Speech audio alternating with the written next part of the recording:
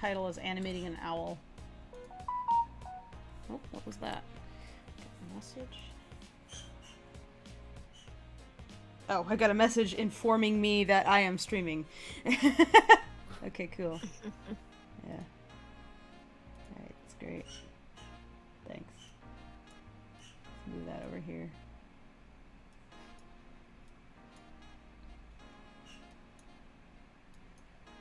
Alright. Hello! Oh, we got a bunch of people from YouTube showing up. Let me get the restream chat up, actually, so I can see all of them all. Restream chat. Do I have that app anymore? 1 second, I think I gotta download the Restream app again. Because, refreshed my computer. It's moving all the... It is routing all the chat to the Twitch chat as well, at least. So it is functioning. Oh, that's good. But I need the... Here we go. Chat app. Download for Windows. Yeah, we needed that. 2 minutes. It's not gonna be 2 minutes. I hope it's a liar. Hey, folks! Oh, wow, there's like suddenly a bunch of people off of the YouTube. Hi! Yo, what's up, Art King? Hi! I listened to your interview with Nox. It was really good. Hey, Krusty.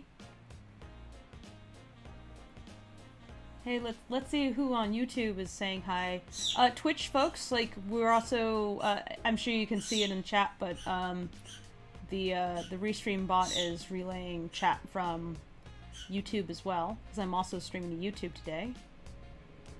But yeah, hello. You can confirm on YouTube that it's streaming the Twitch chat into YouTube. Wonderful. Yep.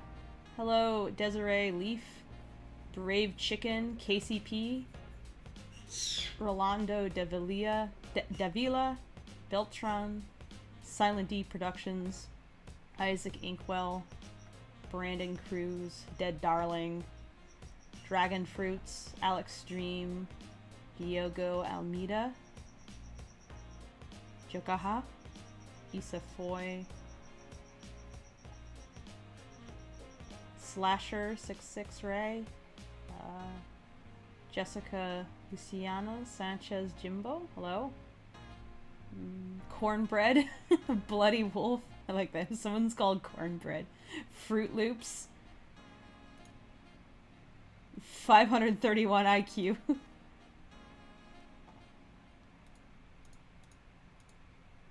Jeff Bezos is stepping down.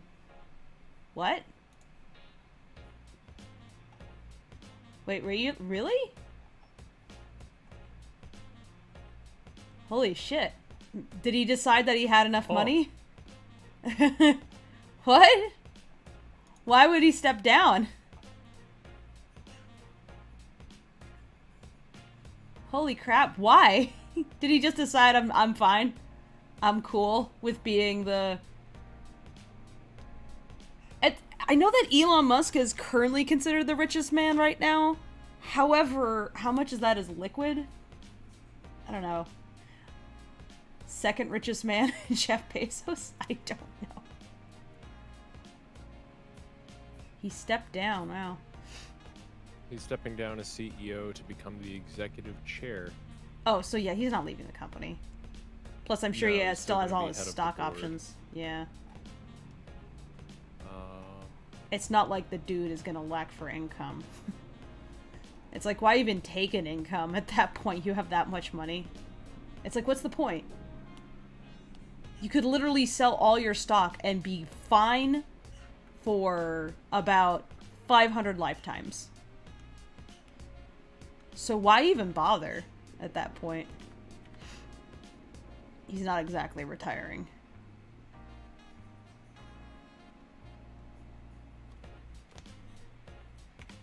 Okay. That's... Transitioning to ending Jeff. Alright, now I got Restream chat installing so that I can have it floating. Oh, excuse me. That's you. Thank you. Thank you. Okay.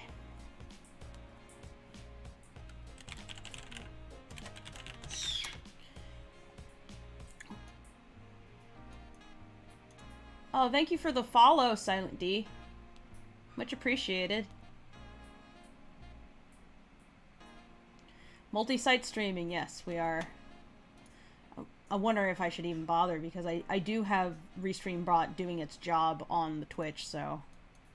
But I like that Restream has a floating text window. It's very convenient. Oh well. And bits! Thank you for the bits! Also, guys, I mean, you guys can hear, like, a soft music playing right now, because that is our, stream-friendly music, that Nuke got in a pack.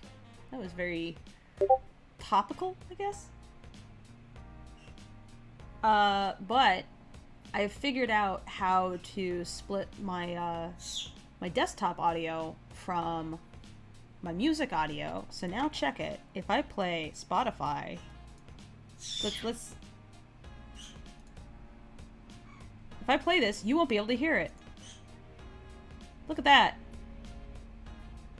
You can't hear it at all. Look, the numbers climb and you can't hear a damn thing. But what I can do... Yep, can confirm. But what I can do, actually, is I could put a link on the Lackadaisy to anybody who wants to listen to what I'm listening to. I can put my playlist up there so people can join and listen in on your own Spotify, so it's not totally quiet. So I can turn off the music that is, like, automatically on the stream right now. I have it on right now just to, like, have some kind of filler noise. But yeah, if you guys want to listen to my jams, I can throw down a link.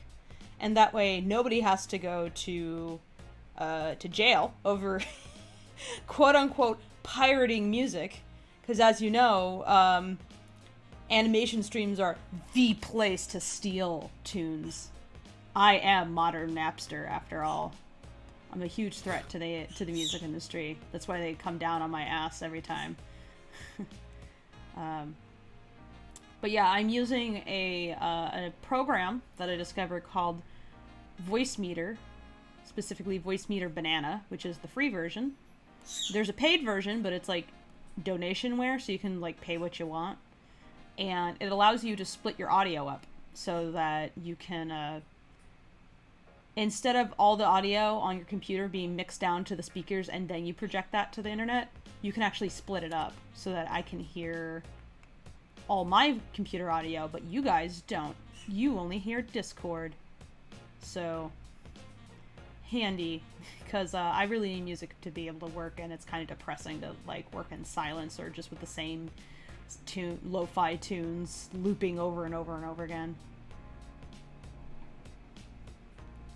Yep, so, let me do that. I can share my Spotify playlist for y'all. I can throw that in the Lackadaisy real quick. So yeah, anybody who is on YouTube or on Twitch, I'll throw down the link to the Lackadaisy. It is a good place. Can vouch. Here. Yeah, Newt does a good job. Go there. Newt, is there like an appropriate spot? Thank you for the follow, Dogmatic Schematic. Newt, is there a place on the Lackadaisy that is most appropriate to share my tunes? Let's see. So, because you are doing a public stream, go ahead and drop it in Media Room. Media Room. Okay, I will do that.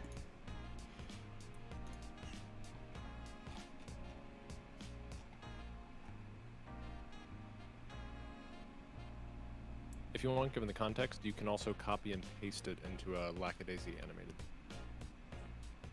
Sure.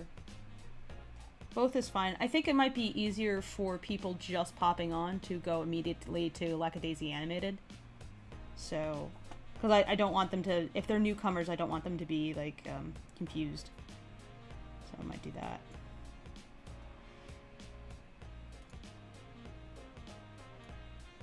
There we go. Now I got my music going. There's people popping in. Yep.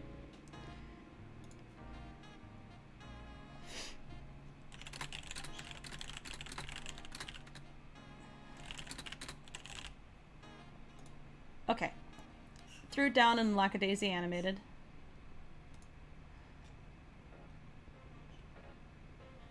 Thank you for the follow, Mr. Handman. Yeah, hype the Lackacord. Also, I do apologize. I don't know if you noticed my message, but I do have to hop out. I do need to run. Okay, go do your errands. You're of course welcome back when when you're done with them. I'm mostly setting up the file right now. Anyway, I got to get this. I'm gonna be animating this owl today, and I have to import its model and figure out how to import a model because I'm dumb. Let's see. There's a way. I have to basically review Z's tutorial. Okay. Where's that owl?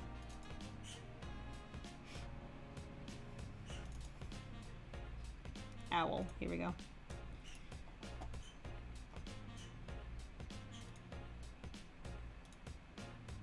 Owl. Where is it? Where are you, owl?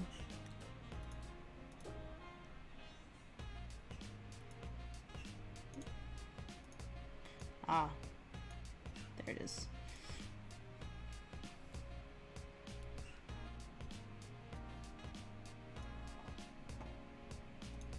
Cool. Okay.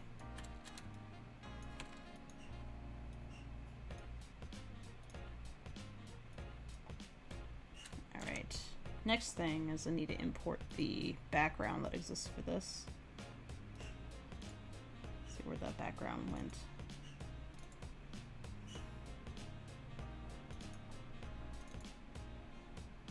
It's in here.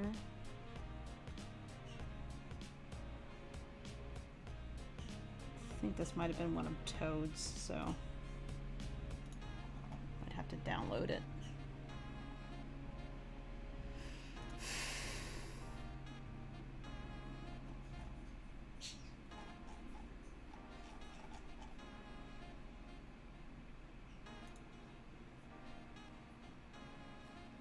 Uh, 33 revision 1. Okay, that's not what I want.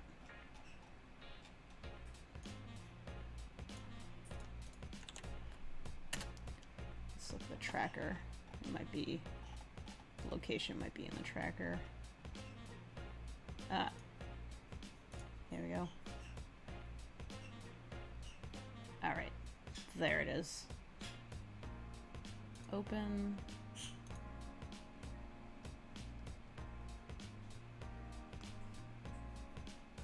Owl is secret best character. Agreed.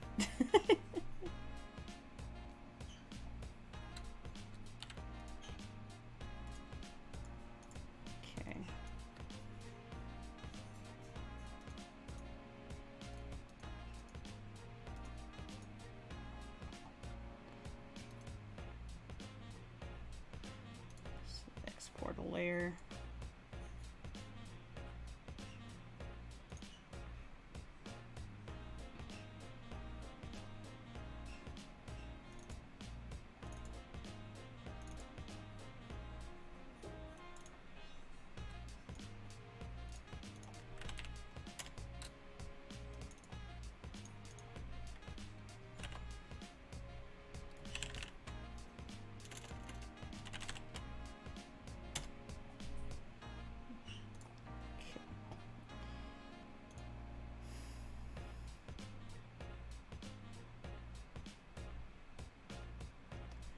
Newt, he's surviving. He's not out in the cold anymore, at least. Alright, so here. Image.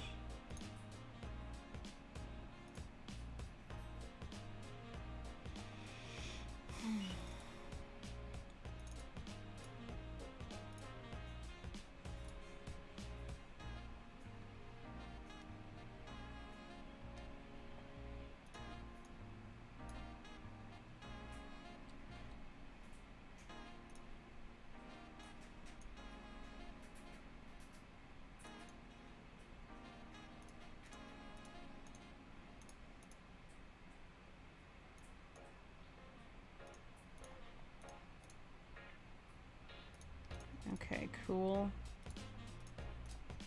That's scaled up fine.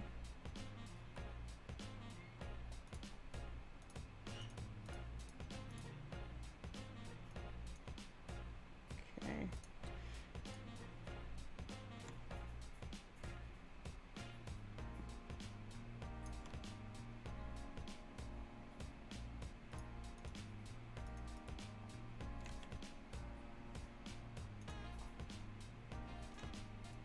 Oops.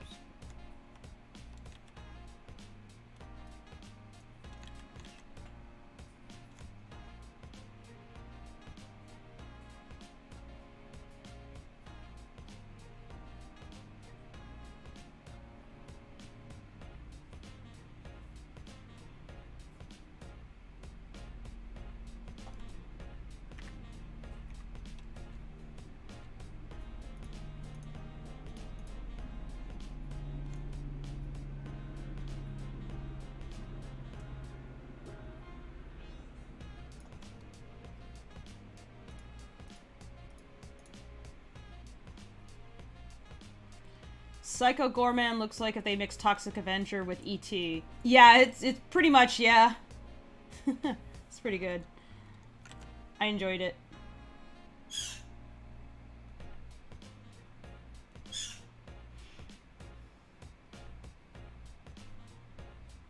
The full song. That would be cool, yeah.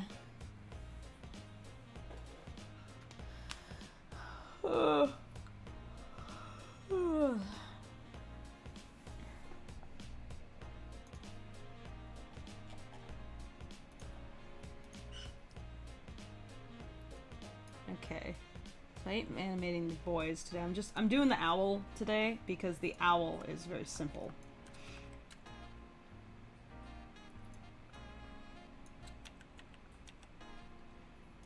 Let's see if I can't.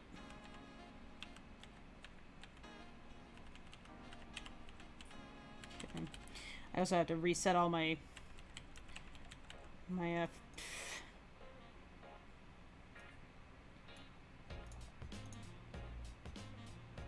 have to reset all my shortcuts, unfortunately.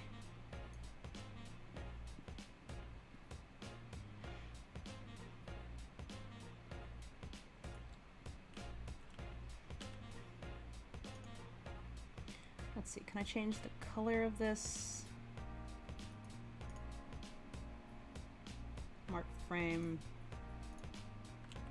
Yeah.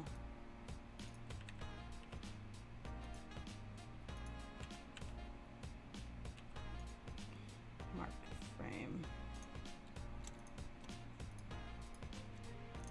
Just marking all the frames that are not useful. So that's the end. This is the beginning. Yellow. Okay.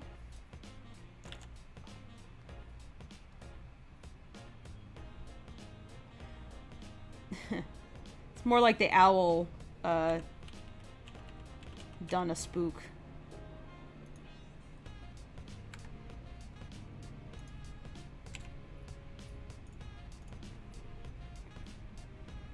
Exposure.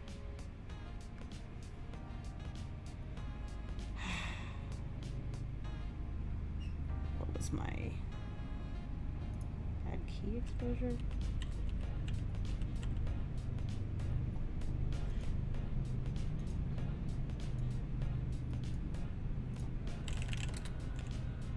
Create empty drawing. Okay, Alt Shift R.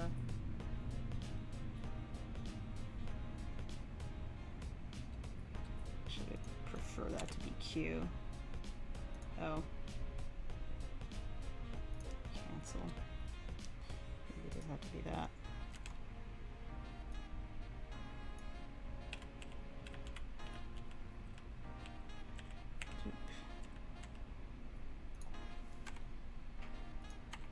Just experimenting.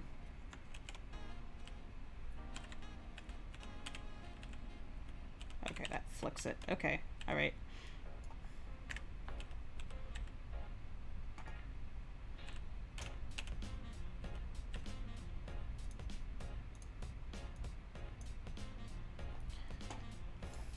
Thank you for the follow. Pause to continue.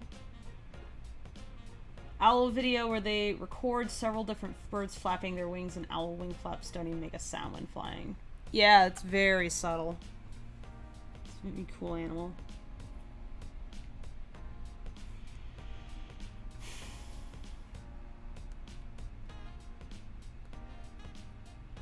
Okay.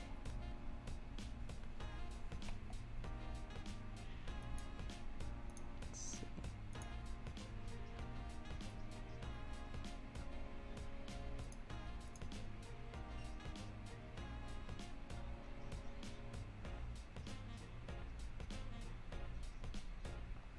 So you can see what's going on here.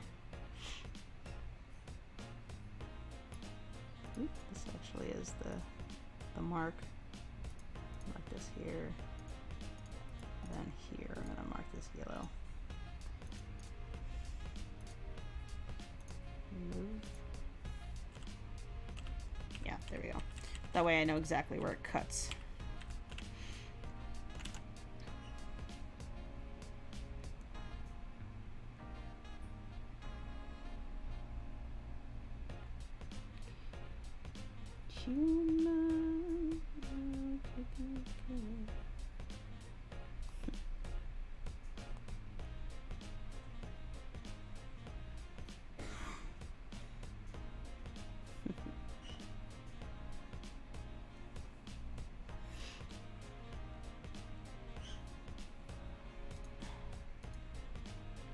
Let's see here.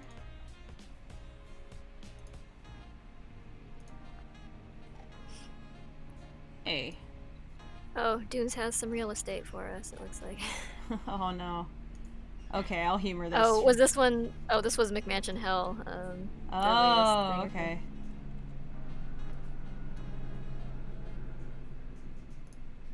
Is there a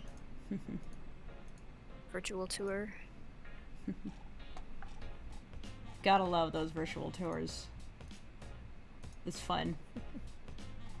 Spy on someone's house.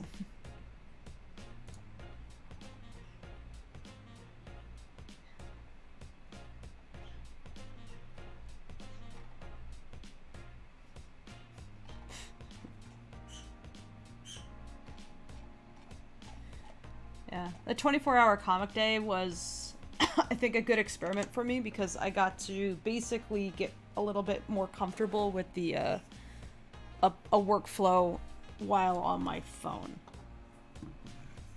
It's like every time you switch to a different device, you know, it's always like a learning curve. And I've done some doodles on my phone, but I hadn't like gotten comfortable with anything yet. So that was good.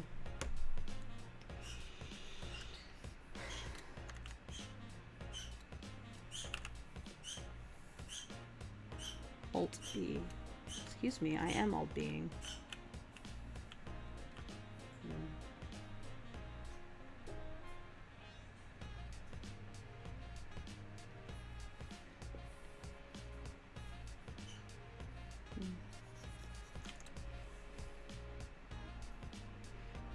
Solette says, I can't remember if it's hawks, but I think it is. They love to circle around their prey, and it's horrifying when they start circling around your house. The turkey vultures out here do that. Yeah.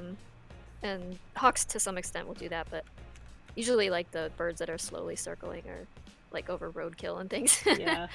Are big old turkey vultures. What is the shortcut for...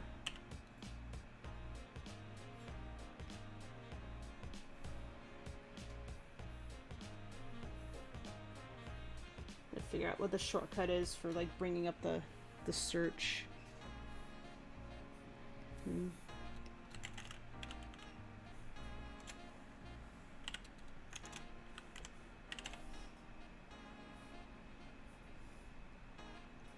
The real Acer game Gomez says hello from Brazil. Hello.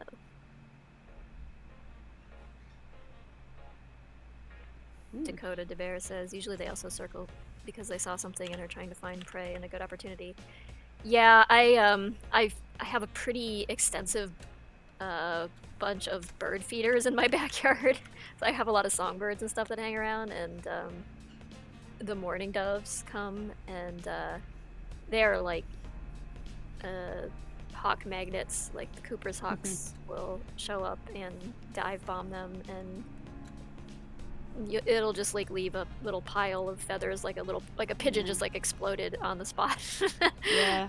And then they're like gone in an instant. It's Yeah. I feel bad for the pigeons. I feel like I'm luring them to their demise by like, because the hawks know they're hanging out here, you know, because I feed them.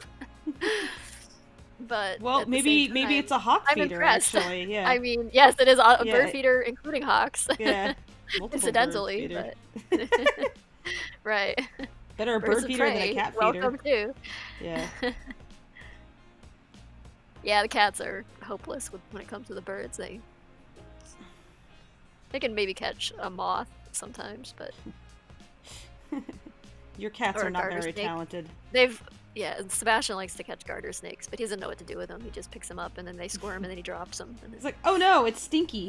he's like, oh no, yeah, they do give off that like defensive smell thing. Yeah. I remember I found a garter snake in the road and I thought it was hurt because it was being stinky. And then I realized after handling it for a bit that I was like, oh wait, this is just a defense mechanism. Because like I got really concerned because it's like when they're doing the stinky, like the gland that produces that becomes really pronounced, and I thought there must be something wrong with it. But yeah, nope, just making a smell to just stinky. keep you away. Yeah, no hurt me, stinky. It's honestly not nearly as bothersome to me as the smell of a freaking stink bug. I hate stink bugs so much. Oh my god.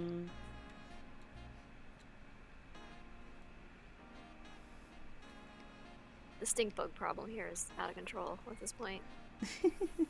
They're an invasive species and they're everywhere. Where did the owl go? Yeah. Owl, where are you?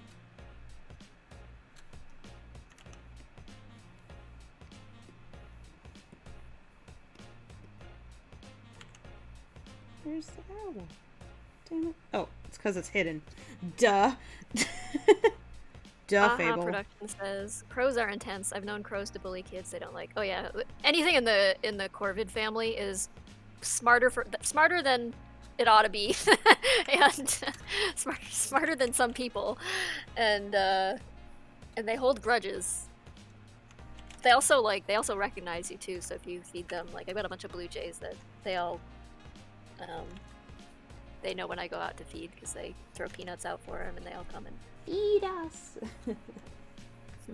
Feed us. I do not seem to have incurred their wrath just yet, so that's good.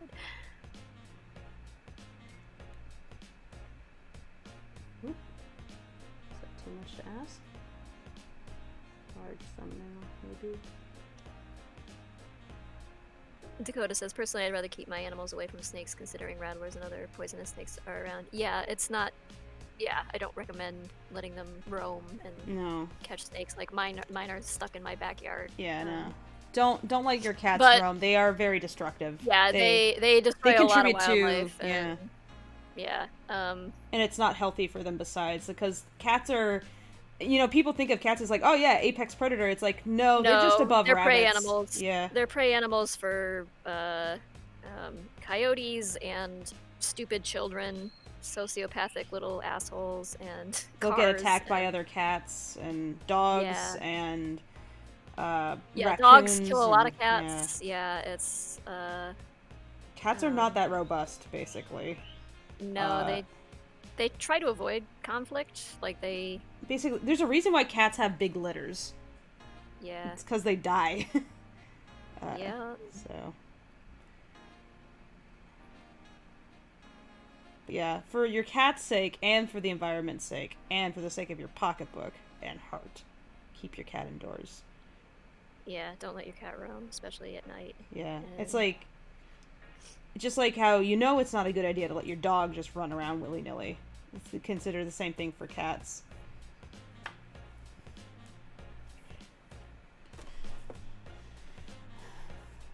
Yeah, I don't think we have any rattlesnakes around here, but we definitely have, like copperheads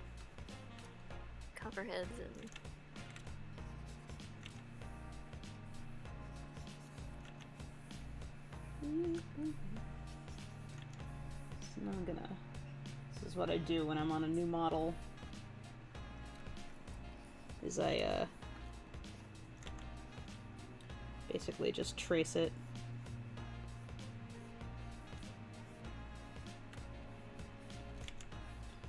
So I just start building up my library of references. By the way, everybody, this owl was designed by Tracy, actually. This is a quick thing she did. It was like, we needed an owl, and she was like, I can do an owl. I can do a Nina owl. We wanted it to be vaguely reminiscent of. Yeah. Yeah, just kind of. Yeah. It's a big joke.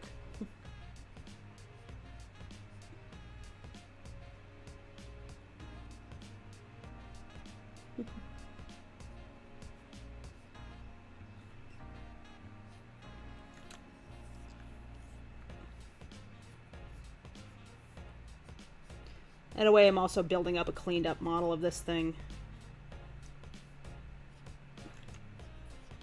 So, yeah, people do really horrible things to animals.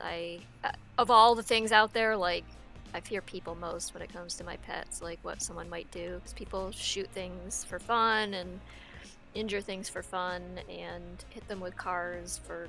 Sometimes they do it for fun.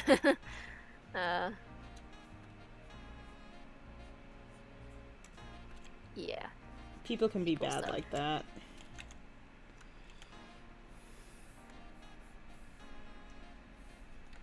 They poison animals and they... Yep.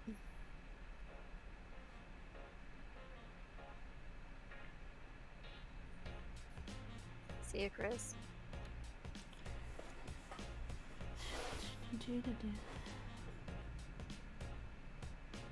Yeah, I had a coyote around this time last year, actually. I think was my coyote adventure. We actually have some coyotes coming down from the mountains and mule deer right now. Oh yeah? Which is a problem at the moment because our chicken coop door, all the rain has made the wood swell and now the door doesn't quite close right. Uh-oh. Now, the coyotes would have to jump several fences to get in, but it's a coyote and if it's hungry, who knows what it could do, just because. At least it smells like dog back here, but, so the door's still locked, but I do wonder if, like, a very determined coyote couldn't still get in, so.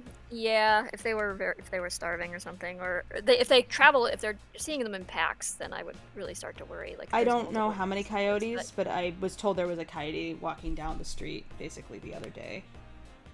So. Okay. I do not know.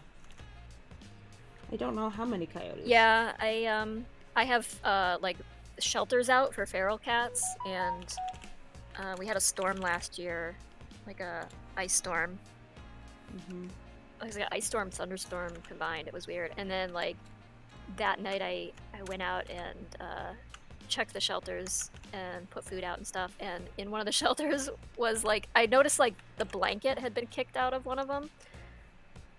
This is one I have on my porch, so that's why I have a blanket in it. Otherwise, I wouldn't recommend putting blankets in shelters because they can absorb a bunch of moisture and be, like, mildewy and damp. Usually you should use straw if it's, like, outside, but this one I check daily. So I went out and noticed that there was something in there. I'm like, oh, and I opened it, and at first, like, I opened the top lid part. I'm like, oh, that's a dog. And I closed it. I'm like, something's wrong with it. That's a weird dog. It was like, this was strangely, well, it was missing all of its fur. Oh my goodness. So I was like, okay, I think it's a dog. And then I, like, went back. I'm like, wait a minute. And then I went inside and I looked online. I'm like, dogs with mange, and I started searching, like, coyotes with mange. I'm like, that's a coyote, that is not a dog. Like, the eyes are definitely not dog eyes. And so I went back out there, I checked again, I'm like, yep, that's a coyote. Still just chilling out there, even though you interrupted it was just in there. It was freezing, like, because of the storm. It was so cold, and the poor thing without the fur. Yeah, I had no fur. It was just desperately looking for warmth. So poor baby, that poor thing. Yeah, so I called a local wildlife rehab, and they're like, yeah, if you could, like, bring it to us, we'll take care of it. Like, we don't have anybody on staff. Yeah, I was like, bring it to you. I'm like, you don't have somebody, like, on staff who would come, and they're like, not right now. And I'm like, okay, well, if I just wait until somebody comes, it might leave and then succumb to its to the. I let this poor bald coyote. You have the chupacabra, so you accidentally caught a it was chupacabra. basically, yes, I can understand why chupacabra is a thing, because it does not look like, when it has no fur, it does not look like a coyote at all. And so I called my friend Patrick over, and he helped me. I got my cat trap out, which it's big enough to house a coyote apparently, and so we one tiny mangy coyote, yeah, we kind of blockaded off the entrance to the shelter so that the only place for the coyote to go was into the traps after I opened the lid. So I opened the lid, and then we kind of used brooms to push it into the trap. Oh no, it must have been so upset with you. It was. Did it scream? It made some noises that weren't screams exactly, but definitely unusual sounds. Something like that. Kind of whiny noises. Yeah, it did not want to move. It just wanted us to leave it the hell alone. But we got it into the trap, and got it into the car and drove it over to the wildlife rehab. And dude, that's wild. Yeah, and they took it, and they about a month later they sent me a photo. It turned out it was a juvenile female coyote, and she that's was why I growing could her fit in fur the back. cat chat. Oh, yeah, she was girl. growing her fur back. Yeah, let me see if I can find the picture of it. Oh, I totally want to see a picture of this. Yeah. Yeah. I want to see. Just saved a coyote. That's cool. Yeah, I was. It's a little mini wolf. Yeah, because I didn't get any photos of it before I dropped it off, because it was I was just it was such a weird, hectic thing that we were trying to do, and here's the. Double Cake says, "How floofy was the tail?" It didn't have any floof anywhere. It was it was totally chooped. Bald. It was an utterly chooped coyote. Ah, total chup.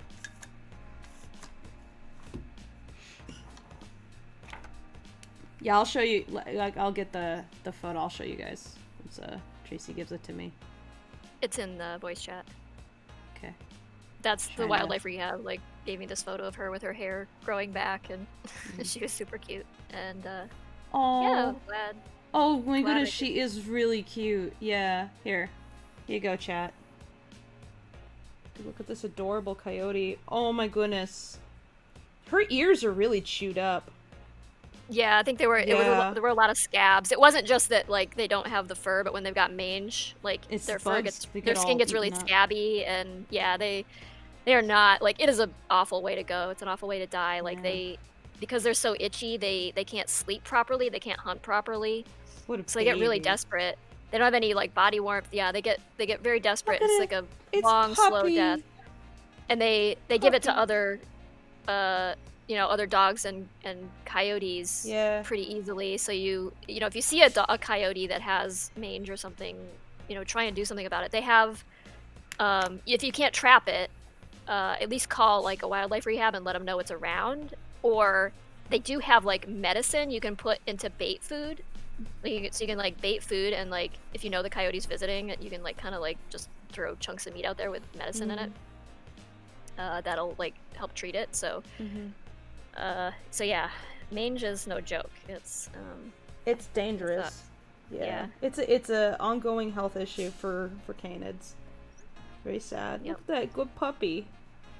It's gonna go eat some kitties. I don't think so. It was, well, I mean, depending on where they let it go. Hopefully it's not, eating rabbits instead, but yeah.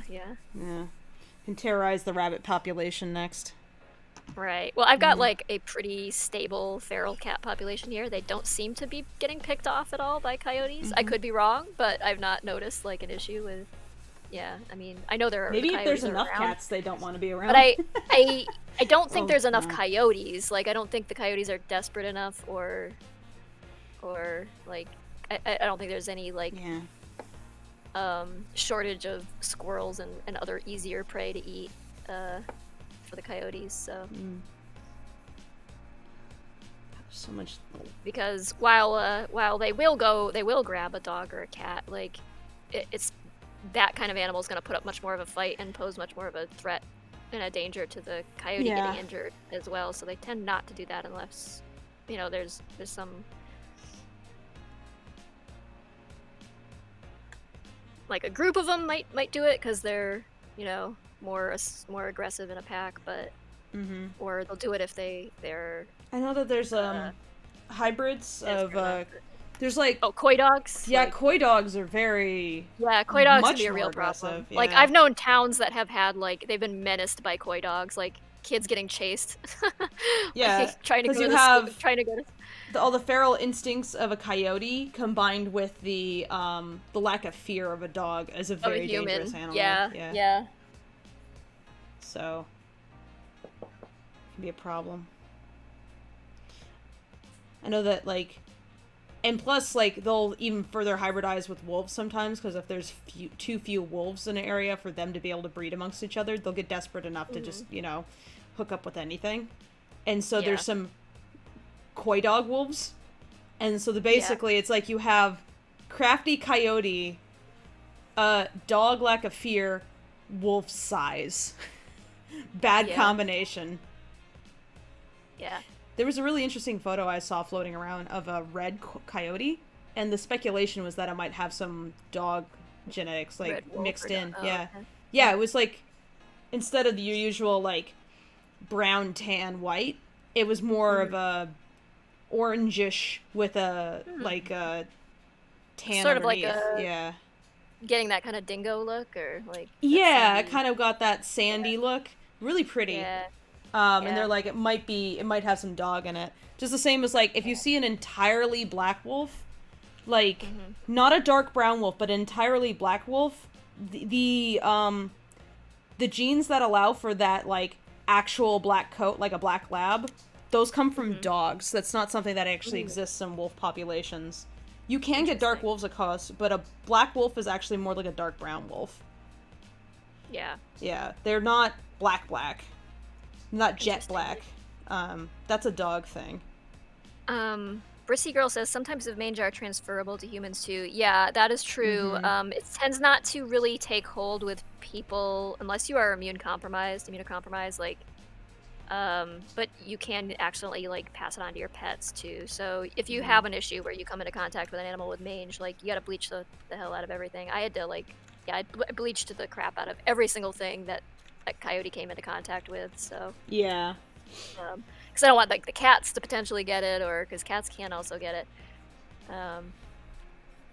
But yeah. Ugh, I can tell I've been sneezing on my Cintiq. It's more common in dogs and coyotes. Canids for some reason seem more susceptible to it.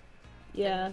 Humans or it's pretty bad too. It's rabies and mange are real big problems among dog populations in general. Apparently that wiped out native dog breeds. There's apparently the one of the few remaining lines of native dog breed genetics where it's from from multi-thousand-year-old dog lines. So many native breeds of dog died out. Really awful. But one of the few breeds of dog that actually apparently still has genetics tied back to that is the Chihuahua. Huh. So interesting. But yeah, and one of the things that took them out, unfortunately, was dog diseases from dogs that came from Europe. So the classic sort of the people who came from Europe also. Yeah, it unfortunately it mirrored it pretty closely. Yeah. Very sad. That's so a lot of native dogs now are res dogs and stuff will may or may not still have some line, but they're usually quite thoroughly mixed with European dog breeds as well. They kind of have to be to have endured their own plague. So but there's so many interesting dog breeds too. There's a kind of a dog that was bred for fiber, like a sheep, because they didn't have a sheep that they raised for fiber. And I mean, if you went further south, way further south, and there was alpaca that were bred for fiber, or not fiber, that's a plant, for fur, a wool.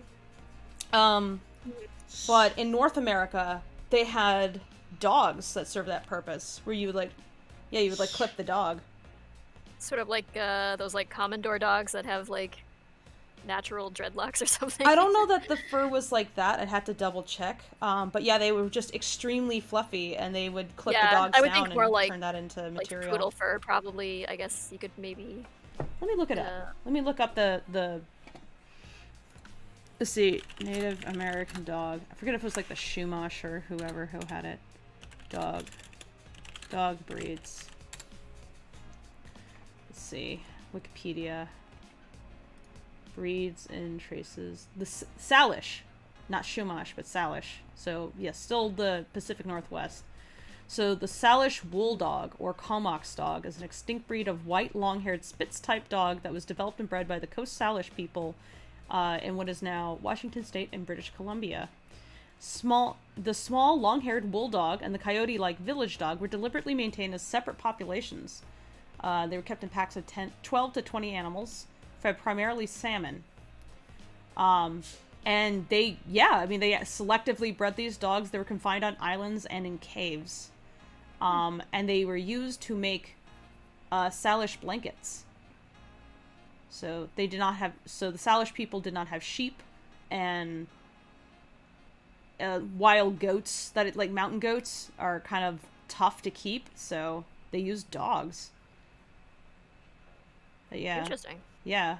Don't think about what the fur was like, but judging by this image here, it is kind of poodle-like.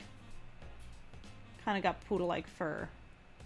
Let's see. Okay, so that's the wool dog. Let me look that up. Salish wool dog. If there's any more information on this. The Canadian Encyclopedia. This is useful. Is it? Okay. They kind of look like a bit of a terrier poodle. Here. I'll show chat. Here's a photo of what's supposed to be a wool dog. It's a bit hard to see, unfortunately. Let me zoom in for you guys. But yeah, if this is a wool dog, yeah, it's not quite poodle-like, but it's similar. So it looks like it's matting more so than your average dog fur, but it's not as tightly curled as poodle fur. So yeah, it's probably like more sheep-like in general. Like a terrier of some kind, yeah. Yeah, it's a little woolly dog, basically. That's cute. Very cute. Kind of sad they don't exist anymore. This looks like it'd be a sweet dog. It's very cute. So yeah, if that photo is a wool dog, then let's see what else does it say here about them. It had a miserable howl. It says.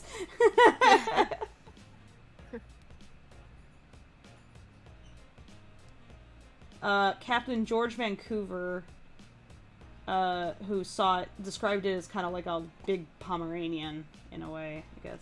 This was in 1792.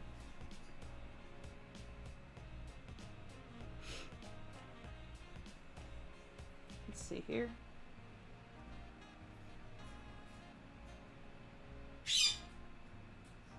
Aha Production says, I've seen a deer open a backpack and open up a Ziploc bag and eat all of our sandwiches when camping once. Yeah, deer will actually eat freaking anything, including other deer carcasses. Like, deer are... Like, Jay's parents had, like, a bunch of landscaping done. Oh, wow. At one point, and then the deer came and just, like, ate everything new that they put in. So here it says that... So yeah, they would wash the dog with clay to remove dirt, and then they would use a stone or a knife made from a shell to shear the dogs. And then the hair was stored with dried clay to extract oil and kill any parasites. And they could shear them up to 3 times a year. This dog, very fluffy doggo. The dogs were, get this, the dogs were owned by women. And so it was a matriarchal, like, it was, they were inherited by women through the matriarchal line, basically. So women were who owned these dogs. Or the dog keepers. Yeah, they were the dog keepers, because they were the weavers, so. Makes sense. Yeah. It's like, that's my doggo. This is funny. This famous Indian dog Mutton was the pelt collected by an ethnologist for the Smithsonian. The dog's name was Mutton. The pelt is thought to be the only remaining Salish woolly dog specimen. So now...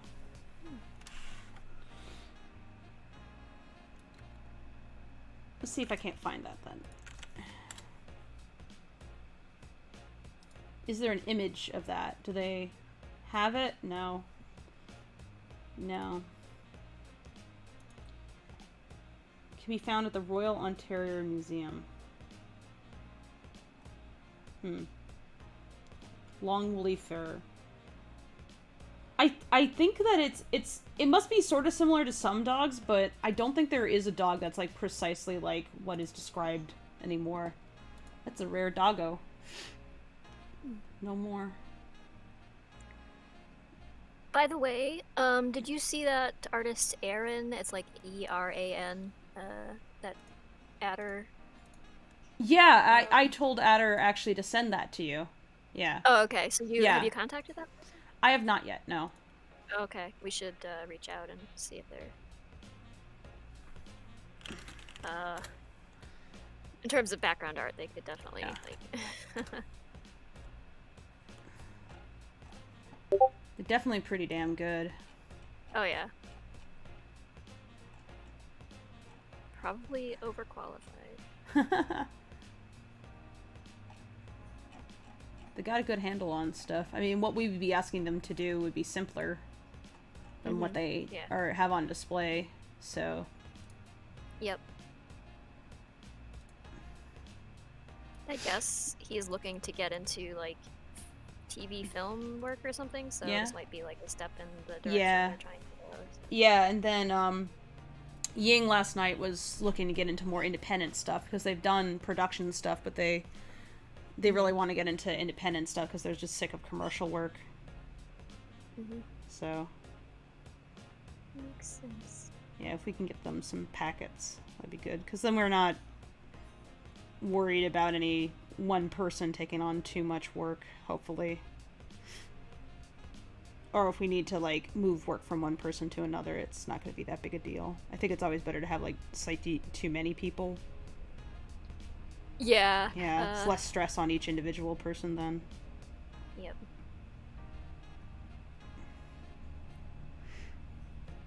Yeah. I'm hoping that Frog can get that one shot at least roughed out, because we need that, basically that color key. It'd be like, okay, this is the color range we're going to work in for these shots. Do I have a bird? Oh my goodness, do I have birds? I have a lot of birds. In this room, there's a pair of green cheek conures. They're not actually mine, but they are in here. And then outside, there is an aviary full of pigeons. There's another one connected to that that has my cayques in it. And then there's like a bunch of chickens outside too. So you'll occasionally hear a chicken or a rooster even, because my little roosters sometimes crow.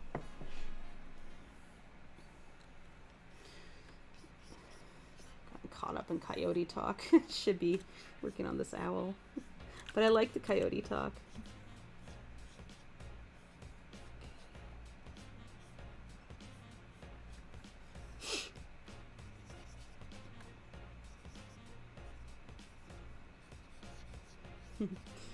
I like the Nina owl. Like the more I learn about Nina, the more I actually really, really like her. Since she's a cool character.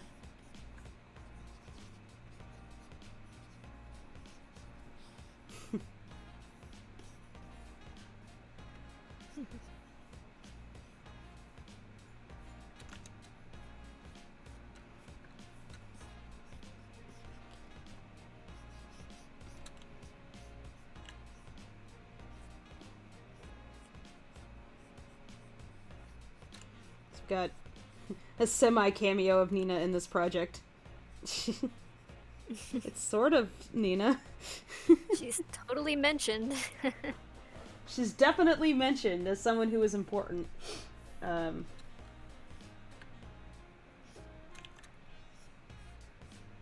Unfortunately, we can't put every character in it. I mean, we actually have a Yeah, freaking I mean, huge cast gotta, for the length of it.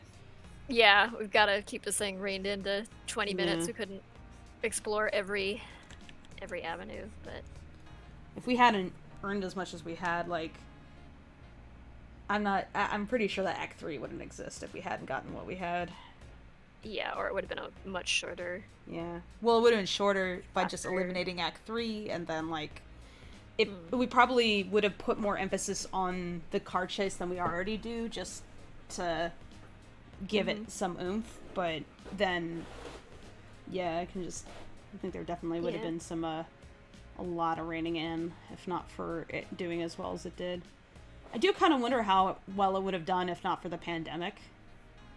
I don't know. I don't know if it would have done better or worse. It may have balanced out in that. It was so chaotic people, that we were kind of one of the few things to look at that weren't pandemic related for a bit there. Right. So. Well, the people who were furloughed and laid off and everything, I'm sure that, or just worried about their future, certainly weren't contributing to Kickstarters at that point. But also there the were stock also a market lot of people. Took a hit. Yeah. Yeah, the stock market. But there were also a lot of people who were just like bored, stuck at home, and maybe looking for a distraction. So I don't really know. Like, no. Spike has said that she thinks it would have done better without that happening. And I'm inclined to agree at least a little bit. I think it might have done better, but I think we could have earned maybe really at least know. another. I think we wouldn't have lost. I think we would have probably filled up all the 10K slots if not for it, because the kind of people for WOM were like, because I know at least one person who wanted to contribute a bunch pulled out. But their stocks took a hit, so they that's why. That's what, because the stock market tanked right then. Yeah, that's what I had heard. But I don't know. I think we might have gone maybe a little closer to 400K, but I don't know how much. Or it would just be all speculation. I have no idea. It's hard to think about, honestly, because it's like to think about it kind of implies a certain level of pain, and it's like thinking about everything else that could have happened, and it's like I prefer not to think really about it most times. No point in revisiting. Yeah, you can't glean any. Sometimes you have to just focus on your current reality rather than what could just be. Gotta. Because otherwise you can get bitter. Work with it. Yeah. I mean, we did pretty good overall, so I think it's okay. Infinite Sky says, "Can coyotes become rabid?" Yes. Every mammal is susceptible to rabies. There's some indication that because possums are kind of like proto-mammals, they aren't susceptible to rabies. But pretty much everything else. Bats carry rabies very badly, yes. Bats are actually probably the number-one vector of rabies transmission. Like, that's why if you end up with a bat in your house or something, like, be very careful. Do not get bit. And sometimes people don't even realize they've been bit. It's kind of frightening that... but I think bat populations have the worst rabies infection rates. Let me check that. It might be...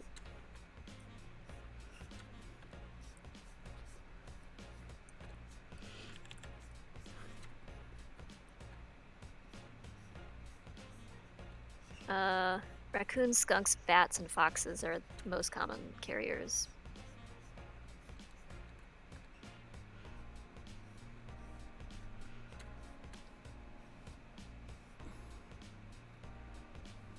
Can I get rabies? You can actually get rabies. Yeah, yes, people have died from rabies, and it's awful. Like, I've seen footage, and you just don't want to watch it. They will describe, like, we know exactly what it feels like to have rabies because people have described it, and it is a torturous and terrible way to die. Terrible way to die. And I think they have, like, saved at least one person by putting them into lowering their body temperature and putting them into a medically induced coma.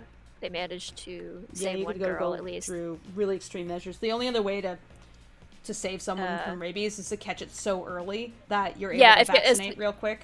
Right. As soon as if you've been bitten and you don't know, get vaccinated. Which, as it turns out, is not as easy as you might think. having read some stories about people who like got bit by something and then like frantically had to run around and try and find a way to get a rabies vaccine themselves. But as soon as you're symptomatic, it's pretty much too late. Yeah, it's a very, very bad disease. Yeah. Very dangerous. That's one reason it's like, there's like moral reasons why you need to take care of animals, but there's very, very, very real public health reasons why you need to take care of animals. Because our proximity to creatures is what puts us at risk for a lot of diseases. I mean, just look at coronavirus. That was a zoonotically born disease, so... Yep. And your cat can get it from you. You can pass it on to your cat, but I guess it's not as bad. What's the news on that? Yeah, I'm curious about that, because I heard about that. Like a tiger guide or something? Apparently cats deal with it much better. Like, it's not nearly as terrible for felines. I don't know. I think dogs can get it too, but I haven't read any news about how their systems like they tend to have they'll have like a day or two of being ill and then they'll kind of recover, but I don't know. Dogs and coronavirus. Let's see if there's any research. I mean, they've just been frantically trying to keep up with like the human yeah, but for a while there, they weren't sure if other animals could catch it and then transmit it. Right. Well, I think they were. There's a big thing with ferrets right now, where apparently ferrets can catch it and transmit it again. They culled like millions of mink. Was it mink? Was mink, not ferret, but mink. In the Netherlands, I think, and like they closed all those fur farms down. Yeah. Like fur farms they had this problem where they had this mink-born variant of it that appeared to be potentially transmissible to humans as well, and or like humans could transmit it to the mink, and then it was so rampant in the mink population that it was mutating, and then they were concerned it was going to become something that was even a different strain of the same disease that could again infect people, and so they had to cull all of them, and like millions of animals died because of stupid fucking fur farms. I mean, they all would have been killed for their fur eventually anyway, but... Yeah, but it's a waste now. Yeah.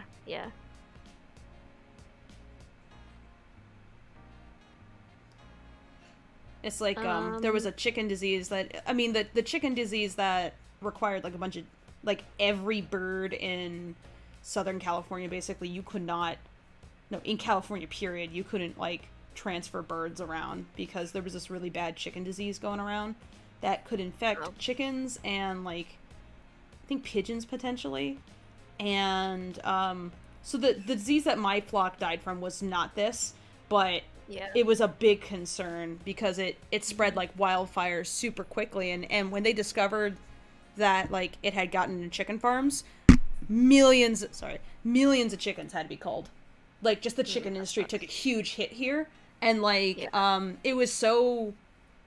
It was such like a, we have to keep this from getting out, because it could, destroy the chicken industry and the rest of the country. It was so bad that the state was more or less on like a bird lockdown for like a straight year.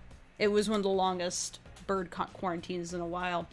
And it decimated the parrot market also. So there was like one of my favorite parrot stores like closed down because of it.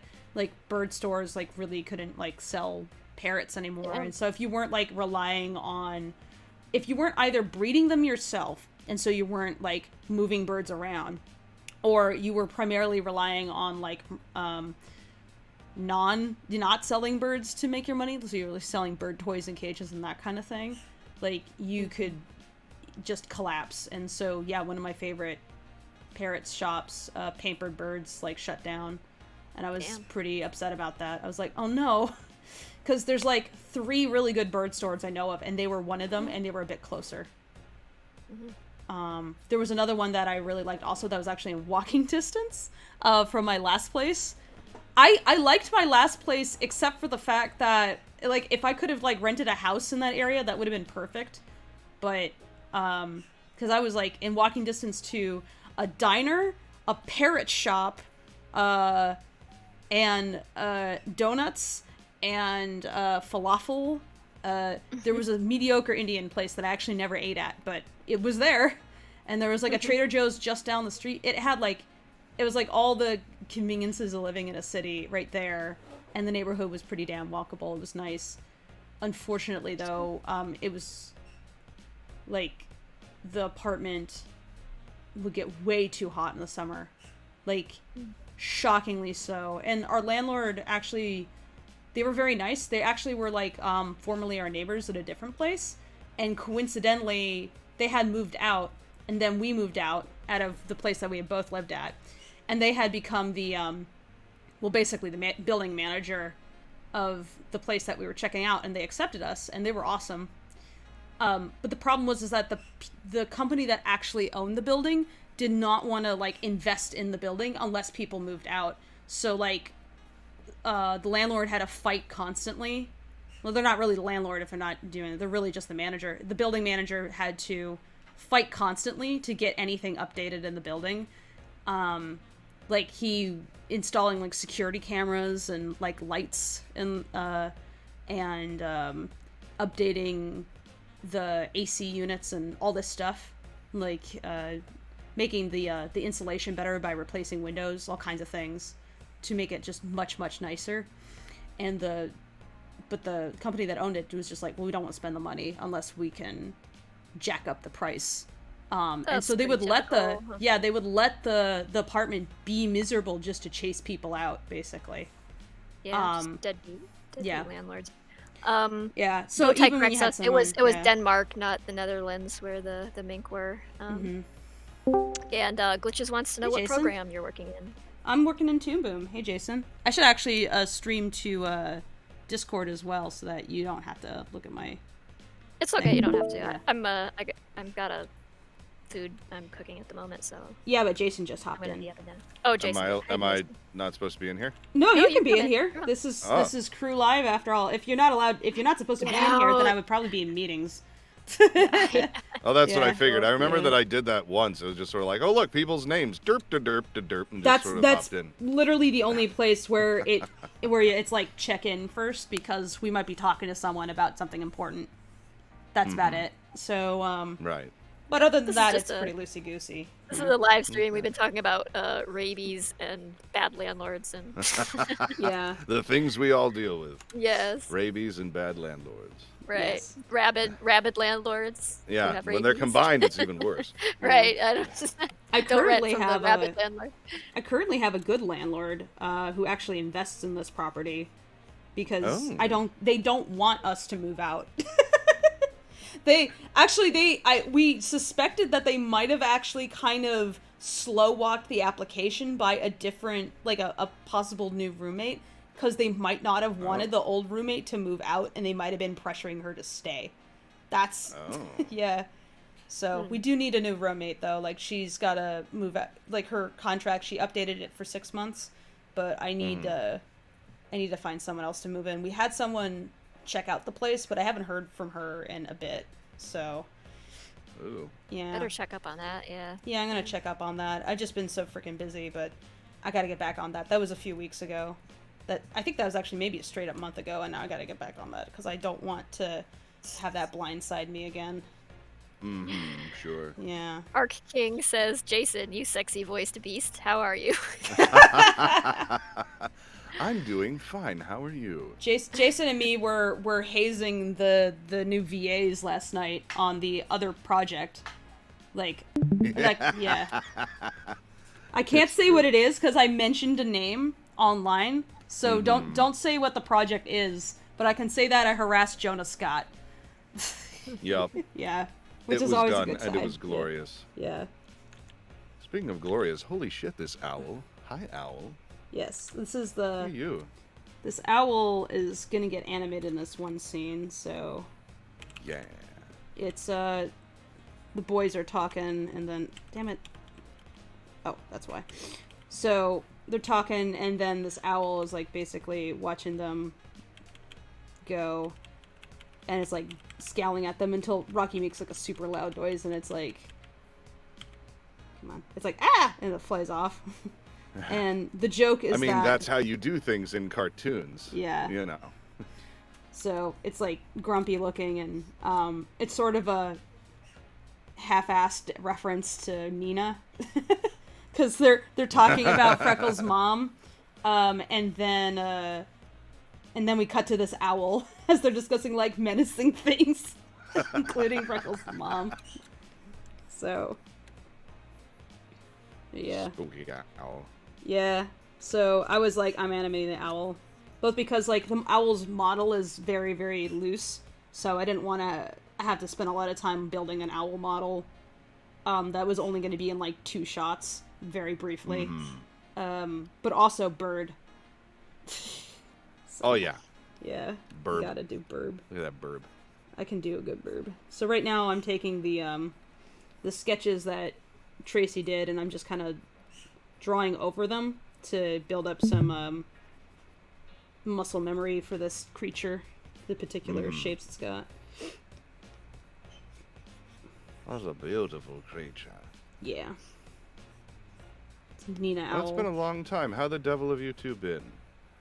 I've been doing, January's been a mix of relief and really rough, as you know. Yeah. Yeah.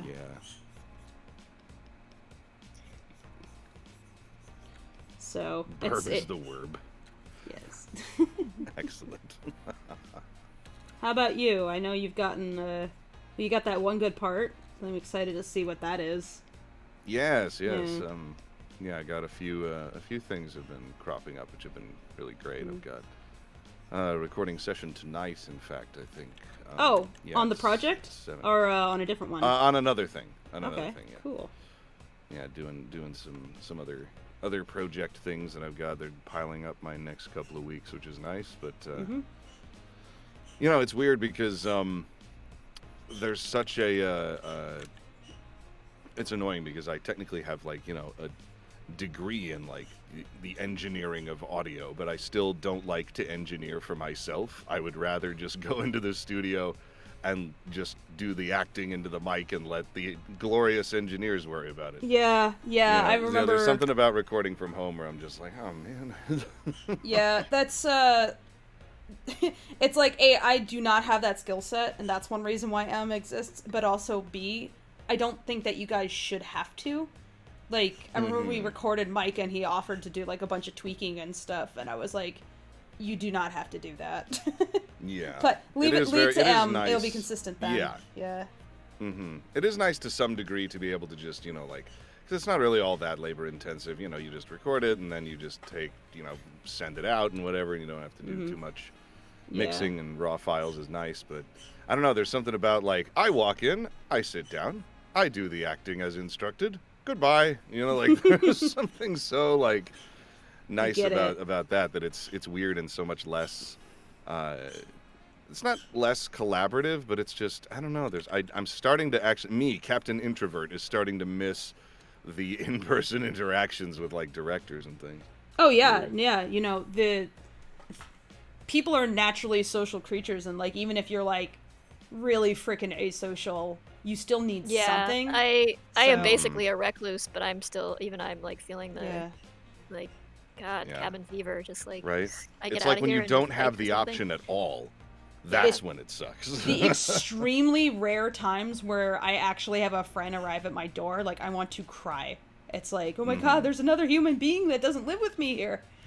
Oh, when there's vaccination things, you live down the road. I'm gonna come bother you all the time. Oh, totally. I am extremely want We'll just to get billow vaccinated. out of the darkness at you and just suddenly be at your doorstep. I will throw a chicken at you and have a good time. Yes, perfect. Yeah. Excellent. You say you had all that rum, I want to try it. Oh, yes. Oh god, I can't wait to get vaccinated. It's the only time I've looked forward to a shot. Right? Please. Yeah. Get it in me. Fuck me up. Come on. They're still doing older people right now and healthcare providers. I don't know how quickly they're gonna get through it, but yeah. As far as I can tell, they're probably not gonna get to folks like us for at least another couple months. So yeah, exactly.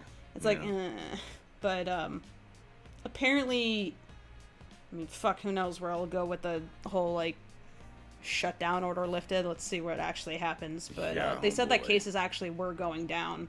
That there might not have been we might have actually dodged a bad holiday surge because it looked like the surge that occurred was more the result of Thanksgiving. Yeah, which is kind of Yeah. a relief in some Yeah. ways. And it's Yeah. like, holy Maybe shit, nobody people likes figured something Christmas out. that much. Stay home. Damn. I get it though. Like, I totally understand people's frustration though. It's like I have a lot of empathy. yeah. for it. I'm miserable too. I just don't want to hurt people. Yeah, Like, that's my thing. priority. Like, I would love to go out to these places, but like, no, I would rather wait until it's safe to do so. Yeah. It's like I just don't don't think want to that's so be the crazy. reason why someone's grandma dies or Yeah, someone none like of that shit. loses their job because they were just too sick for too long. Mm-hmm. You know, it's just I don't want to cause misery if I don't have to. Yeah, there's You know, if quite it's- an it's abundance something I of can that avoid. already. Yeah. We have more misery than we have vaccines, so we don't need any more of that. Yeah. Thanks. Yeah. Let's see. Taking this shapes. Seeing it's like this little like eyelash. This I feel like what turns it into Nina. So let's see if I can- The squinted lower lid is very Nina. yeah.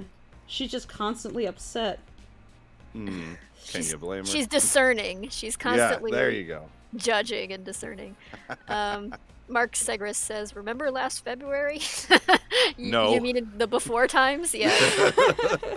Yeah.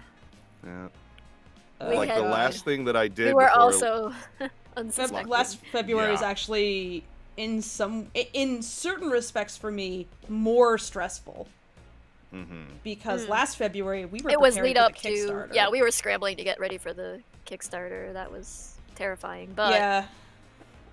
we could also like go hang out with our friends and unwind. I was still going to my like gaming group and everything and hang out with Yeah. those friends. I was gonna say, because we haven't known each other outside of quarantine times, have we? No. Nope. All three of us. No. Four of us, really. Hi, Newt. Well, he actually is on an errand, so Oh. yeah. there you He's go. not actually here at the moment. I see. He's He'll be astral back. projecting. Yes. Like through wires and things. Of course. I kind of. Arcane, Yeah. I'm sorry. I was gonna say Arcane said something about the roommates thing. I don't know. Are you in the Los Angeles area? I don't. Hey, do you know people? What? Who? Me? What? Jason. No, Oh, Arcane. Arcane. Sorry. Jason, Oh, I was do you like, know I didn't anybody say looking for? shit. It's like roommates? I don't know he's- nothing. he said something and I lost it. It's in the chat somewhere. It's like, I can Hide let it me in the see if I chat. can't scroll up and find it. Chat is a mix of YouTube and Twitch because I'm streaming to both. I'm also streaming to Facebook, but I'm willing to bet nobody is watching me there except for potentially my brother. In which case, hi Ryan. Ryan's like, hi. If Ryan wanted to say hi, he would just message me.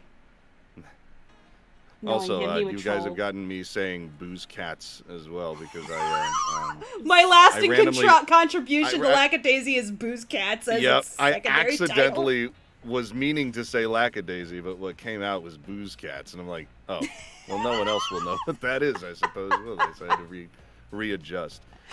But then again, we also have taken to calling Hecate Hecadaisy, so title. Yay! little Hecadaisy. Aw. he's so cute. Mm-hmm. She's really cute. I want to meet your cat. She seems like an adorable kitten. I've had to resist.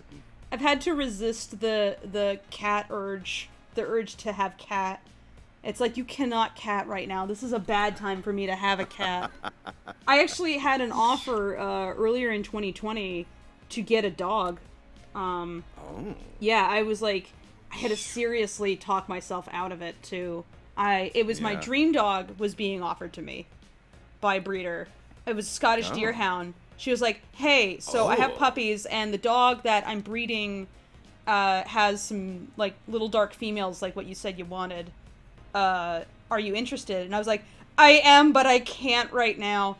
And it was a combination of, like, I actually considered that I might be able to do it because now that I, like, basically very much working from home, puppy isn't impossible, but I was like, I don't know exactly how overwhelmed I will be with work for this at the moment because a lot of this is like breaking new ground for me. And then on the other hand, also my other dog is getting old. And on the one hand, I kind of wanted a puppy to help her But on the other hand, Yeah. the expense of a dog, like, getting old and knowing that you have to have some funds stashed aside because she's gonna have to go to the doctor more frequently. Like, we actually do need to take her to the vet soon because she's had, like, mucousy eyes for a bit now, and we've been trying to treat it ourselves, but it's just not reducing down, and so we want to take her to the vet to see if there's, like, anything else we can do or if what we're doing is helpful at all. So I mean, she's totally fine otherwise, and she can still see, but it's like the way this is progressing, it's possible that she could lose her eyesight. It's just, you know, her eyes have gotten too dry. She's not, like, making tears like usual. At first I was thinking that maybe she was having some sort of accumulated allergic reaction to, like, snarfing down too much chicken food, so I tried to keep her away from it. But I mean, I didn't want her to eat it in the first place. Yeah, I had no idea if there was, like, if it was just, like, too much corn. I mean, I or might something. do that when I'm over there. Like, I can't make any promises. You want to go lick around the chicken food ground? You're welcome to. Just don't steal it out of their container. Yeah, look, I'm not Jesus above Christ. this, so I might do it. So you're the one stealing all my chicken food. Damn it, It's Jason. me. I thought it was possums, but no, I just it was a flap wild off Jason. into the night.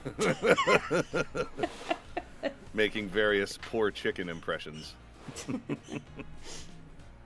Yeah. Just Jason again. Oh, damn it. Mother clucker. Oh, that reminds me, actually, I should do this. Check this out.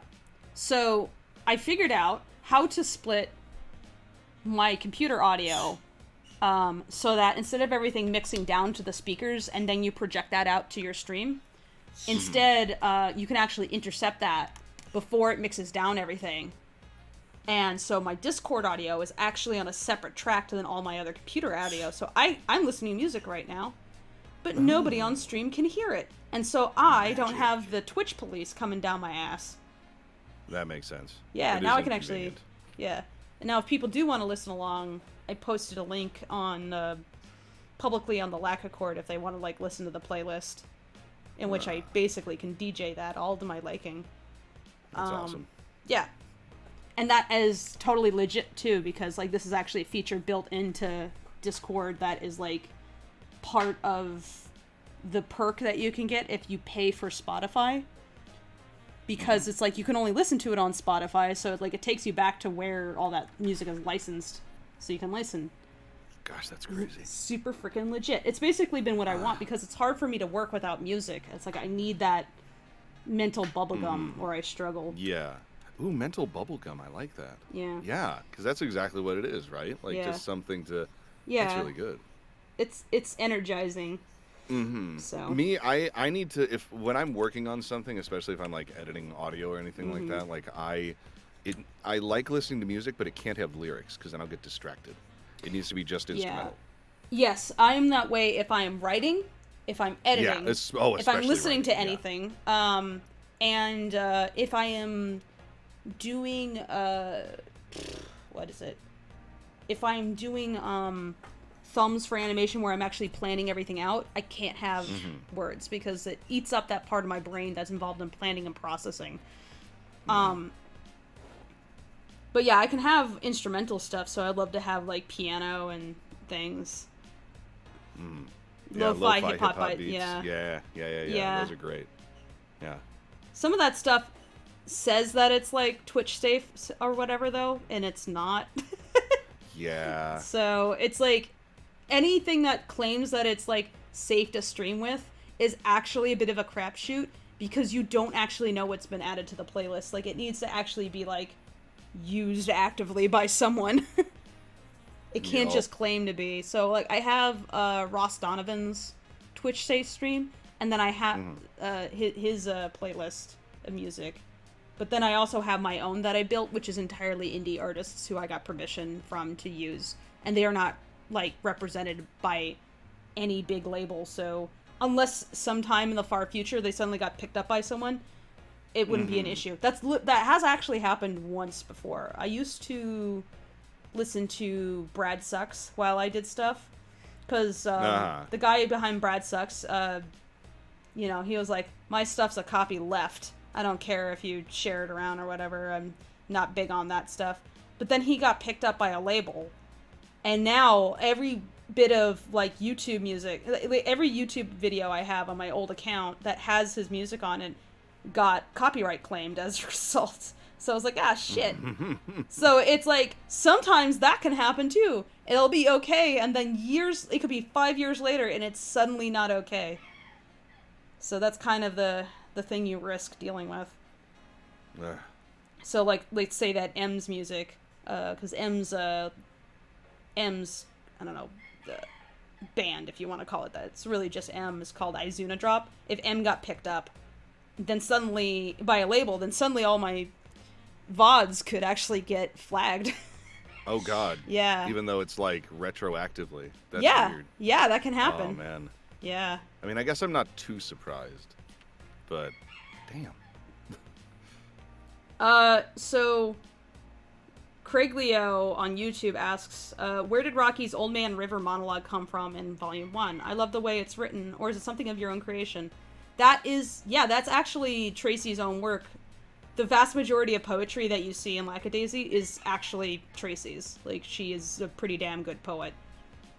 Even though she makes fun of it because she's like, oh, well, it's Rocky, and, you know, he's like, oh, he's so insufferable. It's like, but it's good, actually. Shut up. Yeah, it's good. Yeah. See, at first when I was skimming over that question, I was like, "Old Man, like from Showboat?" Like, No. like that. And then I'm like, "Oh no, never mind. No. I know what you're talking about." Yeah. No, that poem left Rocky such an impression on me that's why I wanted to open the short with it. Because I think it's a bit risky to open something with a poem, but at the same time, I'm like, if you're not into this, you probably won't be into Lackadaisy. Yeah, you won't be into the sort of yeah. lyricism of the whole thing. Yeah, Probably wouldn't so appreciate it. it's basically fronting right off the bat. It's like, what's the general tone of this? And I think it's unique also because it's like, you could front it with like music, like specifically like a musical track or whatever, which is great. You know, lots of cartoons do that. Or nothing at all, you could do that too and just have a cold open. But I thought it might be interesting if we did something that was like really different. And that's, I mean, you wouldn't say, oh, that's risky. It's like, it might not seem risky to the average person, but think about how many people go like, ew, poetry or whatever, even though they seem to like music just fine. You know, Yeah. Hip hop is poetry. I think a lot of people don't realize that. It's like, I freaking love hip hop. I love how you can mix that with music and it just like becomes so freaking engaging. Oh, So yeah. people actually love poetry. Absolutely. They just don't like to admit it. They don't acknowledge what it is. That's absolutely right. Yeah. Because they think it's like Shakespeare, and Shakespeare can be kind of hard to parse because so many of the references are not stuff that we understand. It's like not common vernacular anymore. But Yeah, it was I mean, actually. As much as I adore Shakespeare. Yeah. It, you know, these days it can be a little dicey.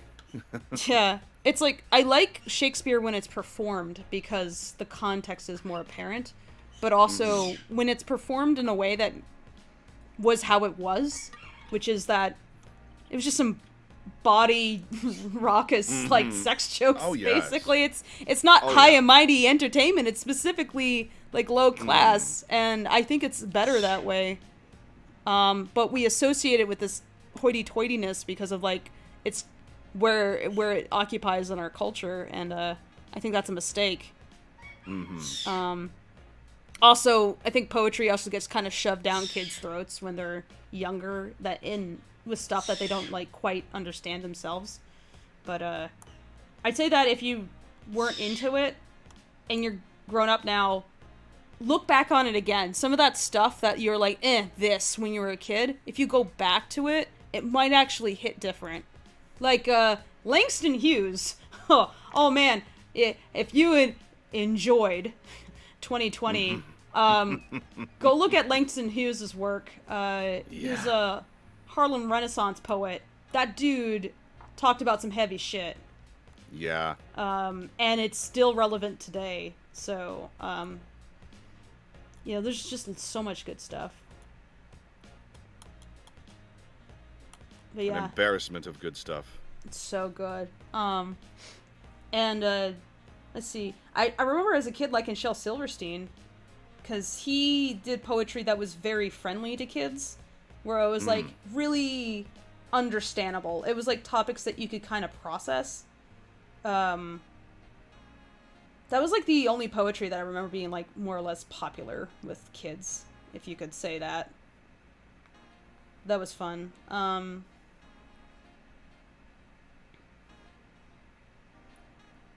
Carlagio says, I adore the poetry bits in Lackadaisy. I'm doing it as a monologue for a small project of mine. Oh, A that's Memory. awesome. Oh, fantastic. Right on. Oh, dude, if you record that, I mean, I'm going to share that with Tracy then. You're getting compliments on your poetry, Tracy. Yeah. Yeah. My poetry is not particularly good. Shut up. Shut up. I blame it on Rocky. That's how. Oh, yeah, that's your mask, never, huh? Unless I can, like. Sure, yeah, it's all Rocky's fault, never, right? He's not an avatar of nothing. Publish my poetry. Never share it. You are publishing your poetry. What are you talking about? No, it's Rocky. It's all Rocky. It's not. No, I didn't do it. No, but it's really damn good, dude. You have no idea like how off the cuff good she is. Like that segment in Act 3 that I can't talk about. We were at first going to use something, we're like, maybe there's something that we can quote or whatever, and we were like looking at a bunch of stuff, and I asked Clint to go research something, and then Tracy just came back with that, and I'm like, hot damn, this will be fun. It's a silly rhyme, that's all. Oh yeah? That's all. It's just a rhyme. I mean, silly rhyme meant to be screamed. So... Well, the volume doesn't make it any less valid. Yeah, I saw Dave on Twitter being like, there's like screeches coming from the basement and I have to blow her down a bucket of butter to make it shut up. And Mike was like, thanks. And I'm just like reading that. I was like, you should be thankful that you weren't around when he was recording for us. Ashley was all like, are you killing him? During our last recording, because we added just screeching again, even though we were like, yeah, this session will be really, really calm. We're just doing pickups on the poem. It'll be really chill. And then we had him reading off the summer comic, and he made the worst fucking noises. And it's just like I could just picture Ashley in the other room with like a face of deep concern. The deepest concern. Why does she put up with us? I don't know. I don't know. I'm trying to figure it out. I am thus far unsuccessful. Okay. We have people. Let's see. Art King did mention the Sacramento thing. I know someone in San Diego, but they're in music college. Myself, I'm not close, so not likely for me. But if you have a tweet I can share, maybe someone I follow might be looking. I did not tweet it out because I really didn't want to get flooded by randos on the internet. I'm trying to keep it amongst people who friends at least can vouch for, because I don't want to deal with a weirdo, but more importantly, I had a bad experience recently where we had someone just crash our couch for a year and refuse to move, and this was pre-pandemic. They crashed the couch, and they said that they were only going to be there for like a week, maybe a month, and they sat there so long that we had to update our contract with our landlord so that we wouldn't get in trouble. Oh, jeez. And once they did that, they just stopped looking for a place, and then the pandemic happened, so I couldn't exactly chew them out and be like, you need to go. And they were, like, they started off for the first, like, couple months, they didn't pay any rent. And it was because I said to them, I was like, you don't have to if you just need to get on your feet. But then it was, like, so long, it was like, you gotta start contributing because we can't afford to, like, pay for you. Yeah, it's like the electric bill goes up because you're here. This works. Yeah. Yeah. And then during the pandemic, like, she did not move off the couch the whole time. It was like that wasn't the worst of it though. It was like the way she treated you was just unacceptable. Like she started getting really weird towards the after end. You where were she doing, pretended we didn't exist. You guys did an enormous favor for her, and she just like. Yeah. Oh, that sucks. Treated you like an enemy. Yeah, and so we knew her as like she was a classmate of Ash's, but Ash didn't personally know her. It was her teacher saying, hey, this person needs a help. Could you help her? And we were like, sure. This was the second time we had helped her, so we thought it would be fine. But it turned out that it's like, you let her stay for over a week, and she just lives there now. And it's like, Jesus Christ. It was kind of like a bad cat. Imagine a cat that occupies your couch and will not leave. And that was her. And just hisses at you. I mean, she wasn't... It's like, as far as things go, it could have been a lot worse, but there was no peace in the house because she was always... She never really... I didn't even see her. She didn't take a walk even. She was either in the kitchen, on the couch, or in the bathroom, and nowhere else. And I offered to her, like, the rest of the house, too. I was like, do you want to go over here? You hang out in the backyard? Or you go for a walk? Or anything. Just to make it clear that it was like... We it wasn't offered that her sort a of whole bar. bedroom. We offered her a whole-ass bedroom. Once it was clear that, like, one of her roommates was going to move out. And she was like, nah. And I'm just like, the hell? Wow. That's Because weird. as far as I could see, like, most of the issues that she had living here was because she lived on the couch. And I'm like, okay, well, I mean, you deserve privacy and stuff. Early on, we had asked if she wanted, like, a privacy screen or something, just something to make herself a space. No. She made no movement to anything whatsoever. Did it become one of those things where, like, because of that, the couch was no longer, like, a public couch? It was more like her private, like, Yes. bed? Yeah, we couldn't And use that no one couch ever at used all. the couch again? Nobody used the That's couch. It was her bizarre. room, basically. That's just... And... Fuck. God, it's like, she was on that couch so much, there is a deep impression on that couch now. And I feel bad, because that was Ashley's couch. Mm-hmm. And it's like, but we couldn't kick her out, because there was a plague. There's a plague. You can't kick her out. That's immoral.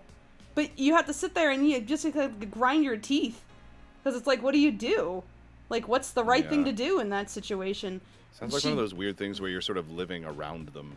Yes, you know. Exactly. That's just bizarre. Yeah. That kind of thing always feels weird. Yeah, and I mean, I've done that. I've been in that situation where I've had to live on a couch for, just basically a year. But Sure. I also wasn't told, when I had that situation, I wasn't told, okay, I didn't promise that I was going to leave after a month or whatever. Like, it was expected I was a roommate, basically, but there was only 2 bedrooms, so it was just the way the situation was.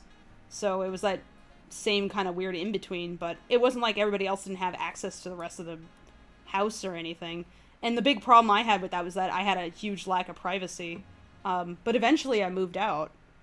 But, so it's like, I have lived in this situation, but the way she treated us was just very rude. Very rude. And she was not nice to Moth either. He has become, Oh, fuck. Yeah. How dare you not be nice to the dog? Yeah. So he has become I more don't like neurotic you. because she basically, like, so he can be kind of yappy, and she would respond to the yapping, which encouraged him to yap. And his separation anxiety, which he's prone to, is now worse. So we're basically having to great. unteach him. He was getting better, because he was always kind of really sensitive. He's a mini Aussie. They're very sensitive, and he grew up in rural Missouri, so he wasn't used to, like, the city or tons of people and stuff, and, so he was getting better, though. He's just very slow progress, because he's just a neurotic boy. Yeah. That's just how he is. He's never been hurt by anybody, but people think that he's been abused because he's so nervous. It's like, no, that's just how this dog is. Oh, But, poor sweet boy. it feels like several years of progress got undone because of this person's presence. Because anytime he freaked out, her response to that was to yell at him or call him over to pet him, which would be, basically praise for Rewarding it. freak out. Or locking him in the bathroom. What? Yeah. What? Yeah. And so we No. were like, this is super not okay. And what bothered me is that I heard her several times, like, loudly on Discord voice chat, mouthing us to her friends on Discord. And I'm just like, why are you looking down on us? You're the person who's mooching off of us. Yeah, like, come you don't on. get. Yeah. Oh, what a weird Yeah. set of brain chemicals you must have in order. She to thought of make herself sense as out of being like a that. very important person because she was a moderator for a Twitch DJ. I shit you not. Oh, one of those. Yeah. So it was like, she suddenly got this weird tude when because she would, like, before the pandemic, she did pretty much stay at home, but occasionally, you know, she'd be out because of work. But during the pandemic, she just got really invested in Twitch streams, particularly like DJs. And I guess she became a moderator for one. Then she started getting an attitude about it, like this was like the most important thing. And I'm just like, the heck? Because it's the way she was acting was being proud in a way that, like, you know, if someone was like a teenager, early 20s would be, you don't have much else going on, so it's like, hey, this is kind of cool. She was older than me and Ash. Oh. Yeah, she was late 30s. And it's like, Wow. she's still behaving like this. It's like, You would think that this sort of situation would humble a person. no, but we apparently realized that basically not. she hops from place to place. She doesn't really have permanent living, and, you know, I can be sympathetic to that, but also it's like, you are Nah, how not if old you're an and you asshole. still haven't... Yeah, if you're a jerk about it, and after this length of time you still haven't gotten any of your shit together, like, what Yeah. the heck? Like, No, all of that you... stuff piled together, like, Yeah. pandemic or not, like, my instant temptation is to, like, physically remove someone from the situation, like, get Yeah. out. But I 'Cause, like, I holy couldn't. shit. It's like I can't throw someone out into a disease pit. So... Well, but thankfully, like, she moved out in November, but it definitely, I don't imagine that took much time. It didn't sound like she had furniture to take with her. She didn't even tell you. She was she just didn't like, tell us She the just day left? of. Yes, literally the day of. The only reason I knew, Oh. because she was just gonna leave, and I just saw her suitcases out on the driveway, and I'm like, "Oh, are you moving out?" And she's like, "Yes." And I was like, and I had to poke her had to physically poke her to get her to converse with me ever, because she would have her headset on constantly. And I'm not convinced that headset was actually good enough to block us out. I think she was just literally ignoring us. And I would have to Wow. physically poke her to get her attention multiple times. And I asked her, "Are you moving out?" And she's like, "Yeah." I was like, "Okay, do you need anything?" But as I was saying that, she was putting her headset back on. I just wanted to know if she needed anything. I was like, okay, you know, because like all this stuff is stressful. I figured I'd be helpful or something, smooth it over. I didn't want to be an asshole. And it's like, you are such the opposite of an asshole. Like, you're a very accommodating, how you doing, how can I help kind of person. Like, and especially in a situation like this, you have been more than patient.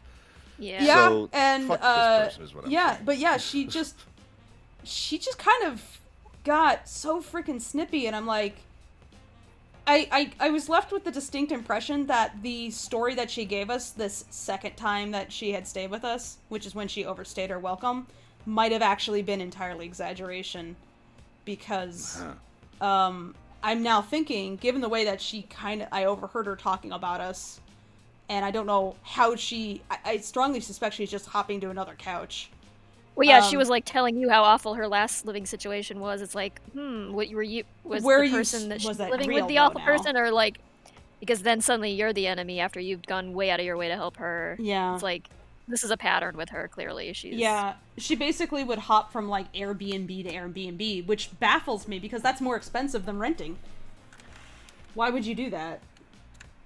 Like, it's understandable you might get uncomfortable living somewhere, like maybe you're, you know, just like you don't jive with the people, the personalities of the Yeah. people, you don't feel comfortable, like, you know, That's you want to all get fair. out, but if they've done like the favor of letting you live there for some period, you go out of your way to, Well, she to was let paying- them know how thankful you are, and you help them, and like, I don't care how Oh yeah, unhappy and she you was are. also paying like really reduced rent. Like, so instead Yeah. of paying like having our rent being split between 5 people, what we did as like a favor to her so she could get out earlier, even when she was paying rent, was to have her split with Ash so that Ash could like save enough money to like basically get out of like a debt hole that she had like gotten sucked into because of a shitty situation. But so she was paying, instead of $750 a month, she was paying $325 a month. And So to be shitty about it, it's like, that is an insanely low amount of rent, no matter where you are, especially here, and to be Yeah. crappy about it. And it's like, I didn't want her paying full full like split between the 5 of us, because again, I've lived on a couch before. It doesn't feel fair when you're living on the couch and you're paying as much as everybody else who has a room and you have no privacy. But still, it's like, why are you being crappy about this? It seems to me that this kind of thing falls under like if you go over, say, you know, you have to go and I'm recording in some other city thing and it's too long of a drive to get back or whatever. Is it cool if I crash on your couch? You know, something like that. Yeah. If a friend of mine said, you know, yes to that kind of thing, I would offer to, you know, like, I'll grab dinner or I'll do this or that or the other thing. Some like, you kind know, of let favor, alone if you're staying with someone, you know, No, like, Yeah, I it's will never clean helpful. the place or I'll Nope. Yeah. sweep the whatever or I'll You deal gotta with the be- chickens or Yeah, No, you gotta make up nothing. for what Yeah. they're doing for you. They're going out of their way. They're putting Yeah, themselves like, out, that inconveniencing just seems themselves to help obvious. you. You gotta like. She put never, your, like, You know, she went so out of her way to do anything that she would like purchase a bunch of paper plates so she never had to clean dishes. wow. Yeah. She That's just horrifically wasteful anyway. Yeah, but you she know? like she totally took advantage of you, and then went away thinking of you as the bad guy, and like whatever person Yeah. she's moving in with at this point, like the same thing's gonna happen to them. They're gonna find Yeah. out that they're if the she's villain paying in at her all, I don't know. I her don't know what's story, going on. you know? Yeah. Yeah. So, but yeah, I just it was just kind of like really disappointing, and it put us in a really her behavior put us in a situation where, as a result, like, we went from having a very good relationship with our landlord to a more strained one, because now the landlord is afraid that that's going to happen again. And so we had like a friend come over just to visit, and like they sent us a message being like, oh, if you're gonna add another person, like, I gotta warn you, blah, blah, you gotta add them to the contract. If you don't, then you're evicted. And it's like, what the hell?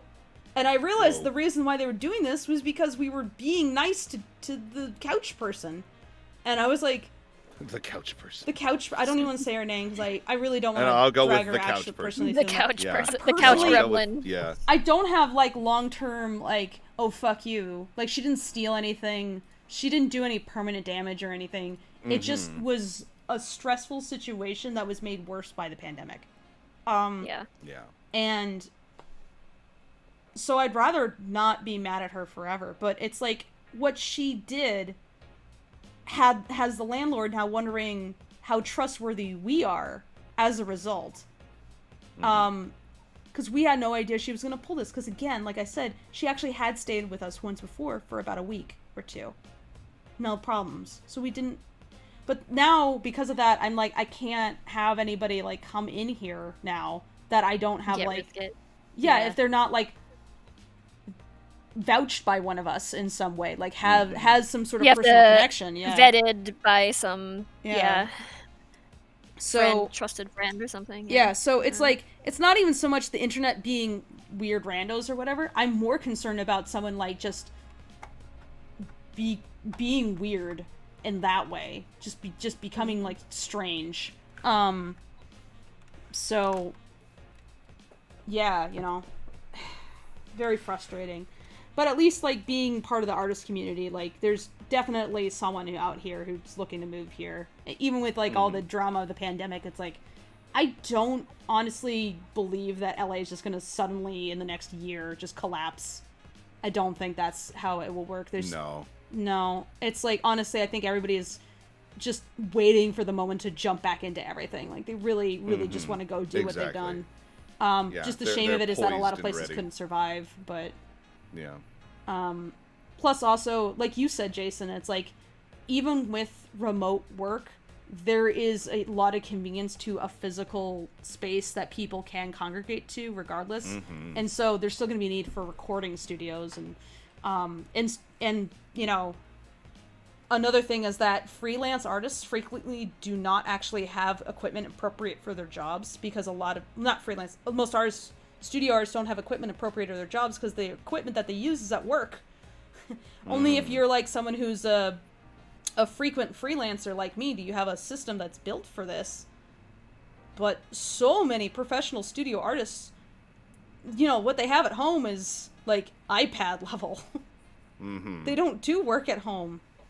There was such an interesting scramble in the voiceover community when this all happened, Yeah. too, for everybody grabbing, you know, all the Neumann microphones they Yeah. could and whatever. Like there was a huge rush on them and things like that. I was a little bit before the pandemic even happened. I had been debating actually downsizing my home studio and that kind of thing because it just takes up so much space in my Yeah. living room. But Yeah, But, it takes thank it God I takes didn't do space that. to do this. And Yeah. so, for some people, like, they can look at remote work and be like, yeah, that's an option for me. But it's like, for a lot of people, it really isn't an option.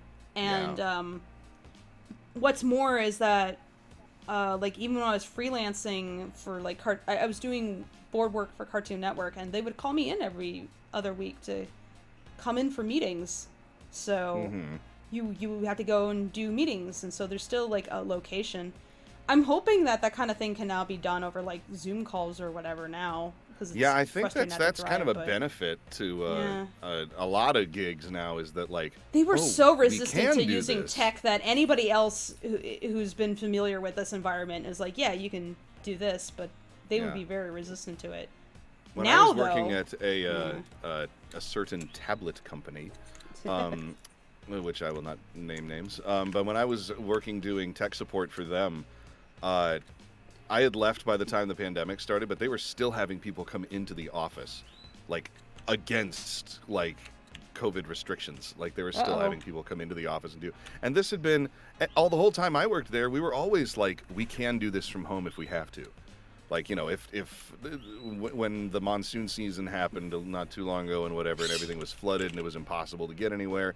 A couple of times I stayed home and like it's all just online tech support and over the phone tech support. So it's like we do not need to physically be in the office. no. But the company is very like, if you're not in the office, then you're obviously not working. And so it's like, okay.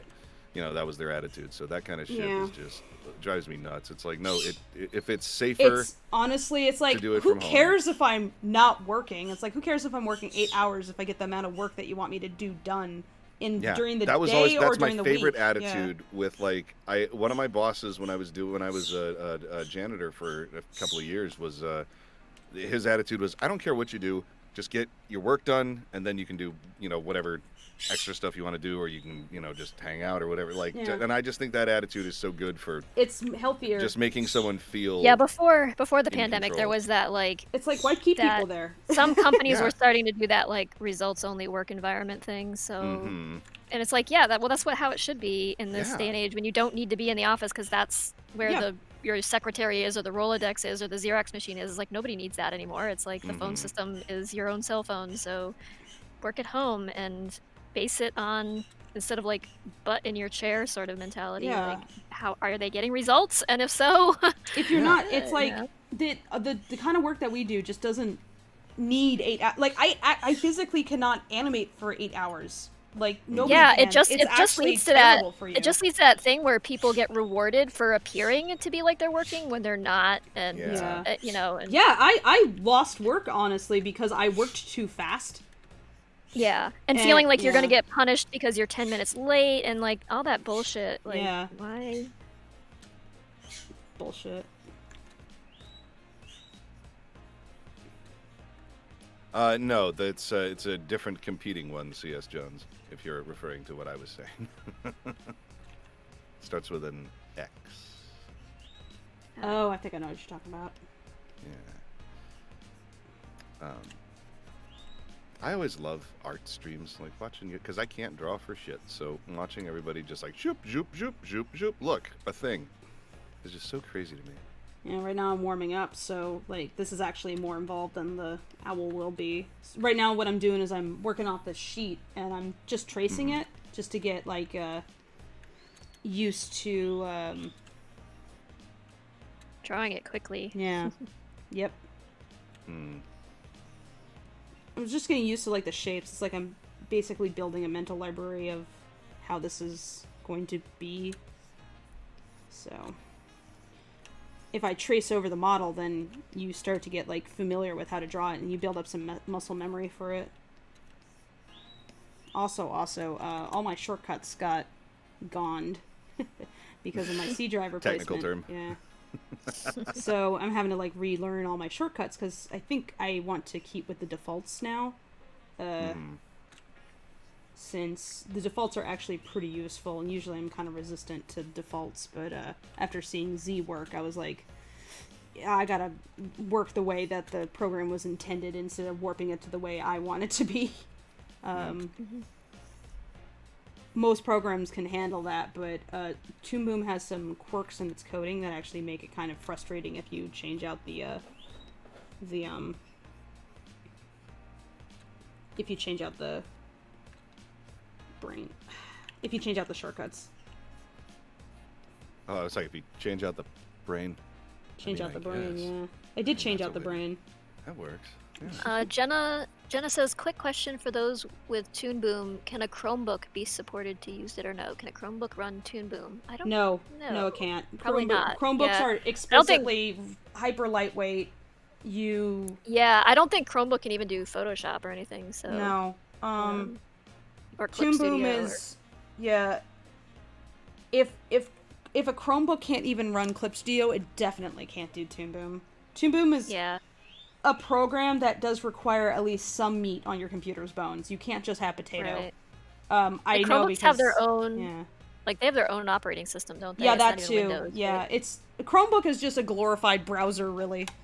It's... Yeah. We used If to you're- doing yeah, that if browser, you're- we call it a nothing $500 like- Facebook machine. Yeah, you could Yeah. probably find some, like, really, like, tablet-oriented art programs to work with, but anything heavy-duty like Toon Boom or Clip Studio or Photoshop, probably a Chromebook is not. Honestly, gonna I'd be say your not best even choice. that. I'd say that a Chromebook could handle whatever you can draw, whatever you can do in a browser is probably all it can handle. Because there's Oh, Android really? tablets that can I'm- do more, but it's a Chromebook. It's deliberately I'm pretty sure cheap there and light. are art programs for Chromebooks. But yeah, it's really not meant for like art doing.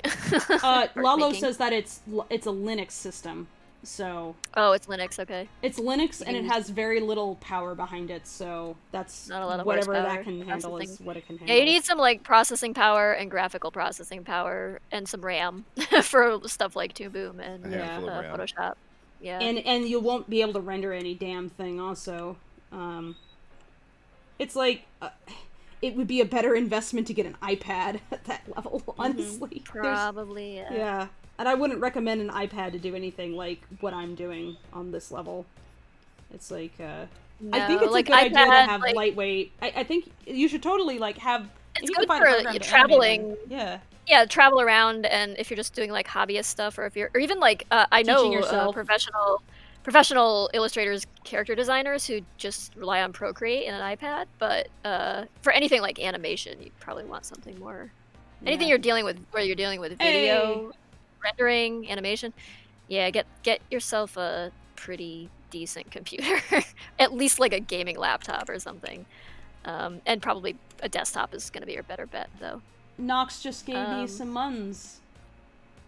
Hey, Knox. Hey. Nox, that's Now great. we can see if did it show on donation? does. I guess you have to donate through Streamlabs if it's gonna show up on the donation thing. But I'll just turn that off then for right now. But thank you so much, Nox. Nox gave me some money so that I can get duck noodle. Oh, hey, there you go. Yeah, there's this. Check out this restaurant that I discovered, Jason. Here, I'll link it to you. It's called Crispy Pork Gang.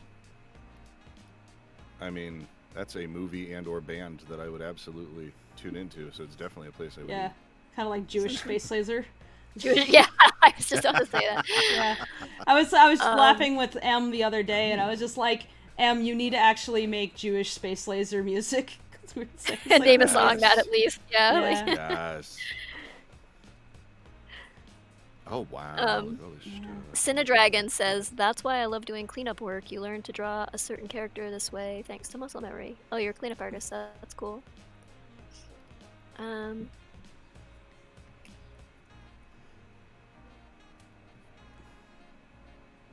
I will order the duck The noodle. Glitches says, I've given up anything Adobe mainly due to their subscriptions. I dropped Substance since fair. they bought them out and swapped the one-time payment and are making many users pay subscription now. Yeah, a lot of people are dropping Adobe. Yeah, Because I can't Clip afford Studio, to right now, honestly, but- is Yeah, Same like, here. well, if I'm you're still working with using like my- For most Premiere artists, Clip and After is Effects and everything. better. There's only a few reasons that you would keep Photoshop, and I'm unfortunately one of those artists that actually requires the Creative Cloud.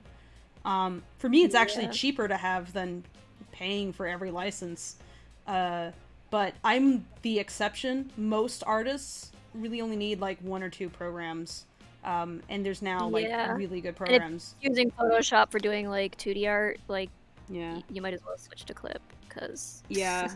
It's Photoshop's edge is in the certain aspects of its text editing tool, and it's just graphics design capabilities where you're like arranging things, like layout and that kind of thing. It is better there. Yeah, I can't do that in Clip. Yeah, No. like book editing, I can't. Clip is pretty good for making comics, but it's like to take it to the, to print. Yeah, I was kind of surprised by Clip's like lack of text editing tools. It's been but improving, honestly, but it's still not good enough. So yeah. But then again, like Photoshop's vector editing tools are garbage. I suspect because they want so you much better. They want you to pay for Illustrator as well, so they're not going to make them good, you know. I know. When you have this whole other enormous program you could pay for instead. Ugh. But yeah.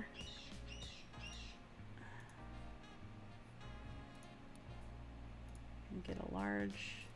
There's no perfect program that covers every single base, but there are certainly cheaper options than Photoshop, so.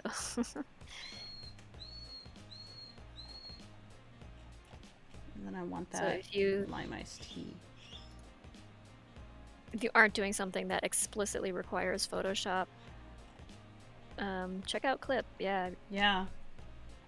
I'd say Clip is also, it's really good for speech bubbles and making frames. It is fantastic, bar none. Nothing better. It actually makes it easy and even fun. So like I can fuss with speech bubbles and frames for like with like a lot more specificity than in Photoshop, because in Photoshop it's so frustrating and just like whatever, I'll just do bog standard. But in Clip I can get really funky. Best program for vector art? Depends. I'd say that Illustrator is still the best I know of, but it's not fun to draw in. Inkspace, or what is it? Ink something? I don't that's know. the free I haven't one. used that. It's like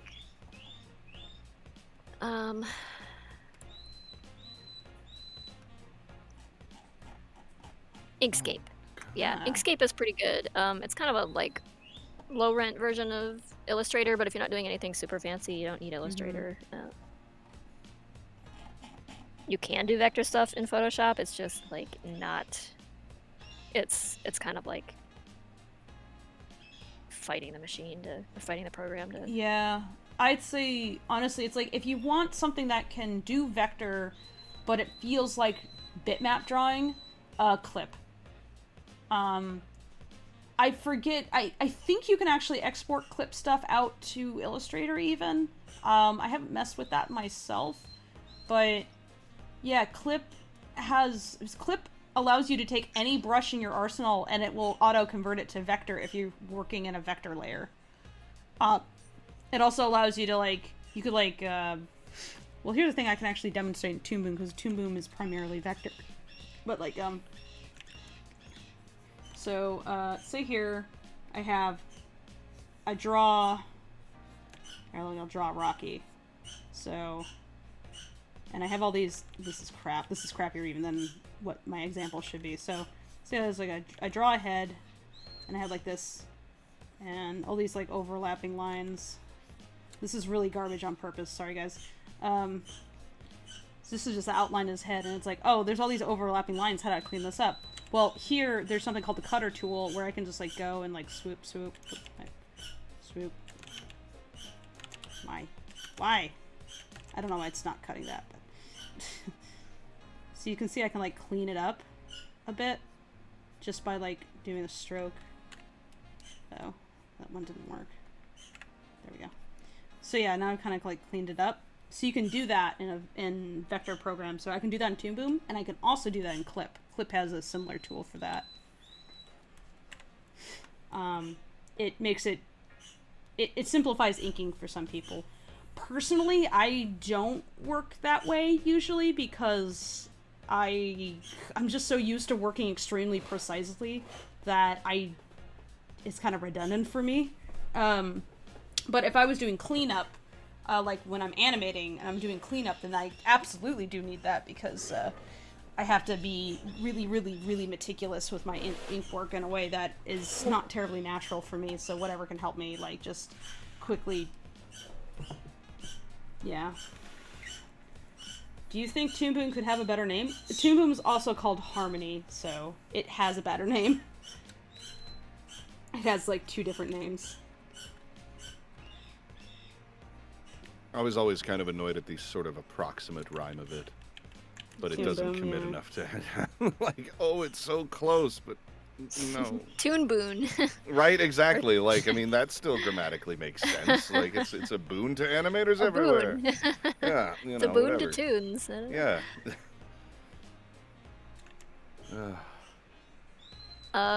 Jenna says, okay, what about using a laptop? Would I have to download a type of software for it to run Toon Boom? No, not necessarily. Well, I mean, you'd have to download Toon Boom, but I have a gaming laptop here, and it would run Toon Boom. I don't know that it would have.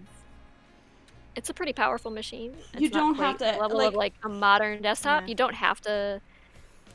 Yeah, I mean, if you're not like rendering really complicated stuff or, working a whole bunch in Premiere, which I would recommend having a desktop. I would recommend can having a probably- desktop if you have a singular workstation, but also if you're anticipating the need to repair your device in the future. Laptops are difficult, if not impossible, to repair by design. Yeah, they are. You can't upgrade I mean, Yeah. if you need to be able to move it around, and you want to travel or something with it, get a laptop. But otherwise, I'd say desktop is your better bet because you can replace things and you have access to the parts. You can Yeah. decide exactly what components you want in it. You can whereas ship with it a laptop, Theseus it, right? where Exactly. it's like It's not even the same machine anymore. No, mine's is not. It's necessarily. Like you can I've just kind of like replace technically- everything in the case. Technically, at I've had this intervals, but- machine since like 2012. Nothing in Yeah. it is original, except maybe the cooling system. even the But- rig is different. If that isn't an option for you and you really just want to get going, get a laptop that has a dedicated graphics card. Don't get just like there's lots of stuff out there that's real, like a couple $100 or so, and it's really only for browsing and text editing and like document writing and stuff, emails, and that's really not gonna be or like low level gaming. You're gonna need something with a dedicated graphics card. Yeah. A gaming laptop at minimum is what I would say. And a for gaming laptop instance, is yeah. pretty much what that is it has a dedicated card. So When I used to get laptops, that was basically what I would get, was like anything that was like a gaming laptop was the only thing that had specs that came close. There are custom built PCs that you can get that are custom built by other and you people, can- not like a big company. And so I got my computer actually was originally custom built by Studio Cat, who does builds computers for audio engineers, which is another field that requires hefty computing power. So video editing, sound engineering, those things require a lot of power in your machine because you have to render things, and most computers don't like that very much. you can do a thing where you can pick out the exact parts you want and have build it for someone you. they will build it for you and ship you the machine, so it's like a custom built and you don't have to know how to build a rig yourself if you don't want to have to learn that. It's like, and that can be helpful too, because then you'll have a rig that you can peel apart and improve over time, but you have something that already definitely works. So it's like you have somewhere to jump off of. But I know that building computers is kind of terrifying because if you don't have a lot of money, you break something by accident while you're building it, it's like, shit, now there's no computer, period, because I can't afford to replace this. So that's part of the reason why that can be so scary, because you can't afford to fix it. Right, but if you do this kind of thing, you get your stuff with warranties and everything. So at least you have a recourse if like your hard drive fails immediately or something because it's faulty. You can have them send you a new one, or you can send the whole thing back and they'll replace it. But which You would were be a pain in debating the ass, getting but, yeah. a custom built PC, weren't you? Yeah, I would have Jay help me out with that though. Mhm. I don't think I would go through a service necessarily, although I could, but I think. that's the kind of thing like Jay enjoys doing. So Mhm. he wants to build a small form function desktop, and I want a Yeah. small one anyway. So I'm like, yeah, we can get Yeah, together. Newt maybe. has one that's just like his travel desktop, basically. So that's actually an interesting alternative where if you're able to carry with you some sort of display, then you can have actually like a tiny desktop where it's like a rig that's just like a little box, and you can work off of that, and it's more powerful than a laptop, but it's way more portable than a typical desktop. So it'll be limited in some ways, like if you want like a really, really powerful graphics card, it literally won't have the room for it. But it could actually do you pretty well otherwise if you're like, I need a device that's like appropriate for work and I gotta travel and I want it to be J-Dog repairable. says Newt dismantled that one and is back to a mid-sized tower. Yeah, he doesn't need it right now. It's like, it's an alternative. But yeah. It's an option. Yeah. Yeah. It's like computers don't have to be all one size anymore just to function, so. Yeah, and I know, like, personally, like, maybe this isn't something you can do right now in the middle of the pandemic, but, like, there's a micro center nearby me that you can go and, like, tell them the specs that you want, and they'll help you find all the parts. Like, they'll have, like, a personal, like, assistant, like, walk around, not a personal assistant, but, like, one of the cashiers, like, who knows about building rigs will walk around with you and pick out the parts you need. Like, you can go in and be like, I need a hard drive that's like 2 terabytes, and I need like, or I want like an SSD that's 1 terabyte, and I want like a graphic card of this relative power level, and like I need a case of this relative size, and they'll like go around and like help you shop for the things that you need. And there may be other stores that do that as well. I don't know if Best Buy does that, but possibly. But Micro Center does if you have one nearby. Fry's would probably be something that does that if they're still open even. I don't know about Fry's. Did They're the Fry's near dying. you survive? Did they survive? Oh, okay.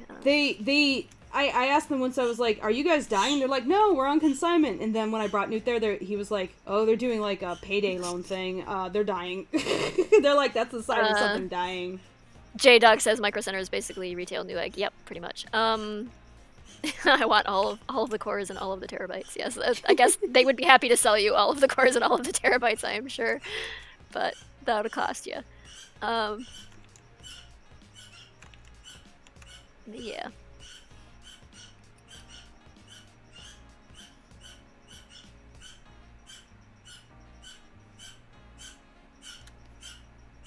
You can do other things, like, well, for animation, I wouldn't recommend a, like... Depends what kind of animation.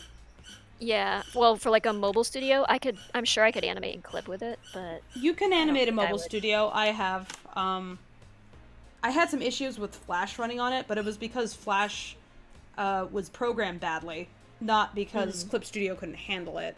Clip Studio could handle Blender, even. I mean, not Clip, a mobile studio could handle Blender, even. But it depends on which level of mobile studio. Oh yeah, I can run 3ds Max on it. So I'm sure Blender would work, but I wouldn't render anything complicated on it. It doesn't have the horsepower for that. Like it would get real hot and chug, and it just wouldn't J-Dog says the real pros animate on Leapfrog. Nice.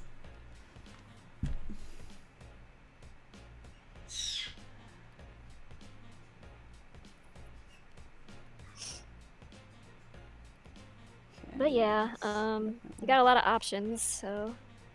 But Mobile Studio, to be clear, is Wacom.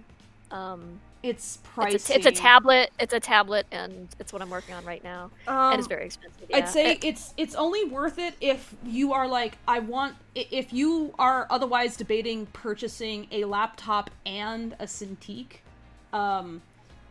then it's more If you don't worth it want to them just to get a be mobile two different, studio. yeah, if you don't want them to be two different Yeah. things, It will which cost can be you a less pain in the money to get a ass. mobile studio then. But otherwise, A mobile studio, it's yeah, they're yeah. like $3,500. So, But if all you really need is like, yeah, I'm just gonna be working off like a however, it is very portable and very nice to be Very, able yeah. to just find a comfy spot to sit. Because like I spend hours and hours on each comic panel, and I need to be comfortable, like in order to work on it. So I like to like sit back in the corner of my couch and just like put my knees up and have the mobile studio there and just work on that. And it's very nice to have just the tablet. I don't need to worry about like reaching over to a computer to, for hotkeys and things like that, or and yeah, that's why I like this thing. Yeah. Not that I haven't had issues with with it. There was a battery issue with like the first generation ones, so. Yeah, the second generation ones even had issues. They finally switched to USB-C input for the third generation ones, because I think that was part of the problem, was that it was like the connector just would get ruined super easily. But also my battery by now is like shit. It doesn't hold a charge even for an hour anymore. And frankly, if you unplug it, it's a problem. And also, there seems to be some it doesn't. issue where Yeah, Windows if 8 is if just I broken was now. working with this unplugged, Yeah. it would last me about 2 hours max. But running Photoshop, like it can technically go for longer than that, but if you're actually working in a graphical program at the time, it's gonna eat up battery power pretty quick.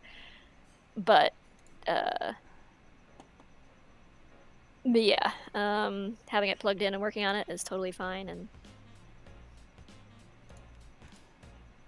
it's just the one USB-C cable that plugs it in, so it's pretty simple.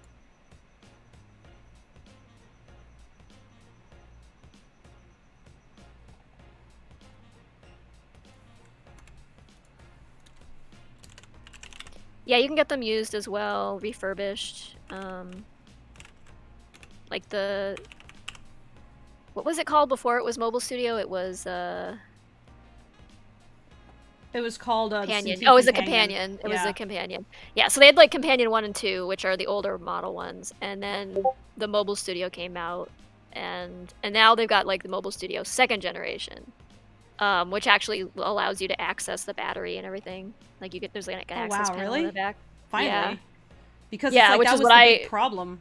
Right, yeah. So I think the second generation ones are a pretty big upgrade, but first generation one is what I've got, and I like it well enough. I had a battery swelling problem with the first one I had, and it was starting to look a little scary, like the thing was going to explode, but then I sent it in for repair, thinking they were going to like charge me something, and then like send a refurbished one back, but they actually just like sent me a brand new one, so I was like, okay. Yep. Thanks. Yep.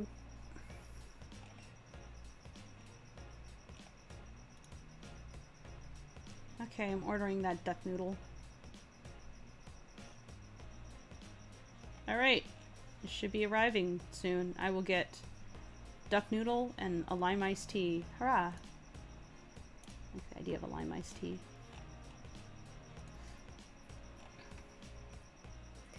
Citizen Zombie says, I'm trying to get a large Intuos myself. Cool. That's what I worked on before I switched over to Cintiqs. I had an Intuos that lasted me... Like, I had an Intuos 1 starting back in, like, the year 2000 or so. And I had that for a good 12 years before I started using Cintiqs.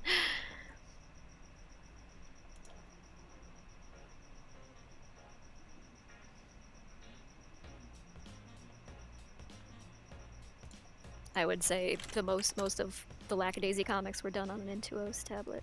Mm-hmm.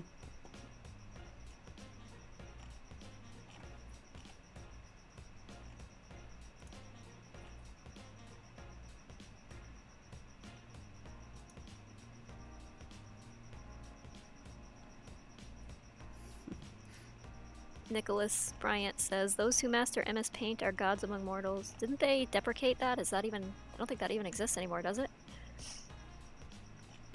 I guess that MS might be Paint? like... Yeah. Did MS Paint go away? I thought Windows wasn't... sure. I'm not sure. It's something else now. It's something else now. Oh, it's just called. It's just called something different. Yeah, they've improved it a lot actually. You could... they call it. Wait, MS Paint. It's called Paintbrush now, I guess. Something. Oh no, that's for Mac.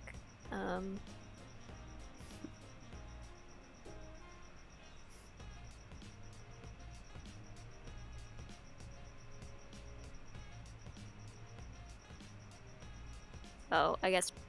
Well, incorporates Paint 3D. Oh, I guess it does still exist. Okay.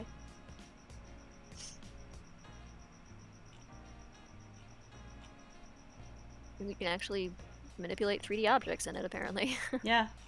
Yeah, it's a lot better than it used to be. It's all sophisticated now. That's ruining the fun. It's gotta be. Yeah. If it's not like it now has not the most aliasing. crude art program out there, then I liked its crudeness. That was I part of the know. appeal. It had a charm. It had like that low rent, like The limitation is what made it more low impressive, budget. actually. Yeah.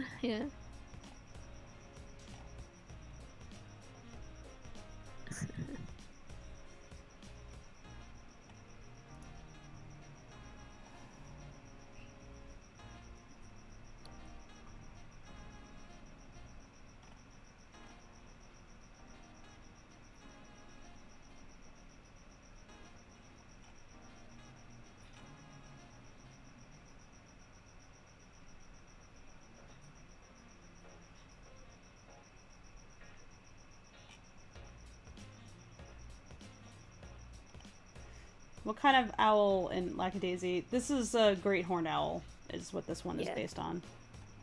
And it's Nina, but a great horned owl.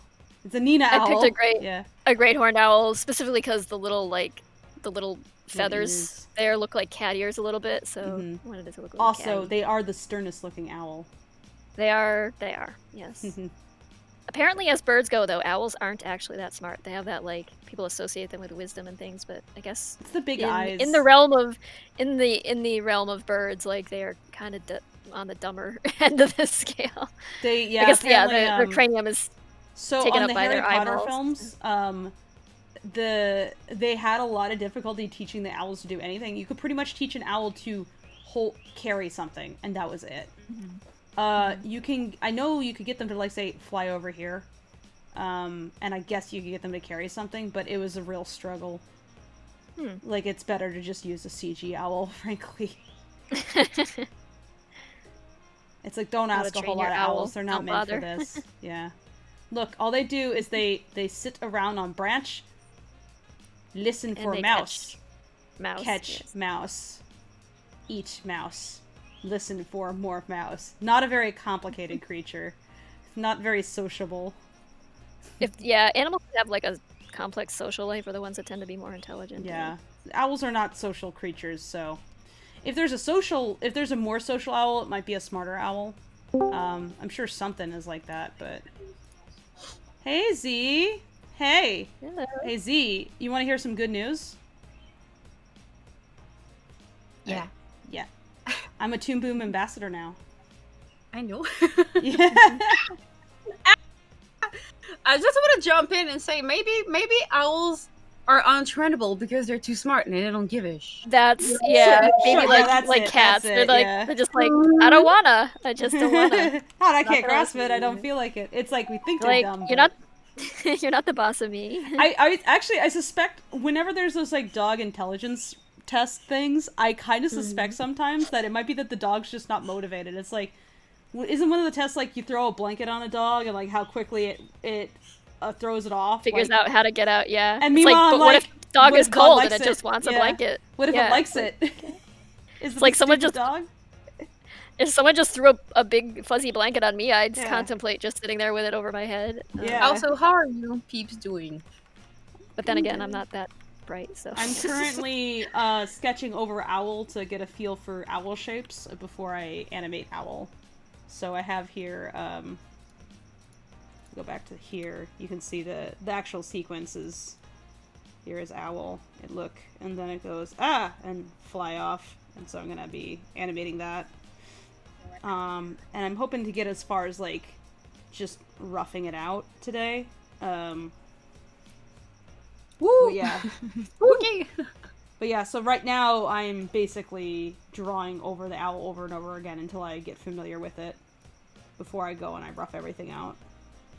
So there's nothing about the dimensions of this thing that frustrates me. Warm up.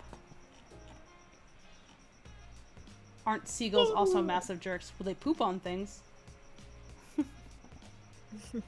Yo, since you're a Toon Boom ambassador, maybe that means we can hang out on Twitch. Sure. Does that mean I get invited to the Twitch streams more often, or what? Well, I work? mean, you could go there as many times as you want, I guess. But it's just What? because, Oh. like, I mean, you have better things to do, I guess, than to Twitch for Toon Boom. You know. I'd be interested in doing Twitch for Toon Boom if they got something for me to do, maybe. Some of my shots I can't show off, but I'm willing to show off at least a few of them. Like, they'll take me more than a day to do, after all. So, but I'm hoping to do more streams where I show off my animation as well, for as much as I can. Show off your beautiful animation. Whoop, whoop. Yeah. Yeah, there's some scenes though that I might have to set up private sessions for because they are spoilers. But how's your hand doing, by the way? Can we agree that the smartest bird is the ibis? Well, it wasn't wasn't there that wasn't Set the god that like brought writing or something, and he's represented. I don't by know. the ibis? I think they went downhill from there, right? Because if we look at Australia, ibis are not really smart. Oh no, I was thinking of whatever the. Is it an ibis? It's like an Egyptian ibis or something. Bin juice drinking bird. 1, 2, 3. Pin juice drinking bird.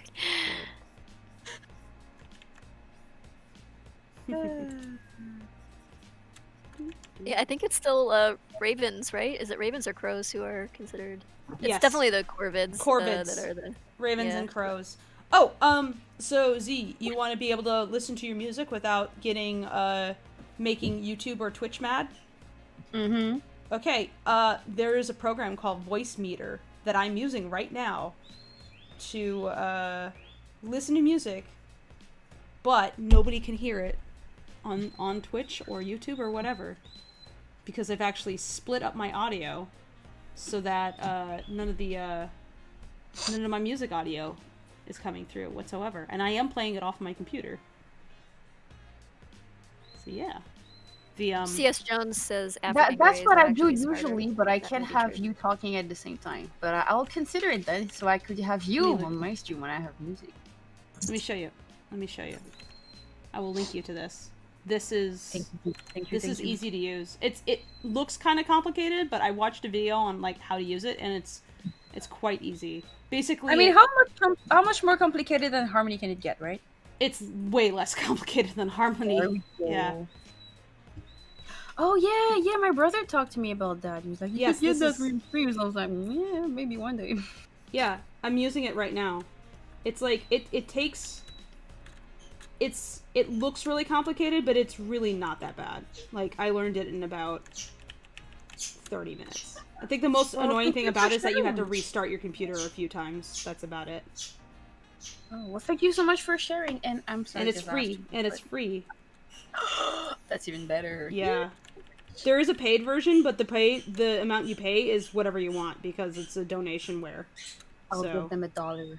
yeah, you can give them $1 then. Maybe $2. But the free version is fine. I'm using it right now. $1,000 million. But yeah, good luck with that bird. I have to go, but I just wanted Okay. to say hi because it's been a while because I was Yeah. at my friend. Okay, bye. Bye bye. Bye.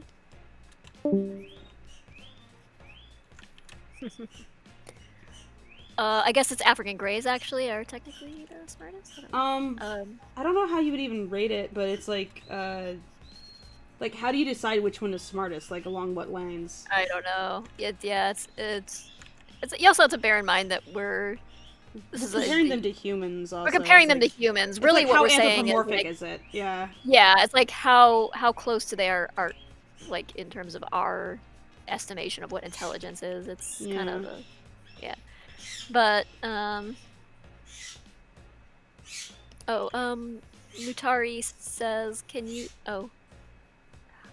Someone asked how long the thing was. Where did that go? What thing? Oh, how many minutes is the Lackadaisy film? I think it's at. We're trying to get it at 20, but I think It's at, not going to be 22 right 20. now. Now it's like 22. It's like 22. Yeah. Yeah. It might go to 23 even. Depends. But it's 22 longer than right we now. wanted initially. Yeah, we Which- were hoping at first 18, and then that didn't happen. Right. We're It's trying like- to fit it in like a certain to keep the budget reined in, really. Yeah. And that's hard Basically, to we're do. hoping to sell a bunch of shot glasses. Yeah. Yeah. Buy shot glasses. Keep us making the film. Yeah. If you want a longer film. Donate money. Buy shot glasses. The shot glasses, by the way. Oh man, do you want to talk about the box? Oh yeah, Let's talk about the Lackacube. box. The Lackacube. Describe the box saga. The reason why the boxes aren't for sale yet is, I mean, the shot glasses aren't for sale yet is because of the box. The box has held us up because apparently that is a difficult thing to get or to have made. So we had to do this thing called cascading manufacturing for the shot glass set because we wanted specific packaging for it. We're not just selling like individual glasses. We wanted them to come in a box, and that box is supposed to look like a crate, like it's disguised as something else. Like Prohibition would, they'd traffic alcohol by hiding it in things that, It's on brand. packaging it and It's on brand. yeah. We want to do something a little special. Didn't want to just like stick it in a cardboard box or just like have the glasses be free floating or whatever. So we're trying to be a little classy about it. So we had to have a different manufacturer from the company that produced the glasses with the gold foil etching, which came out really nice, and that was easy to get done. Oh but, yeah. then we had like different manufacturer for the box, different manufacturer for the packaging that wraps around the box to keep the box closed and everything. But the box itself, which is really just a box, it's not that complicated. It has a lid, having the first manufacturer that we started working with on that, they just could not get it right. We had a diagram drawn up, like schematic, to indicate like what details we wanted, what the how the lid worked and where the hinges were and the different like little slats and details and things in it. And so they built something that was initially pretty close to what we wanted. They had some things there that we requested that they had like holes for the handles and things. We're like, no, we're gonna get rid of those, and we wanted to change some things. So we sent it back. We're like, here's our revisions. Marked it on the diagram, like exactly what we wanted, and they sent it. It took them like weeks to come back with an update, and what they had done was change things we did not ask for. They added didn't holes. fix some of the stuff we wanted fixed. Yeah, they added holes. They made changes like that were just like, what is this? Like, we did not ask for this, and so we asked for more revisions, and several weeks later they come back with additional changes that we did not ask for, like the lid change. They No, they that just was like the cut, fourth like, one, even. But yeah. They just kept making changes that we were. So it was becoming obvious. They were just like eliminating handing design elements. It was just weird. Yeah, they were literally getting further and further away. It was like just like how you're looking for something and someone's like going warmer, warmer, warmer, and until you finally like find it and land on where the thing is or what it is you want. They were getting colder, colder, colder, like each time, and each time it was taking like longer and longer for them to get colder and colder. So like it'd be like 4 weeks, and then it'd be like 8 weeks, and so it's been like months now of just like waiting for them to try to get this box right. And every change we request, we know like we're risking them like changing 4 different things that we didn't actually ask them to change, so that we just end up with something even worse. So we're like, do we just settle for like what they've given us? Because if every time we ask for something different, we get further away from what we want. Tracy, Nicholas Bryant says on YouTube, we took some experimental liberties with the design. It is now a fruit basket. Yeah, pretty much. That's basically the direction we were heading in. So, so meanwhile, we asked Fandomoid, who we're working with, to they were getting frustrated. They went and found a new company because they're They like found a new manufacturer for us to work with, and they pushed them to turn around something real quick. So they came back with it. So we have a different manufacturer now, like producing the box. yeah. But meanwhile, we were still waiting for the revisions to come back from the old manufacturer. And they finally came back 26 days after we asked for our last changes. They come back, and all it was a cube. It was just like a block of wood. It wasn't even clear if it had a lid. It was like one image of it, or it was two images, but from the same side of a cube, with no indication that it was an openable box at all. It just regressed to a cube.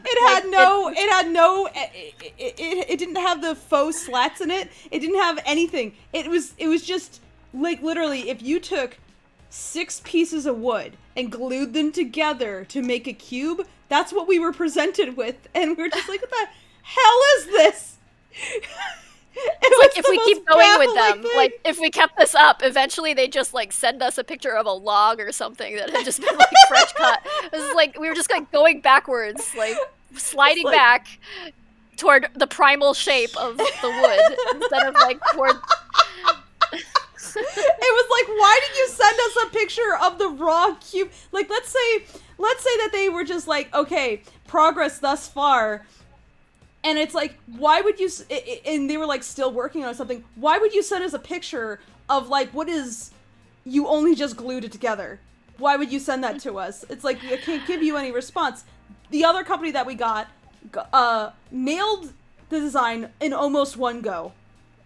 We only had like 2 notes. We were like, different stain color, add some faux slats here.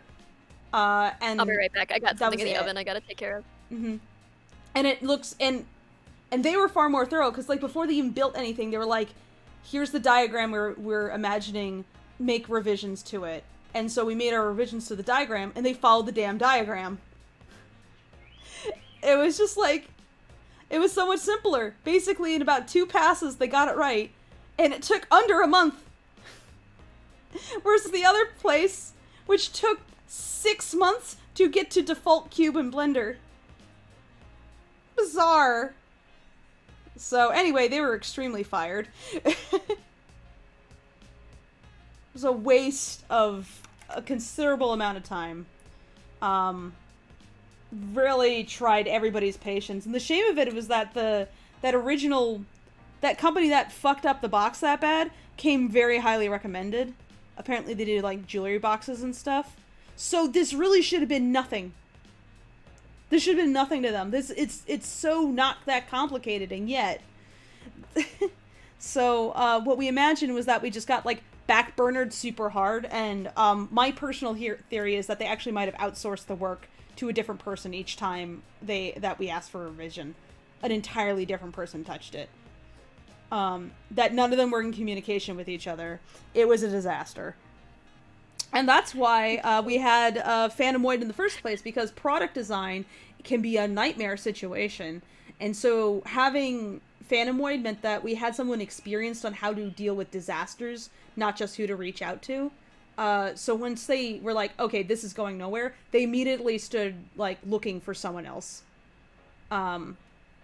So we were able to, but yeah, it was pretty bad, because it was like, the direction things were going, we would have been lucky to have the shot glasses up for sale by the time the cartoon freaking released, and we need that money, because I have a big chunk of the budget set aside just for shot glasses right now, and once we sell them, we make that money back. That's a problem. Would have been a plank, it would have been a splinter, yeah. Seriously, I would have been surprised if they came back with a coffin. They changed the dimensions of the box, too, midway through. We told them, here are the dimensions, and they made it, like, squatter.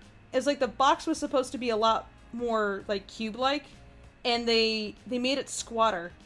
Now, the final design of the box is still, like, a little squatter than a perfect cube, but we were just so confused. I pasted it in voice chat if you want to show them Lackacube. Oh, yeah, I'll show you guys Lackacube. This is so we stupid. Should, like, This if is it wouldn't, Lackacube.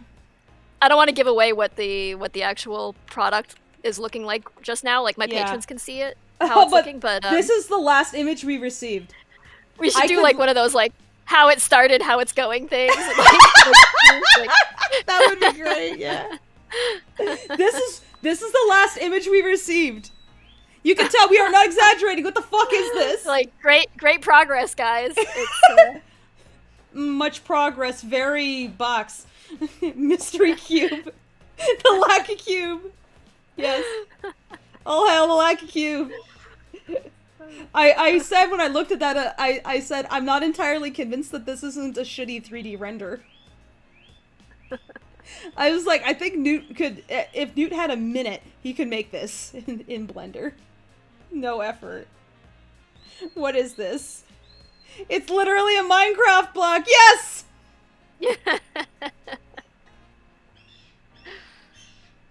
Oh gosh. More, Dorian, no, Cariglio says, Mordecai would be very happy with all that symmetry. We have symmetry! This is just garbage. Yeah, right. This is too minimalist for him. He's not that much of a minimalist, guys. It's not so brutal. It's to like, be yeah. to be clear, what we're basing the box on is here. Let me. Yeah, like that. So to compare, give me that. Like it's supposed to look like this thing Okay, let me get that. that Freckles holding. Come on, copy a damn thing. So it's supposed to be this. It's supposed to be this. Spot the difference, guys. You know what this is? It's like if we asked Rocky to make the box. Yeah, so it had like the originally the thing they gave us had those details in it, like the carved in slats to make They it look did. like they're like Even in one planks of their wood, plot, and it had like the fake nails in it, and Yeah. the lid and everything, and it had the printing on it and everything, and they just regressed to this. They even in one of their passes carved a hole into it, even though we told them not to do that. Yeah, we We told them looked at not to put, like, you can see the handle hole, like, on the side. Like, we told them not to put that in there, but they did it anyway, because they weren't listening to us. It was bizarre. It's been a time. Like, you would Yeah. think having a simple box made would just be pretty straightforward and simple, but Nope. no. And so Pay casting to unlock manufacturing- detail in the EA Yeah, it's box. like-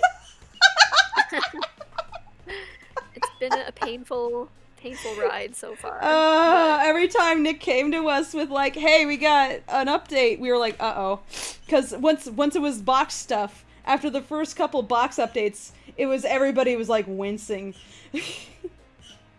Nick said that when Nick is Phantomoid.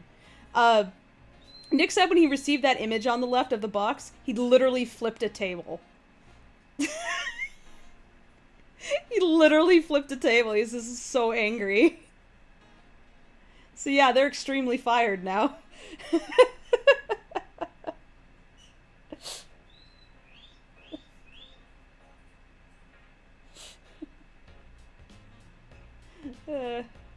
Our King says, I want to 3D print and paint them to send to you guys when nothing exists for it yet. Speaking of Lackadaisy stuff, 3D rendering, are you guys interested in getting physical miniatures or small statues of the Lackadaisy characters? I mean, that would be cool. I wouldn't lie. But, I mean, we right now, I mean, we're just dealing with, like, the shot glasses, and getting those manufactured is a fucking nightmare. And I think before we do anything else, we want to get this done, and that all that takes, like, money investment. So unless we thought it could, like, really pay for itself, it's not really worth the effort. So, I mean, we'll see in the future, but, Cariglio says, Rocky do be looking kind of menacing in that particular panel, though. Disturbing. I love this panel. This panel pretty much, like, sums up the three pretty good. Why is everybody muted? Oh, I will, Where are they trying to get fired? I don't know. I'm just so confused. Goddamn Lackacube. Orders Lackadaisy models received brick modeling clay. Yeah, it felt like that. It did. Oh, that's so embarrassing.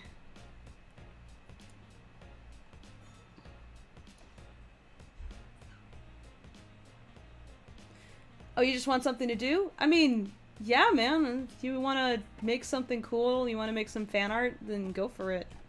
I don't know if Tracy has like a P.O. box or something. She's muted right now, so I can't hear anywhere.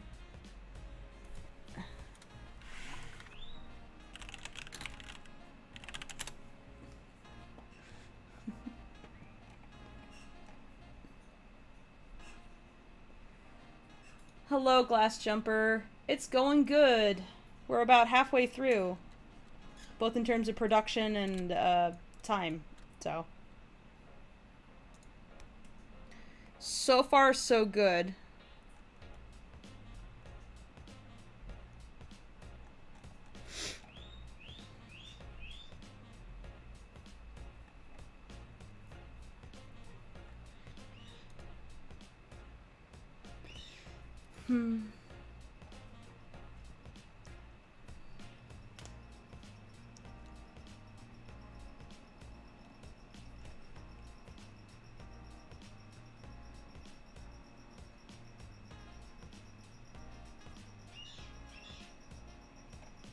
We're trying. We're going as good as we can.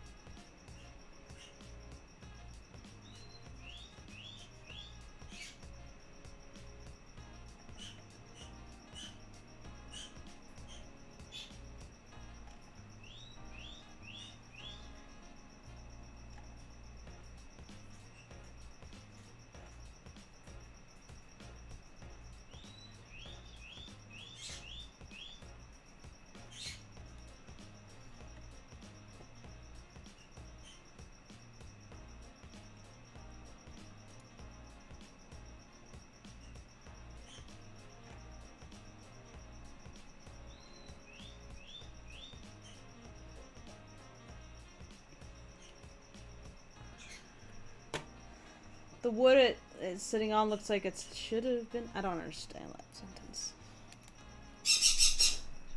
Oh, you mean on the lacquer cube? I don't even.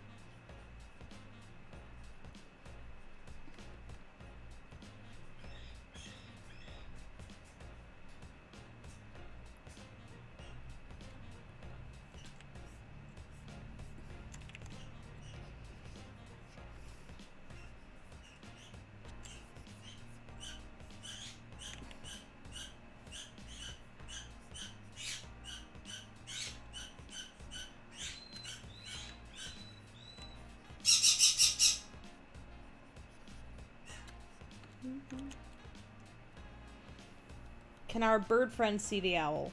No, she cannot. They're just shouting because. Can we get the cube as early access merch?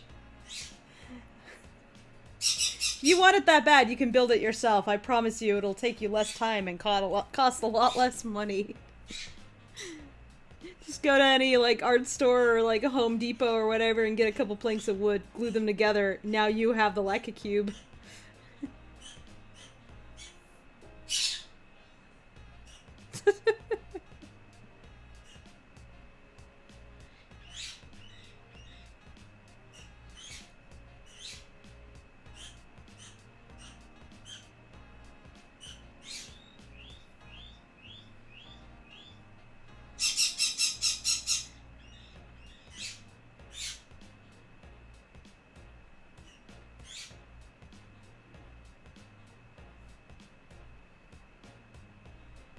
Secret construction of the Lacka cube revealed. What's happening? I am currently drawing over an owl until I get familiar enough with its shape to animate it. So there's the owl in this scene. It's a really short scene, but I have to still like go in and like really familiarize myself with everything owl. Because this model is very rough, and that's deliberate. There's a reason why I'm the one animating it. It's so that none of the animators have to deal with this. So most of the models are pretty refined, but not the owl. It's just basically a quick sketch.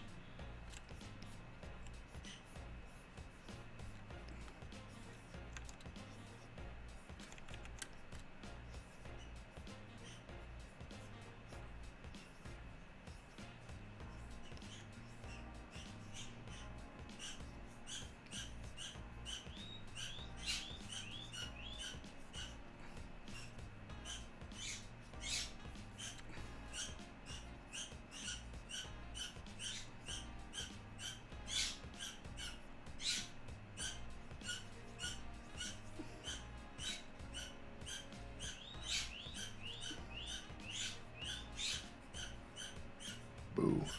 Oh, hello. Did you see the Lacka Hi. cube? I did. I was showing it to chat. Certainly is a lack of something. Lacks a lot of things. Heyo. Yeah. That, oh. Like that very much is a box. So I mean, you're It almost might be a there. box. It's definitely a cube, and it might be a box. We're not clear. Yeah. Yeah. It's, Yeah, the one from the new company is a lot more encouraging. So otherwise, this would be Yes. terrifying. But yeah. Because yeah, it looks honestly, it looks so much more like a cigar box, which, to be fair, would be another fine way to. A cigar Transport, box. I have a cigar box next to me. They're not that complicated. They're actually, this cigar box is slightly more complicated than what we were asking for, even, and yet they still fucked it up so hard.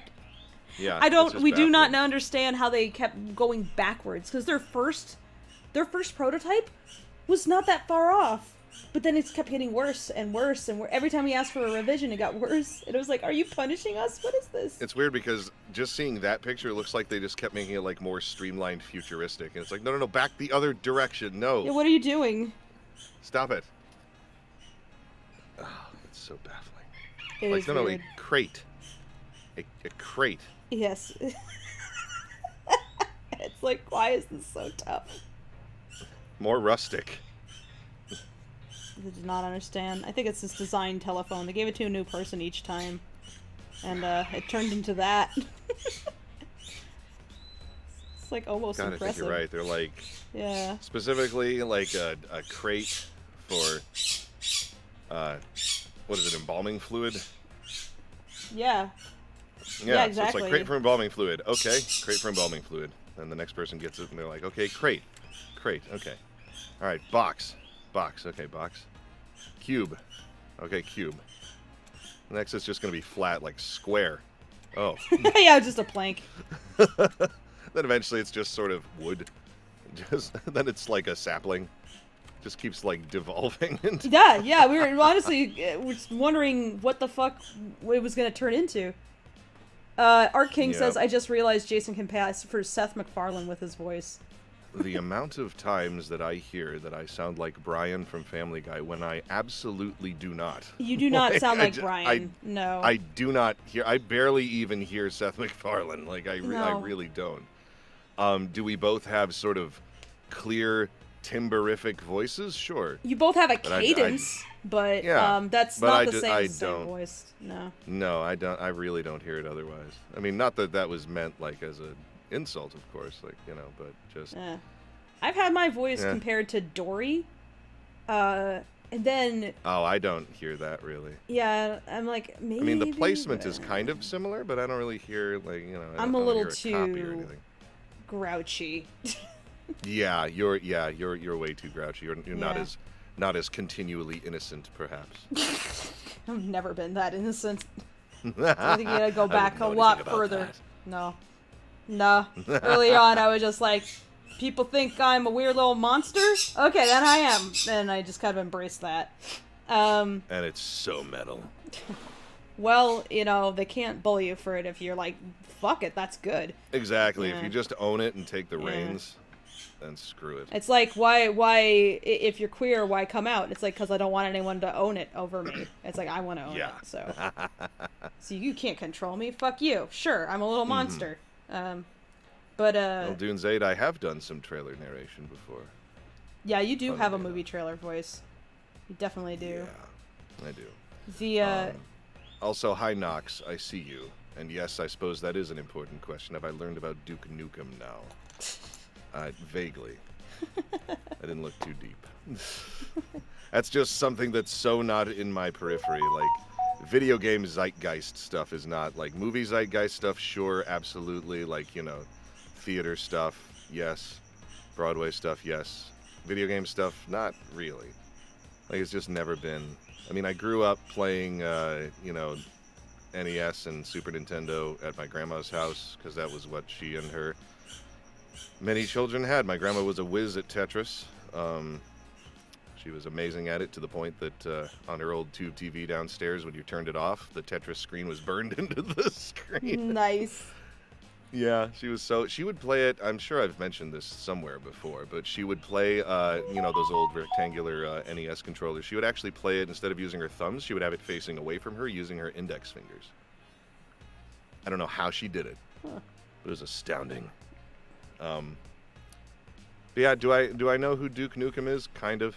He's just an amalgamation of several different '80s action heroes, and he's pretty neat, and he's got a good visual and. Cool. It's about as far as I get with it. Do I consider Duke Nukem important to my existence? No.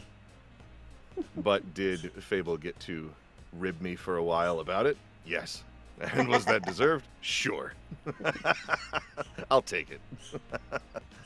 I Yeah, was it's just not genuinely something that shocked that crosses you them. did not know about Duke Nukem. I mean, I'm I like, had seen the character, but I've never played those games. Nothing like that. So, no. But I was able to confirm that the kick-ass and chew bubblegum thing is from They Live and not originally from Duke Nukem.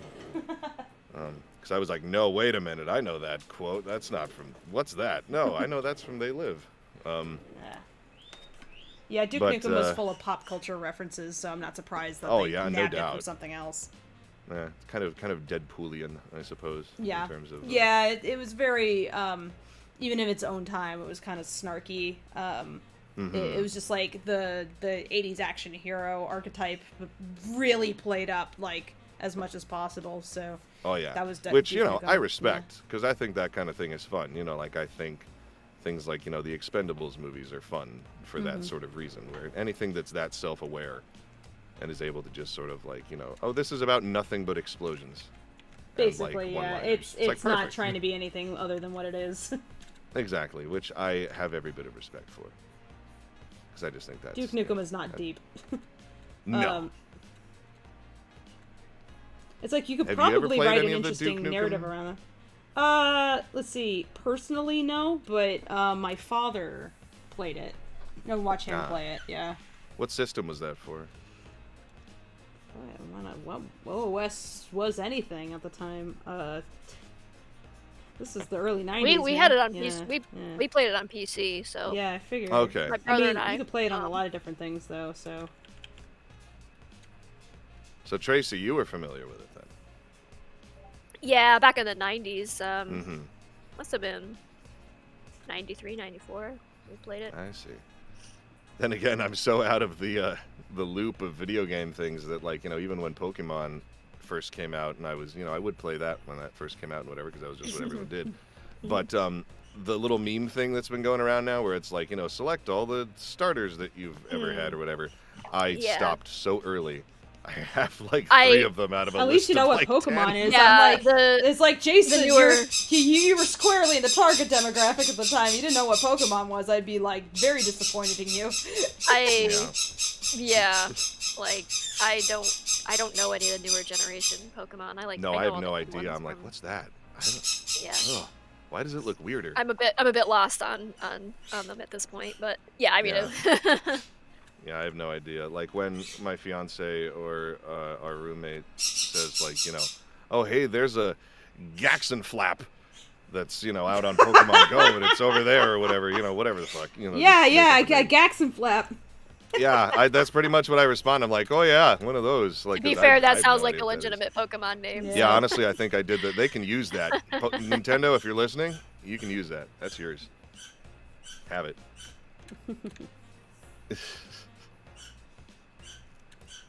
Sungwon seems to be making review videos for every Pokemon generation, so just watch those. Yeah, I might do that. Have his dulcet tones in my ear things while I learn about Pokemon. But yeah, that's the thing is, like, what was that one meme that, like, it's like Professor Oak and he's like, in the millennia that humanity has existed, we've discovered 150 types of Pokemon. In the 2 years of your journey, Ash, we discovered 800 more. Because, yeah, it's like, what? Like, I have a lot of concerns about the world of Pokemon. Like, how do you... The funny thing is, keep like, I finding? remember in the first game they made references to non-Pokemon animals, but those don't Yeah. exist anymore. It's like Nope. there used to be Pokemon, and then there were animals. It's the same as there's Yep. Pokemon, and also then there are plants. Not every plant is a Pokemon, Mhm. but now every animal. animal is a Pokemon, Yeah. except See, they for officially humans. lost me. Yeah. Or Yeah. are they? Because, I mean, you look at, like, Mr. Mime and Jinx and stuff, and you're That's like, that's a fan theory actually. Is like, are Yeah. humans a Pokemon? Can you catch a human in a Pokeball? yeah. Like, I mean, I've never seen anyone try. I mean, like, Giovanni, you could probably get better money kidnapping important people using Pokeballs than trying to fence your stolen Pokemon or whatever. Well, I mean, they are trying to catch God or whatever it is. Yeah, that's probably the Yeah. weirdest thing. They first lost me at, like, ice cream cone and trash bag. Oh, I love those though. Ice cream and this- trash bag are some of my favorite. I also love Candle. Candle, of course, Candle is good. Candle's good. There is a gear. There is. Yes, that's yeah. right. But I mean, honestly, I can't get too mad about a lot of the tech ones because it's like, well, we had Magnemite and Magneton and whatever. But also, Which like, is just a metal eye with magnets on it. it gets like in the original generation, it gets dumb. It gets pretty dumb too. It's like, what is Farfetch'd is just a duck. It's just a duck. Yeah. Yeah. Nothing further than that. What else was Headache duck. Muck is just goo. Yeah. Just So like the toxic trash goo. bag is really more designed than Muck, which is just goo. Yeah, but I suppose Arbok it's is just because Snake. yeah, but I guess the trash bag gets me because, like, a trash bag is like a man-made object. But they've been But on man-made then- objects for a while too. Yeah, yeah. Also, but Mr. but- Mime exists. Oh yeah. Jinx no, exists. absolutely. Like Yeah. like the original generation is by no means flawless, but just the fact that No. it's like this is a bag of trash. And also, I guess I'm semi confused as well by, I don't know. There's just a lot about Pokemon where, like, just the longer it goes on, it's just like, man, this franchise has some bones because just it keeps going, and, like, more power Yeah. to them, I guess. Yeah, but that was something I was into. I still have all my Pokemon cards around somewhere. I had Ah. a crap load of them. but which ones are actually worth a damn. The other thing that confused me was like, oh, what is it? That new one that's like, it's like the thing holding a mask. Which? It might just be called No Mask or something like that. I don't know, but supposedly like it's probably a lot of Japanese the, reference, like to a lot of them are like Yeah. references to like Japanese like yokai and things like that, which is so interesting to me because like that one, I think if memory serves, is like it's like the ghost of someone who like you can die and your ghost becomes a Pokemon, and it's like that's horrifying.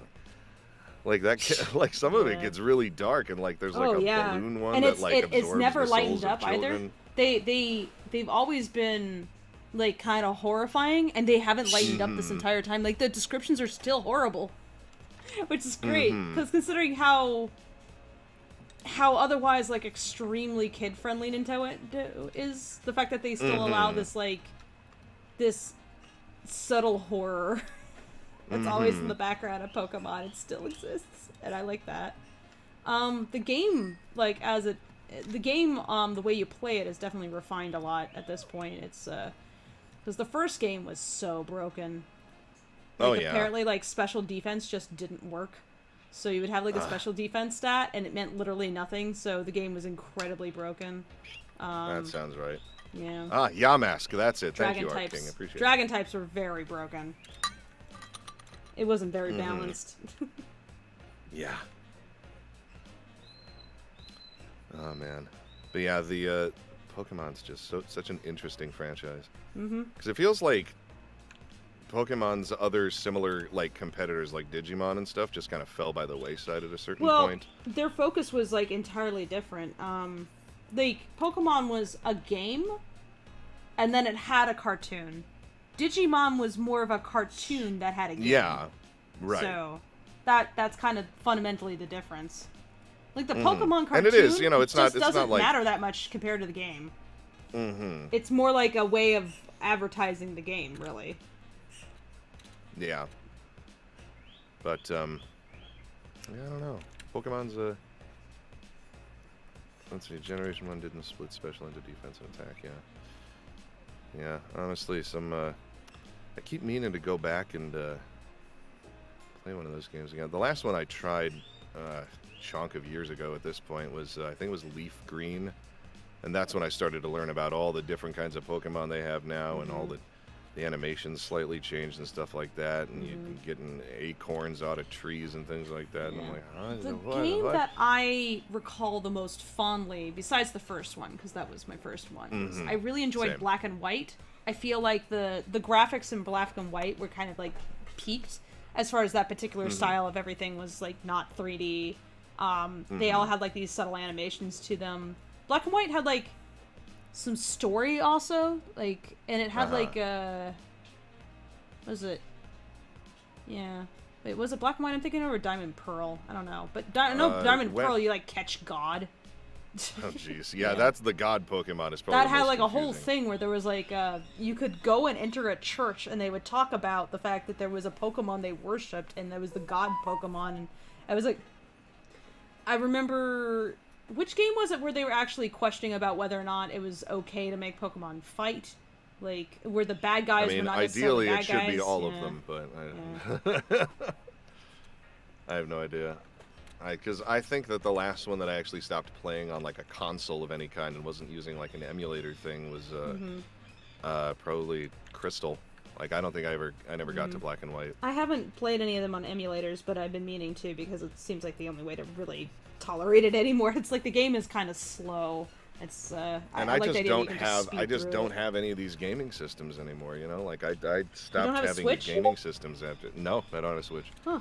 I want one though because I really want to play Disgaea 6 because it looks really fun. And I Yeah, had the a lot of Switch fun is a recording good it. console. I'd say it's my favorite console since the GameCube. Really, it's Yeah, that's what I keep hearing. it's portable and it matters a lot. Honestly, it's like once you realize you don't have to be hooked to the TV, or you can like play while your partner is like watching TV or whatever.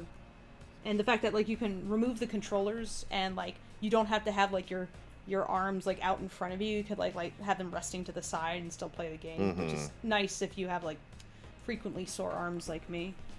I don't know. I really like that system. It's really handy. Like, it's well designed. It's just a nicely designed product.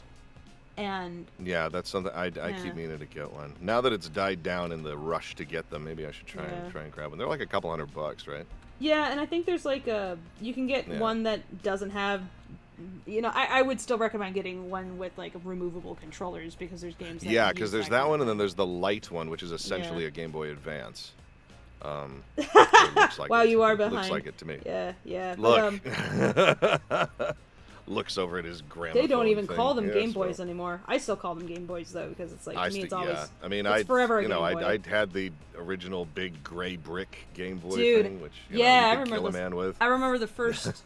I had the Game Boy Color, and we had a yellow one. I remember the ones that were when the clear. Game Boy Color those were came the out. coolest. The one I never got was the Game Boy Pocket, because didn't it go original Game Boy, which I had, and then they had the Game Boy Pocket, and then the Game Boy Color, I think? Maybe? Because the color was just a pocket, but it had color screen. Basically. Yeah, exactly. So the pocket's existence was very brief by comparison. Yeah. Oh no, there's nothing wrong with old tech, Aaron Kennedy. I'm not besmirching it. I just think it's. In fact, I remember it all very fondly. And now I'm almost Nox, thinking you're about playing Disgaea 4. Awesome. Well, get ready for Disgaea 6, because it's going to be messed up, and Sungwon and I are both in it, so enjoy that. It's a fun time. Yeah, I watched. I think we didn't find that out till later. I watched Akadama Drive. I watched the English dub, and because Mike said that both him and Sungwon announced that they were in it as Bunny and Shark. So I was like, yeah, I'll give that a watch. And I watched several episodes in English. The last few they did not have in English at the time, so I watched those in Japanese instead. But I watched it in English. And I remember there's like the motorcycle guy. I was like, what's with this guy's voice? It sounds really, really familiar. And it took me like an entire ass episode before I was like, it's fucking Jonah. Jonah! That's like I just yelled it out. So then when Jonah appeared in the other server for other project, I was just like, it's you! It's like I needed to tell him. That's fucking magic. Jonah. Yeah, it's always fun to go back and anytime I'm in, like, I'll usually try and tune into like an anime thing if I show up in it. Like I've been going back and watching that Gleipnir. I assume that's how it's pronounced. What's it about? I don't even know. Everything. That's kind of like how much I appreciate being sort of tagged and given credit for technically being present in the JoJo podcast, but I had no fucking idea. Are you kidding? That was hilarious. The fact they were like, I have said no idea and I was nothing. on it. It's funnier that way. It's like, I was in JoJo. What's a JoJo? I had nothing to contribute. Yeah, I don't know what a JoJo it's is. Funny. I don't fucking know. It's funny. But yeah, Gleipnir is interesting. I played like a crazy freaking like sort of spider centipede dude. Like he's super weird. And it was a lot of fun. Playing a lot of beasties lately. Well, you got that voice, which is fun. So, yeah. Yes, but I which would is love fun. to get paid to like be growly creatures, but it's like I gotta figure out how to do that. I can make weird animal sounds at least. It's like if anybody needs, like, who needs a raptor? I can actually give you some really good like horrifying bird noises. So. Yeah, I mean, that's always a wide open market because there's always only like a couple of 2-3 people who like do that on the regular. So there's a big market for that kind of thing. Yeah, I like playing creatures, but I don't get to do enough like sort of sophisticated, well-spoken villains. I don't get to do enough of that, and I'd like to, but someday. Someday. I got my nice taste of it. It's not really a villain, but with World of Warcraft, I got my taste of that That'll tide me over till the next one. Because before that, there was an anime called Hero Mask, where I played a businessman kind of guy, bad dude with like a scar under his eye and stuff. So cool. He mostly had press conferences and sat around and had lunch and was very sinister. What about on New Project? I mean, I don't know what the character is, but like, what's the nature of that guy? If you can keep it vague. Monstery thing. It's a monstery thing. Aw. Yeah. Well, hopefully, person in charge of project can find more work for you. Oh yes, that's the trade-off. That's Yeah. the trade, you see. I agreed to do Monstery thing in exchange for future things. Yeah, I mean it's worth it to basically have like, okay, here's a stable of folks who I can like lean on for future work is good. Mm-hmm. So. Oh yeah, and I mean working with everybody in here has been so wonderful. Like I'm one of those guys who's like, what the hell? Looks like I have Oh. a call coming in. Oh, okay. Hello? All right, I'll step right out. Say it's One the second. food man. Yeah. All right. That's my duck noodle. I'll be right back. Right on. I will hold down the fort. Alright, so as long as Fable's out, like we can all agree that vampires are superior to werewolves, right? Everybody should just put that in just spam the chat with how great vampires are as opposed to werewolves. I should do that. I chime in, but I'm eating lasagna right now. I know, it's perfect. It's the perfect time. Fable's not here, and you're having lasagna. So I may as well plead with the masses. Oh boy. Have at it. I'm trying. Use your powers for evil. That's Well, you know, as you do. Oh, Nox, you're taking off. Cheers. Vampires are best. There you go. Thank you. Excellent. Well done, T-Right. You are not T-Wrong. You are T-Right. Vampires are best. I prefer Schrodinger. Do you mean Warrant Officer Schrodinger from Helsing?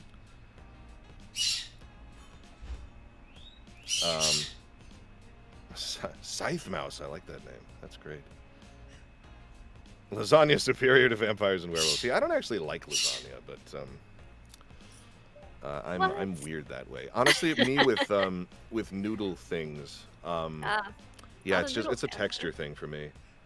Just yeah, not super into the texture of noodles. I like things that are like crunchy or tough. Don't really like softer stuff. I mean, there's exceptions. No pasta, potatoes huh? Not really much of a pasta guy, no.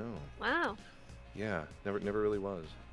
I will have spaghetti or whatever if like the sauce is thick enough or whatever. But yeah, honestly, noodle things and soups are two things that I don't really like. I'll do stews, but Huh. Wow. yeah. So that like crosses a whole lot of like Italian food and like pho and like a lot of udon and Oh, I know, right? like wow, that's Yeah, it's very strange, but yeah, because again, I will have spaghetti, but if the noodles is too thick, I'm not into it. Honestly, angel hair is super great. That I'm down for because I don't know, there's something about it being in those like thinner strands that kind Very of breaks thin. it up a little more. Yeah. Yeah. Aren't you guys delighted that I dive in with werewolf stuff and then I'm like, I don't really like noodles very much.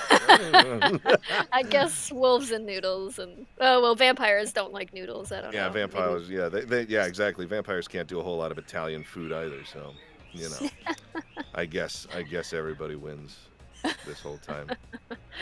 Spaghetti sauce is sort of like chunky blood, right? But noodles, yeah, I don't know. Yeah. I get it. Okay. What about hybrids? Well, what Hybrids is of your both vampire. what is your favorite food in that case? Ooh, my favorite food. get Just it. in general.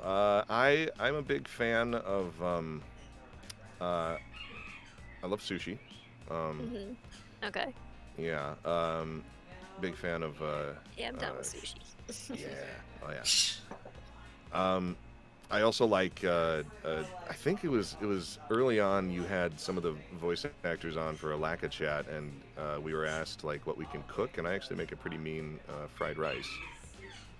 Nice. So in that same vein. So I like rice dishes very much. I like oh man, it's so weird because I'm so much more of like I'm not really much of a foodie person.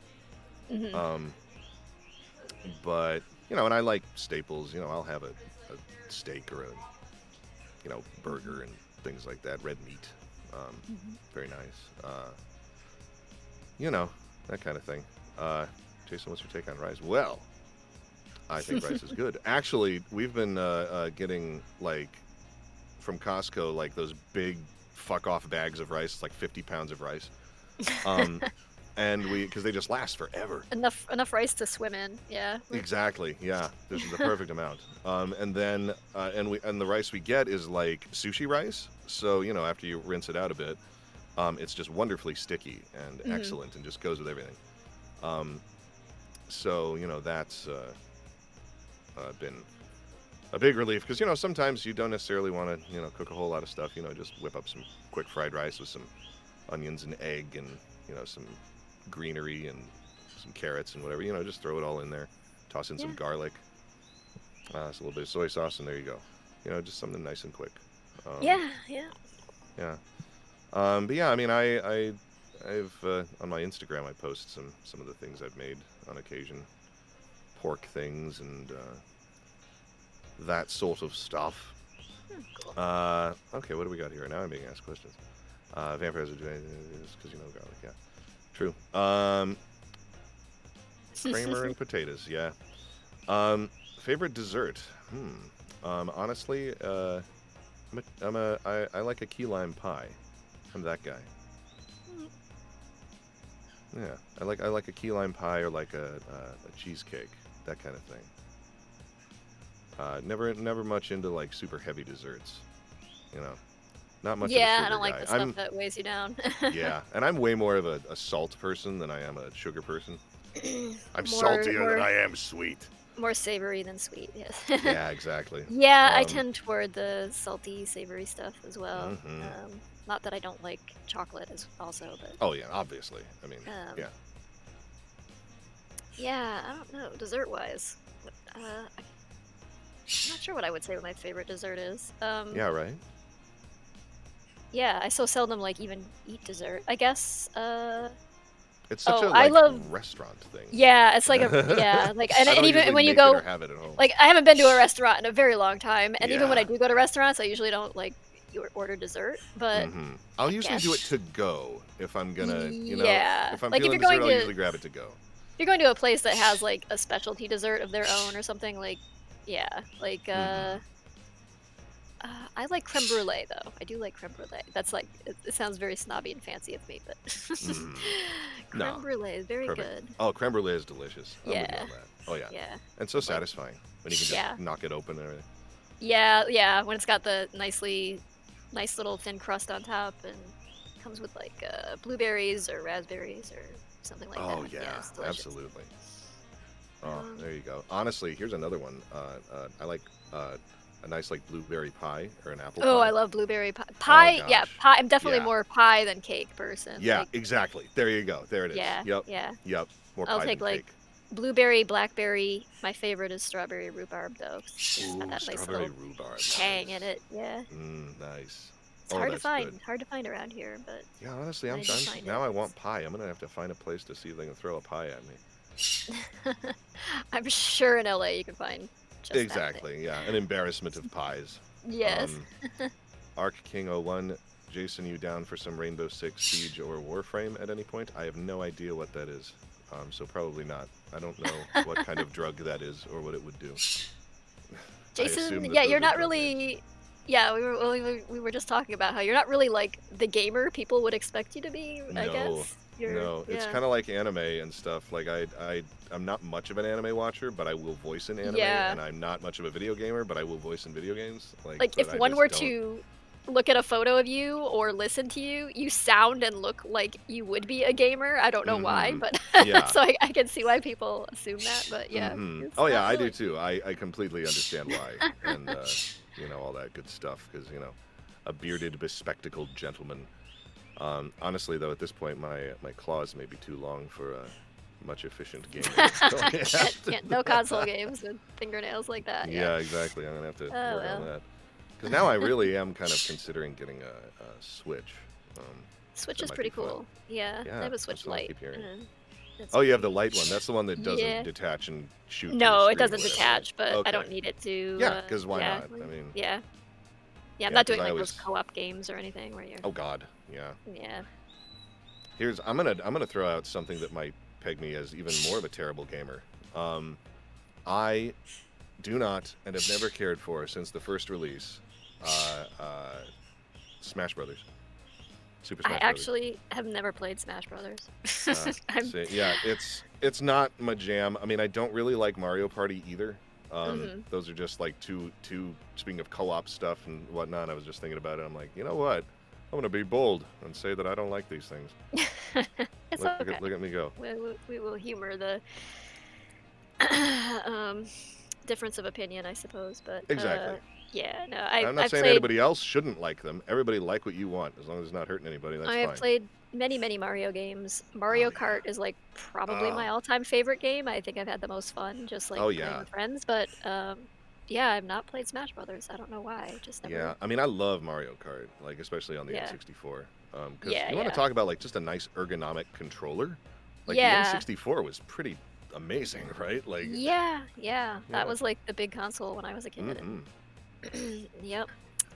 Yeah, 100%. Man, yeah, I hadn't thought about the N64 for some time. I always wanted to grab a new one because I have that sort of re-release Super Nintendo that they came out with. It's like smaller and it just has like the mini, 500 yeah. games on it. Yeah, I have that, which is great. But now they need to do that for like the N64. Yeah, they they need to should do release that. that because that's something that I want because my roommate has an N64, but it like isn't compatible with our TV now because I guess it probably just surpassed the TV requirements and whatnot. Yeah. So here's one I think is more up your alley. It says, Art King, what's your favorite kind of beer?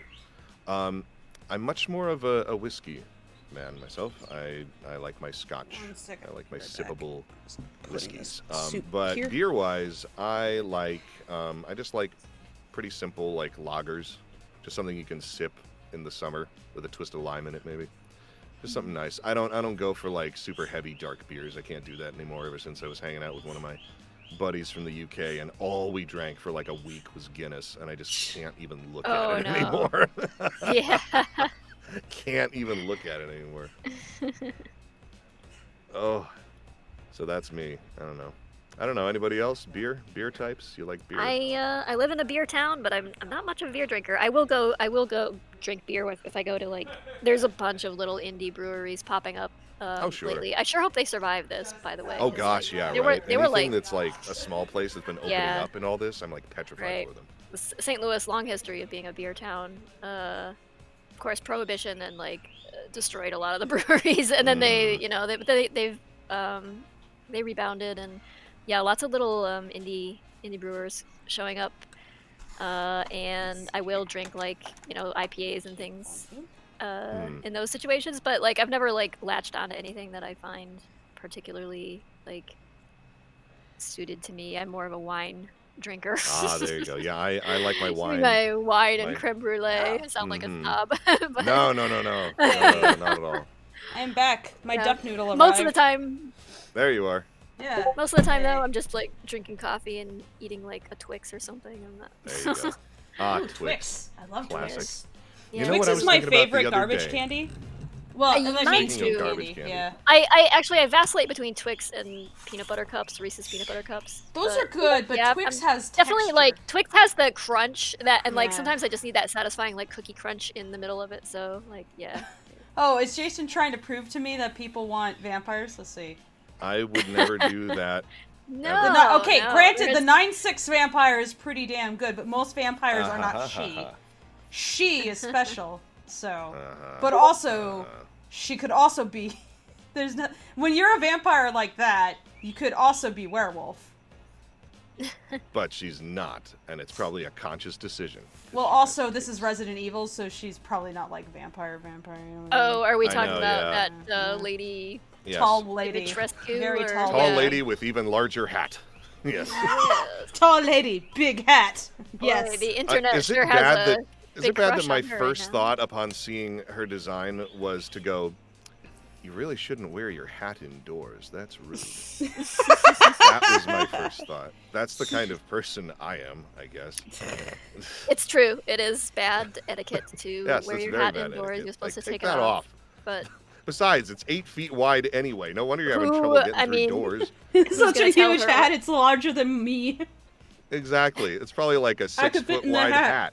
hat. Yeah. I think by the time you reach 8 feet tall, you can make your own rules, right? You are a sovereign country of your own at Yeah. that point. That's it. Yeah, You cannot at that define me. point- I'm 8 feet tall. It's like, yeah. Yeah, you what can would do whatever you want with a Yeah, hat sure, at that buddy. point. if you've ever like seen like a ridiculously tall person, it's true. It's just like you have automatic authority having like a good 3 feet on me. Sure. Yeah, that's true. Yeah. You can do what you want with a hat at that point. Probably won't stop you. They may wear you as a hat, so Yeah, exactly. So be careful. just be Please thankful. wear me yeah. as a hat, please. Yeah, But see, should there I it be is. so And- lucky, and yeah. it begins again. Oh man, but yeah, when they released those official stats and stuff, it's like, oh, that because I was never sure seeing the sort of footage and stuff. I always saw it on my phone, and it was never quite HD enough. So I wasn't sure it was just angles or what. I was like, I don't think she's really that tall. And now they're like 9'6". I'm like, oh, okay. Yeah, Well, you didn't Never see mind. her in That the is video that's with the very other spirit people of next to her. basketball. Yeah. next to what Ethan Winters or whatever. Yeah. Yeah, She could carry the This scene basketball is in her so mouth and tired. slam dunk it. That is true. Just drop it in, floop. Oh man. Hybrid vampire werewolf. That's just a vampire then. Like if you look at vampire lore, there's really not a big distinction between them and werewolves in the original lore. Yeah. Except It's they're like the better. difference between a werewolf and a vampire was really just, is it a walking corpse or not? That's it. How dead is it? How dead is it? Werewolves usually had, like, very old school werewolves had, like, they would, like, wear a wolf skin.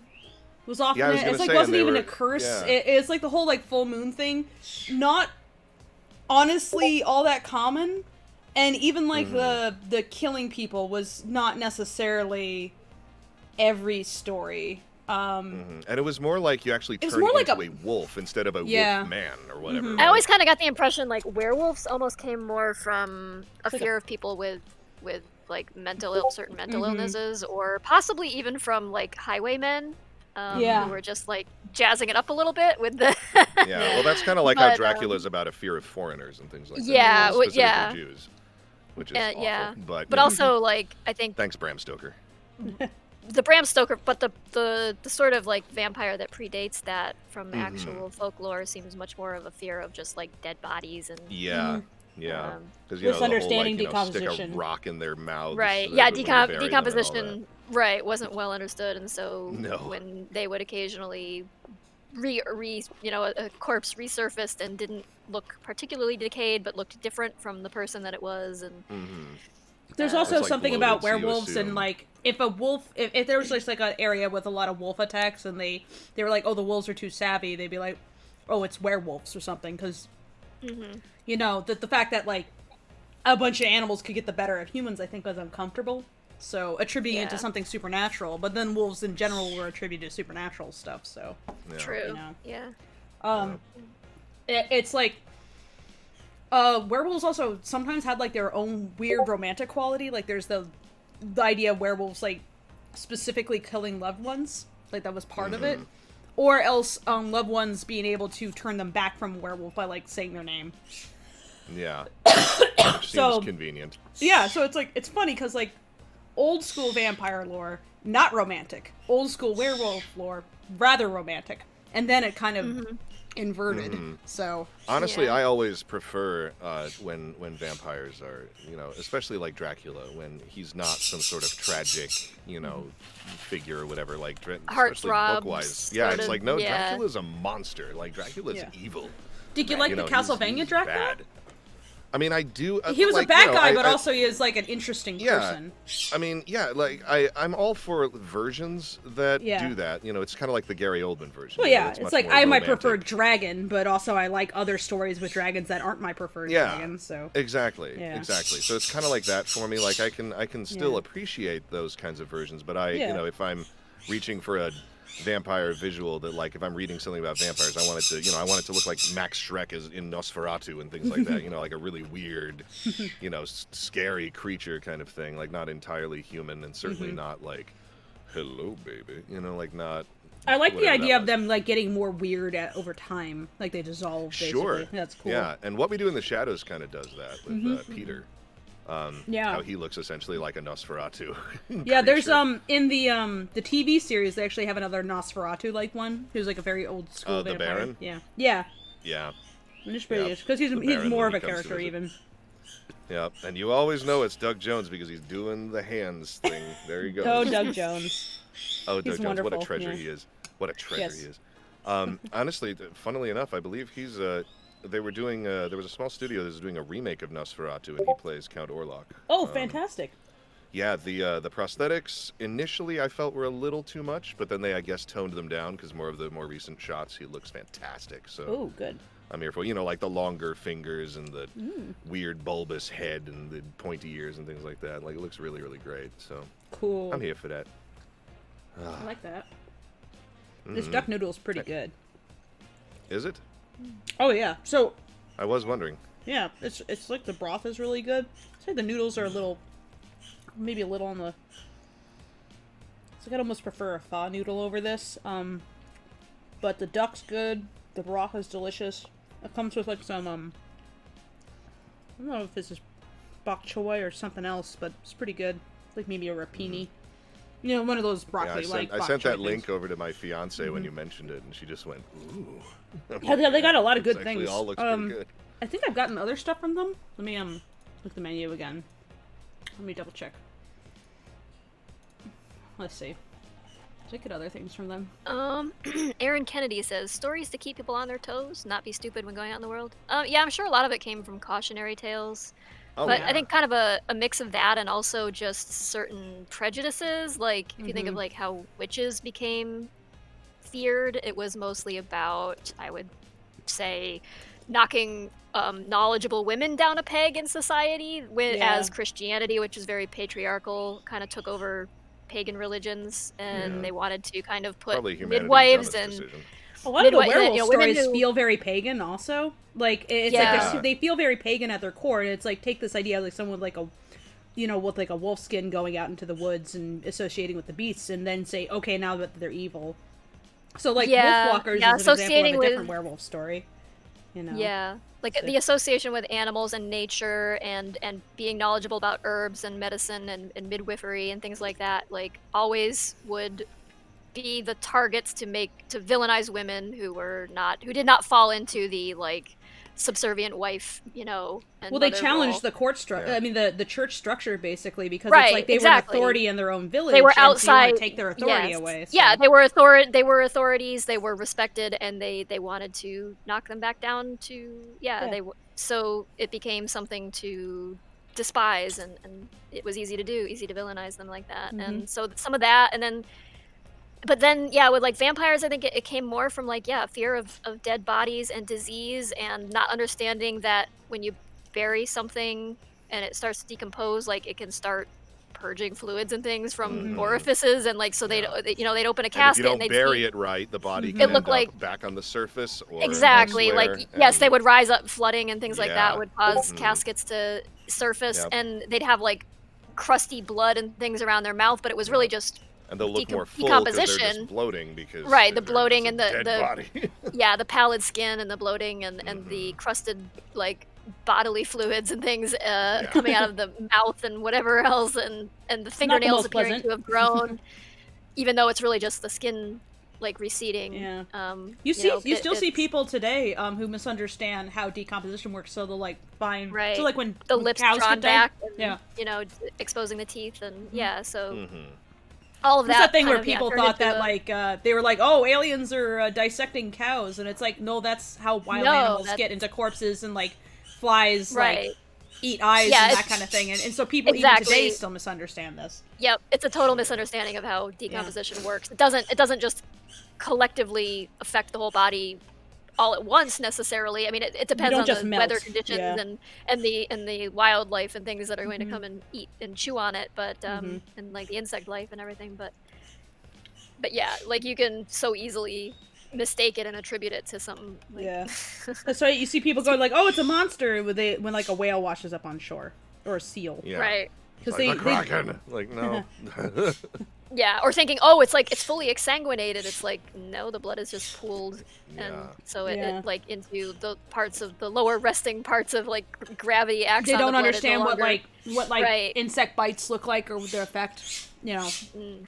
And it's like with a little bit of, it wouldn't take much education to teach people, but like a lot of people are so averse to that kind of thing also, and we're kind of Yeah. here especially, like, we're very separated from death. So Yeah, Dunes makes a good point as well that like there was also a fear of being buried alive. Oh, yes. For many years yeah. before people understood like what death actually like. Exactly. Because I mean, sometimes even people they- would just sort of keel over, and then you bury them, and then you have to Yes. tie a bell to their finger because. you know, Right. they- Yeah, they had mechanisms like Yeah. Victorian era. They would have these like bell ringing mechanisms that they would sometimes because of Like, that are they fear. dead, but- Doctor? Probably. Yeah, But um, just to be sure. and no doubt that people did get buried alive at points, Oh, but yeah. like even now, like there have been cases of people who like woken up in the morgue, but Mhm. yeah, but now because of like embalming and cremation, I don't think that's really an issue, but the burial part. But yeah, you certainly something to be terrified of, I suppose. I'm claustrophobic, so it always spooked me too. But Arking says, oh sorry, go ahead. no, that was it. Arking says, wasn't a big misconception about vampires in Europe that it was most likely in regard to diabetics? I feel like I've heard something similar, if not that exact thing. I but don't can't know. recall I mean, exactly. prior to the 20s, diabetes would kill you in your youth. Like you generally would, you could probably barely make it to 20, and most people died well before that because they didn't have insulin treatment until the 20s. So I don't know if diabetes really factored much into it. I don't, or in what way it did. But feel free to illuminate me on that. I don't. I just feel like I've heard that or read someone saying something similar at a certain point, but it doesn't. I'm not sure. Last podcast on the left did an amazing episode about death. Oh, that's a great name. Yeah, I love love that. Last That's Podcast genius. on the left. I've never Yeah. listened to it. I'm gonna have to. Put Really? that on Oh, my, they're on my fun. list now. Yeah, they're fun. It's like something I'd very much appreciate. Yeah. They do a lot of serial killers and supernatural stuff and just fun storytelling. They did actually Fable and I listened to their lobotomy episodes. Oh yeah. Yeah, not too long ago, and yeah, Lobotomy's they started out being mostly very goofy, but now they do a lot more in-depth research for each of their episodes. So, but you can still go back and listen to the older episodes, and they're funny as hell. But yeah. Sawbones I'll have to or do that. No, last podcast on the left. oh, But Sawbones is good too. I love Sawbones is Sawbones great. as well. Yeah, if you want like medical history. and I was things. gonna say, it It's, sounds to me like it might very well be medical. Yeah. Good old Sawbones. there's so many Sawbones episodes, and they talk a lot about like it's basically like it's framed as medical misunderstanding. So they'll talk about a topic, and they'll talk about like how throughout history people got it really fucking wrong. So they'll talk about old misunderstandings, current misunderstandings. You know, like talk about like Plato and his ideas of how bodies worked versus or who was it? Was Plato's it not Plato? It ideas was how Aristotle. those Aristotle. things. Oh, okay, there we Yeah. go. Or like essential oils, which is like a current scam. We'll talk about that kind of thing. It's really good. And it's one of the McElroys and his wife, who is a doctor. Oh. And she's very entertaining because she's very dry. So she's very funny. It was interesting listening to them also, like when so she was pregnant and they were about to have a kid, and so they had like lots of episodes talking about that kind of thing. Oh, the most horrifying episode that I can recall was when they were talking about baby teeth.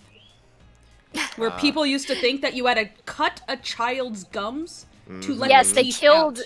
Yeah, they killed So a many number of children that way died. because- yeah, it's like no, it'll do it itself. You don't need to cut the gums and give them a massive infection and make them septic and just to get their teeth in. And it's like, what do you do after you start But I mean, cutting out hell, the teeth, like and then you just sort of realize, like, oh dang it, we so lost many- another one. yeah. Oh, Well, man. they Put 'em in the didn't. pile. Yeah, I don't know. It's because they didn't die immediately Yeah. because it would take a while for infection to set in, and then they could like just blame it on the parents, mostly the mom, Yeah. of course. Yeah, no, I was thinking a very Tim Burton, But, like blood just everywhere. Yeah, It it's bleeds crazy. out in if 2 you- minutes. yeah. Oh, that would be. Oh God. Like, wow, you're bad at this. I'm eating my noodles right now. If you're not seeing any owl progress, it's because noodle consumption is happening. I must ingest a bird to draw a bird. It's okay. Noodles. There you go. Power of bird Take must its flow into power. my body. Duck is so delicious. I people don't like dark meat. Like I guess it's more popular than Oh, I white meat, do. but I love love- dark meat. Oh, I love dark meat. Yeah, like Jay's parents got me so into roast duck. It's so good. Duck is but delicious. I love how oily it's like is. yeah. And I don't know what it is with like American cuisine. Always airs toward like the white meat, and it's like that's the dry, boring meat that That's has not the no good taste. stuff. It's like the dark meat is the good stuff, guys. I like duck. But, Duck yeah, is so tasty. That guy who raises the ducks and geese in Vermont, if it was possible to go like it's like eat one of his gooses. Can I order a Give goose? me a Yeah, goose. delicious goose, I please. chew on that goose. STW says, I think not understanding tuberculosis played a part. Yeah, definitely for like sure. the coughing up blood and wasting away thing. Like any kind of disease that caused like that kind of like quote unquote consumption, like a wasting away, certainly could have been interpreted Cancer. that way. Yeah, cancers of the throat and mouth and esophagus and things. Yeah.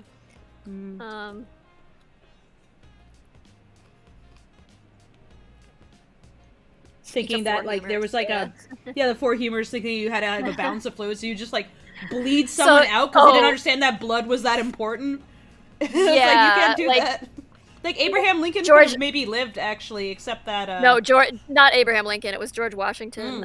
Abe Lincoln was he got. I don't think they bled him, did they? Because he got shot. But he got shot, but then he actually I think there was said that he maybe could have lived if not for some George rockets. Washington, that was certainly the case because Yeah. George Washington, he basically came down with some kind of. It was either a flu or some kind of like throat infection or something, and they bled him multiple times, and he just kept getting weaker and weaker. And they're like, "Well, what do we do now? Bleed him Bleed some him more." Yeah. I mean, doesn't yeah, need he all that probably fluid. killed him. Whoops. But yeah, that whole ridiculous. bleeding thing. Right. Dune says, and then you have the weirdness surrounding Rasputin. Yeah, that's always an yes. interesting story. What happened to Rasputin? Everything. They tried to kill him and Yeah, he just wouldn't die. Everything Well, happened to according Rasputin. to what was it like? The Tsar's, was it his nephew or the Tsarina's nephew? I think, or something. Who invited him over for a party, Yes. and they tried to poison him, and then they tried to stab him and shoot him, and Yeah, And everything he you just- could possibly do. he just kept not dying until I think he did he end up in the waters? Like they threw his body Yeah, in I the think river or I something? think they tried to drown him. Yeah. Yeah, and then he finally stopped being alive. You'd think eventually. that they would have taken a hit and been like, I don't know, maybe God doesn't want us to kill this guy, but they keep going. They're like, no, we just got to double down. Yeah, no, I mean, like he was a pretty awful guy, but I'm thinking superstitious justification though. yeah, and I think it may have been after the fact that they exaggerated what it took to kill him because then it makes him seem more like a devil. Like they had to try real hard, and he was More such justified, a yeah. monstrous villain and such a demon that we couldn't kill him. You know, and they kind of like vindicate themselves by Yeah. like, yeah, see how awful he was a monster, and so we had to murder him. Whereas they might have just shot him and threw him in the river or something. Well, like maybe they They did try just to kept poison him, it just doing it doesn't because the enough. corpse just wouldn't fall out of the chair, so Yeah. they just assumed he was alive. So they just keep shooting him and shooting him and shooting him. They run out of guns. And It was they have to it was shoot a him very again. Very threatening very corpse. Weekend at Bernie's sort of. Yeah, exactly. Yeah. First they had to go drain his bank accounts. They had to puppeteer him around a little bit, and then they threw had him in to- the river. They wanted to use his vacation home, so they had to. Yeah, pretend to exactly. go, His lovely Siberian vacation home. It's great in the summer. Yes. Those Siberian beaches. Oh yeah. It's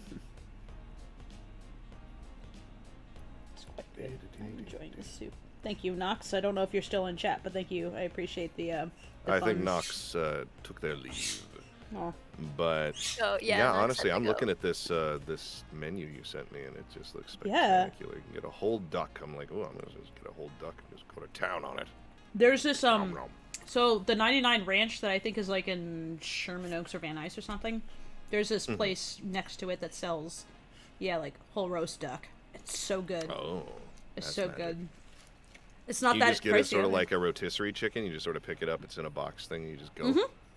Oh, that's. And they'll magic. chop it up for you. They'll butcher it. They'll like Oh. cleaver it to pieces for you, so it's in like convenient to eat pieces. It's Oh, great. Excellent. That's madness. Anyway, I do have to take my leave and begin All right. preparing for dinner. Go eat. So I'm going to go do that thing. I Find your own keep duck. Forgetting to do that. I might, honestly. Yeah. Tempting. Yeah, it's always a fun chat time and looking at owls and circles and owls and owls that are judging. I'm grateful for harshly. the my little graphic, which is covering the bottom right, because the Discord notifications keep popping up, and I'm always like looking over. I'm like, oh, I hope nobody sees that. Not that anything that sensitive has appeared, but it's like work servers that I don't want to mute, but they still have like the little notification pops up down there, and I'm just like, I'm really glad that I inadvertently hit that, so I don't have to worry about breaking NDA in a weird indirect way. That's genius. I didn't even realize that was happening over there. I didn't see it. No. Oh, that's fantastic. It's probably a little Anyway. too small for people to read properly. That anyway, makes sense. Yeah, that makes Yeah. sense. It Well, is thank a you, 4K Art King. screen. You as well. Everybody else stay safe too. Everybody be well. Yeah. And I will catch everybody on the flippy floppy. or Jason, whatever also, people say. we gotta play Yes. poker. We gotta play poker. Oh yes, we do. We That's gotta right, that's gotta right. poker later. I don't know if you want to We do do. it tonight or what, but we gotta.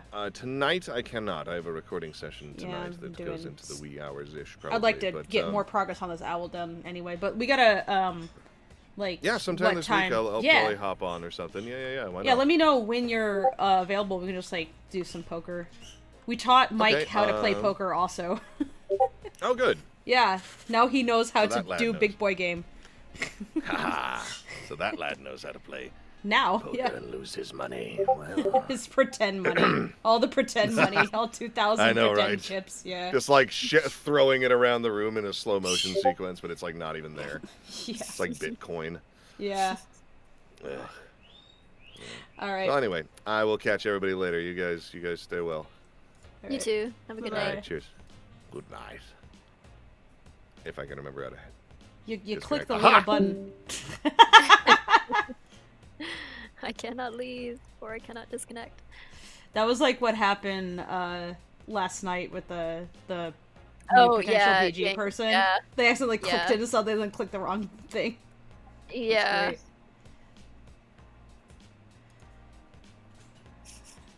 I've had a lot of people who aren't Discord savvy lately. It doesn't seem like it would be that difficult, and yet it still trips people up. Well, maybe it it's tripped me just- up at first too. Like, Yeah. and I'd used lots of different chat programs and everything, but Discord was a bit different, so it took a little learning. Yeah. So did you end up finishing that Victor piece? I'm still working on that and several other pieces. I've just been like bouncing back and forth between them and trying to get them done. Mm-hmm. I'm so curious. See, it's like I I don't have access to your Patreon. Like, I can only see like Oh. whatever ends up on the Lackadaisy, basically. So I don't know wish- actually what you post. Oh, well, I'll post it on the board on the server when I'm ready to post it all. Okay. I wish there was a way to like just give certain people access to like your Patreon, even Yeah. though when... 'Cause, like sometimes you don't want to have to like make your friends or family have to. Yeah, be like, can I subscribe make in a order guest to... pass where it's like someone that I just say, Yeah. hey, you for free, sure. Yeah, be like, yeah, this person is like unlimited access Yeah. because I'm married to them or whatever, you know? It's like.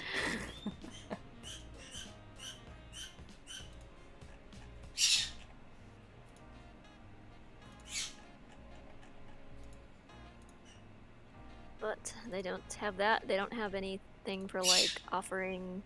Like, I wish they would also do like a 1 month only pledge or like a one-time pledge type of thing, so you could do like commissions that way. Yeah. And not have to like send out reminders to people all the If time. there was like options, they need more options, basically. Yeah. Instead, they keep coming up with ways that just make people more upset. It's like, Yeah. okay, like give artists some flexibility, but they don't Yeah. want that, and it's just kind of like, why? I don't know.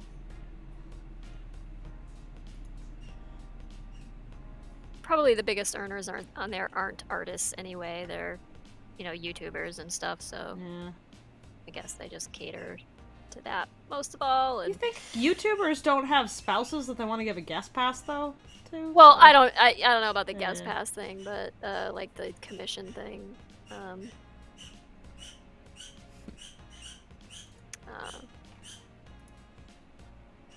Nobody caters to artists that we're all like. Picardo around. does. Picardo does, but Yeah, they're very small. nobody uses it or wants to sign up for an account. So it's like, I've asked my patrons before. I'm like, I can do a Picardo instead, and they're like, no, do Twitch. I'm like, okay, stick with Twitch.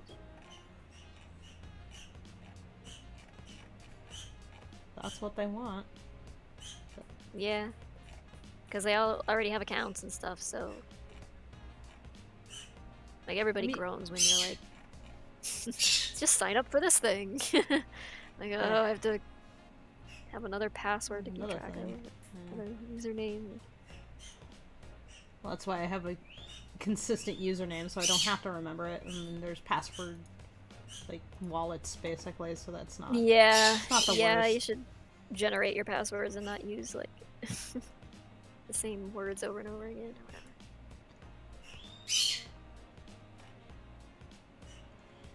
Oh, I just want to share this bat. Sorry, I was admiring people's art on Twitter. Look at this adorable bat. Oh, this is by Puffy Gators. That's so cute. I love it. It looks like it's colored pencils. I think it's digital, but it's like it looks like it looks very colored pencil the way it's done. That's really cool. Look at that.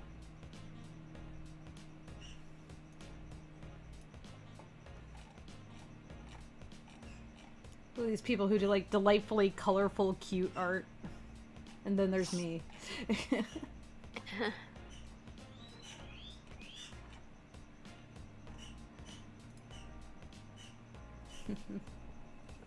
It is very cute.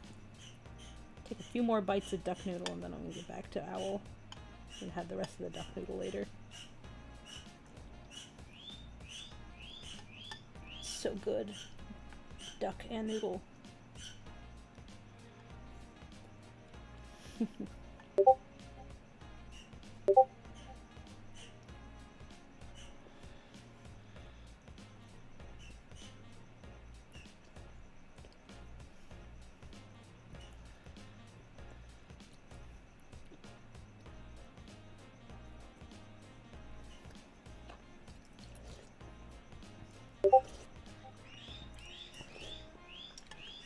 The lime iced tea it came with is rather interesting because I think it's just an iced tea, but then they put a bunch of lime chili in it. Or something. Maybe some lime juice.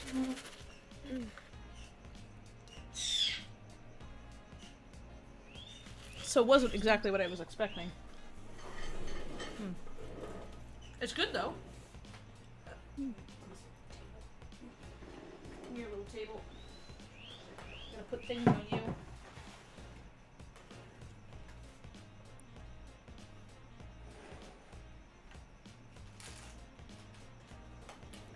Move this bowl out of the way so I don't hit it and cause a disaster.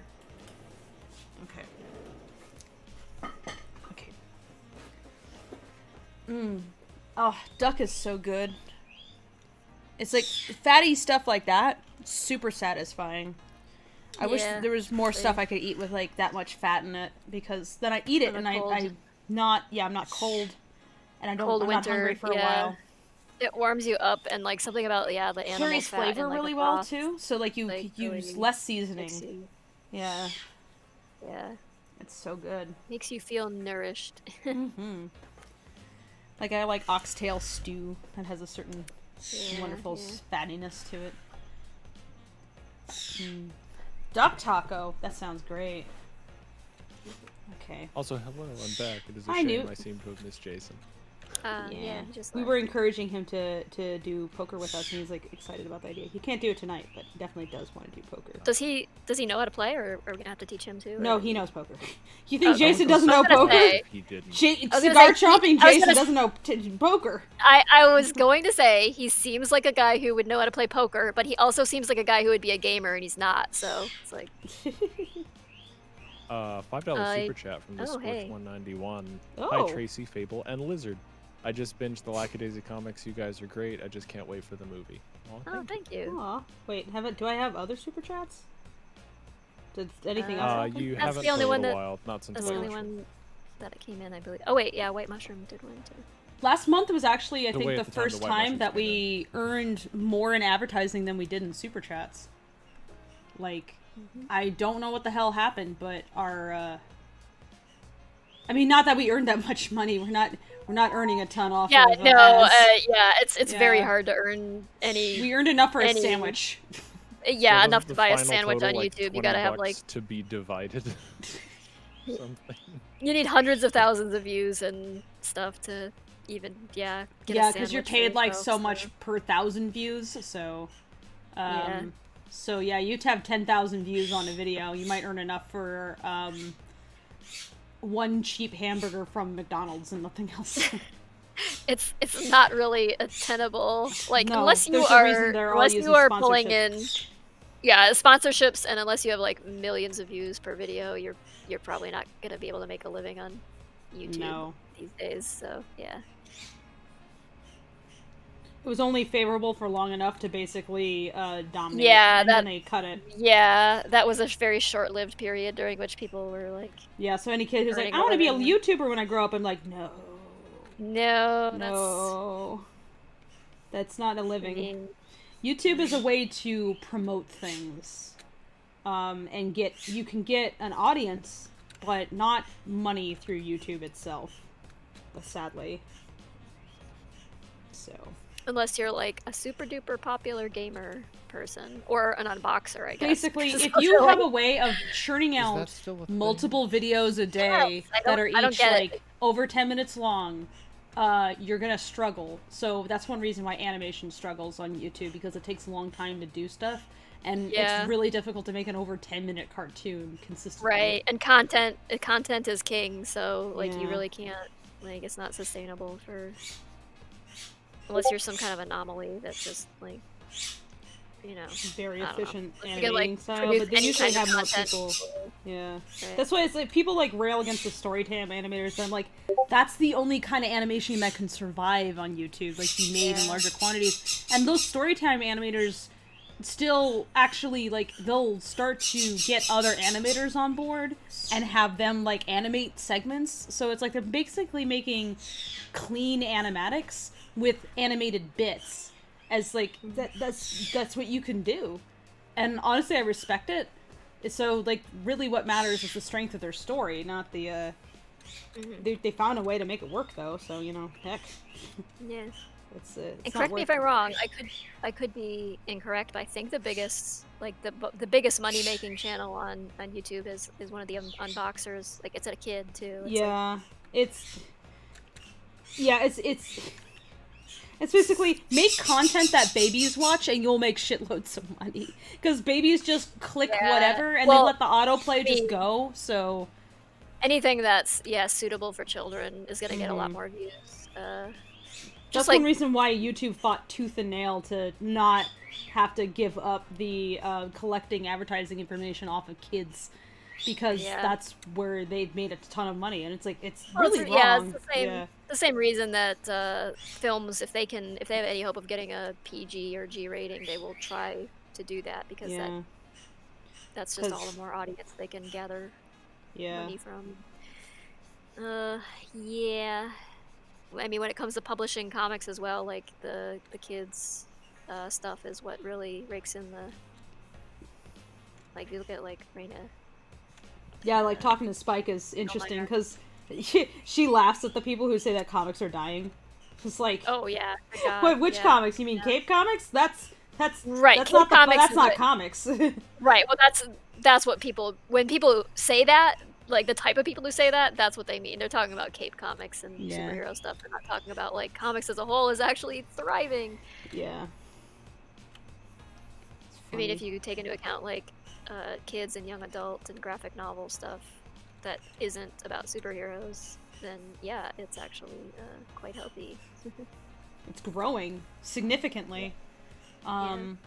It's just that like Cape Comics have just been dominated by the big two for so long, who are not terribly interested in diversifying their storytelling or anything, and there's a lot of weird politics at the top where you have like fanboys deciding that they want to just make stuff that like they would personally want to read and not necessarily where the audiences actually are. So it's not like there's no appetite for superhero stuff. I mean, otherwise all those Marvel movies would not be making so much money. It's that well, there's certainly more of an appetite for it in movie form than there is in comic book form. Like the movies better way managed. out. Like they reach a much bigger audience than the comics ever did. Yeah. So yeah. But yeah, no, comics are very popular. Yeah. It's funny when people say that. It's like, what are you talking about?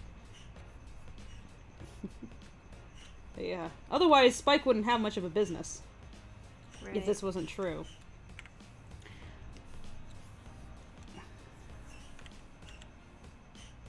Dune says, even then, Cape Comics are doing all right. Yeah, they aren't like dying. I wouldn't say. I don't think they're. No. I think they're maybe being outshone right now in terms of like revenue by things that are aimed at younger audiences and it's more like graphic novel type stuff like Amulet and Smile and things like that, like way outperform. Like they end up on like bestseller lists in New York Times, whereas like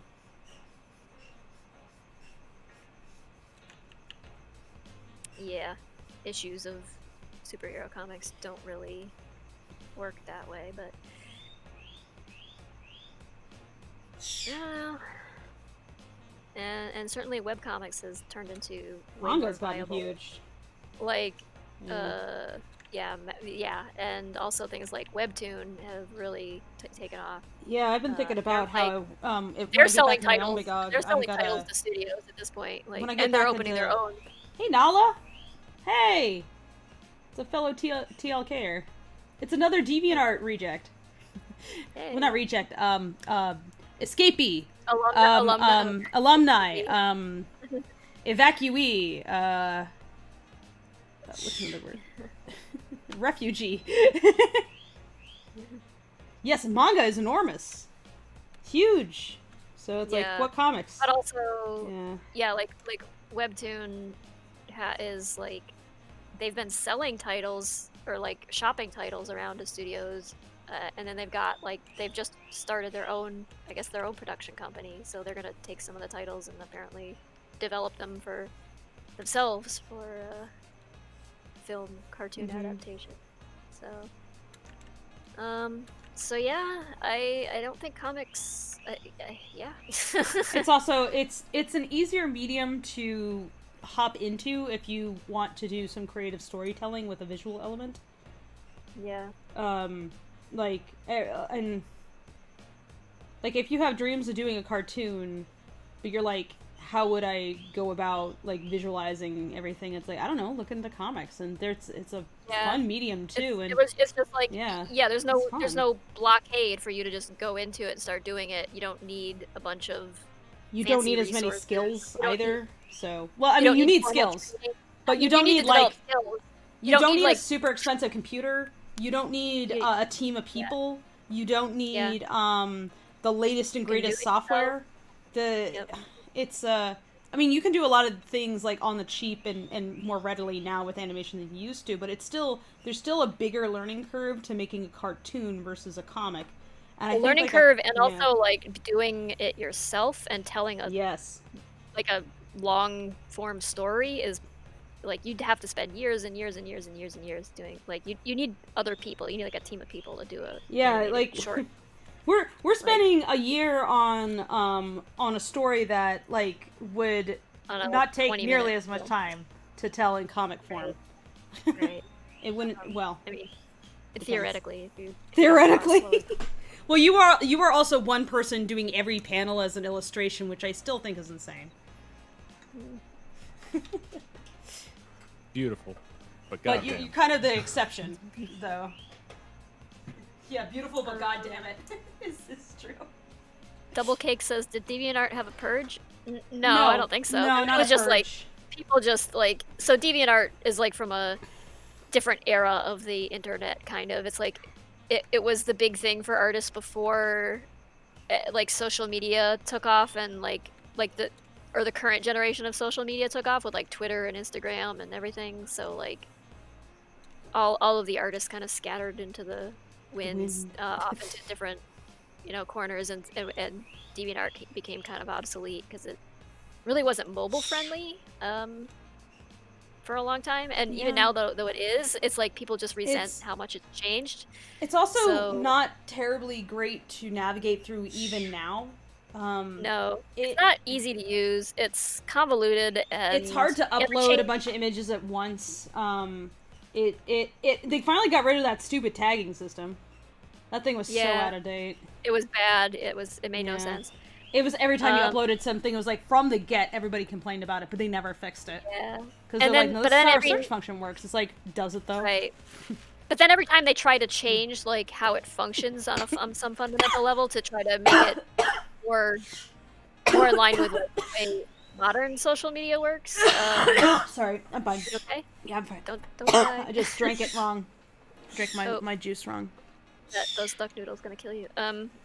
The Revenge of the Duck. Yeah, Wix. there's a big community backlash because people hate change, So it's just like a lot of everybody's kind of. It's just been kind of like a gradual exodus from there, and it's kind of a ghost town now. I don't know, like maybe there's some thriving corners of DeviantArt still, but like I used to get so much more engagement there, and now I post something, it's like crickets chirping because everybody's on Instagram and Tumblr and Twitter, and even Tumblr actually is kind of dying now, but like Twitter and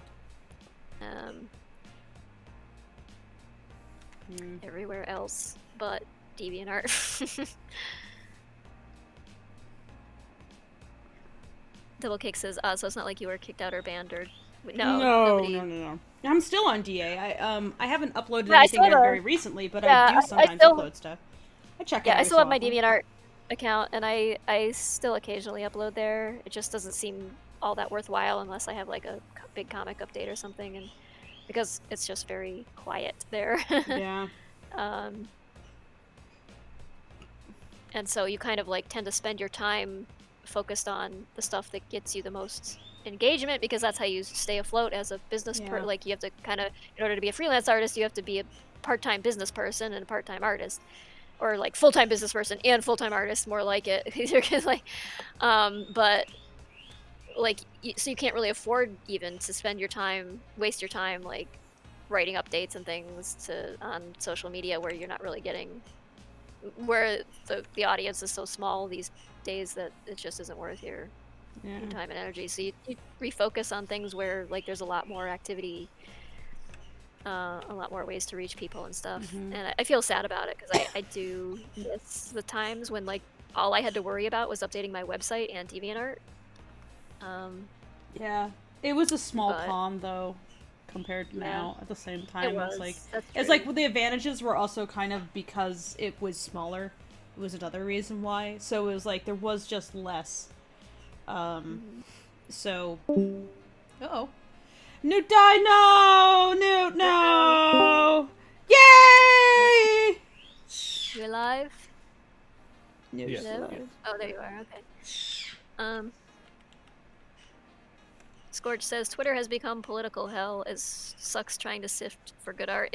You kind of have to use like third-party things to block out the. Yeah. What's the thing in Newsfable? Timeline Newsfeed Eradicator has made my life a lot better because now I'm not like Twitter is designed to suck you in and steal hours of your life. And once you acknowledge that it is designed to do that, then start thinking about ways to, like, get around that. So the news feed itself, like, all those tags on the side are, you know, one reason they float to the top is that they are anxiety inducing. And, like, they're cryptic enough that you are like, I want to click this, what is this? Which sucks you in. So you keep stirring around, you know, and everybody stirs the pot just to get to the surface. So it can be disruptive. And then your news feed is just an infinite scroll of a disorganized mess. Twitter simulates an ADHD brain, basically. It's like, look at all this information in bits and pieces, and everything is, like, equally important, and nothing is organized. And that compels you to keep scrolling, you know, because you don't want that FOMO feeling, you know?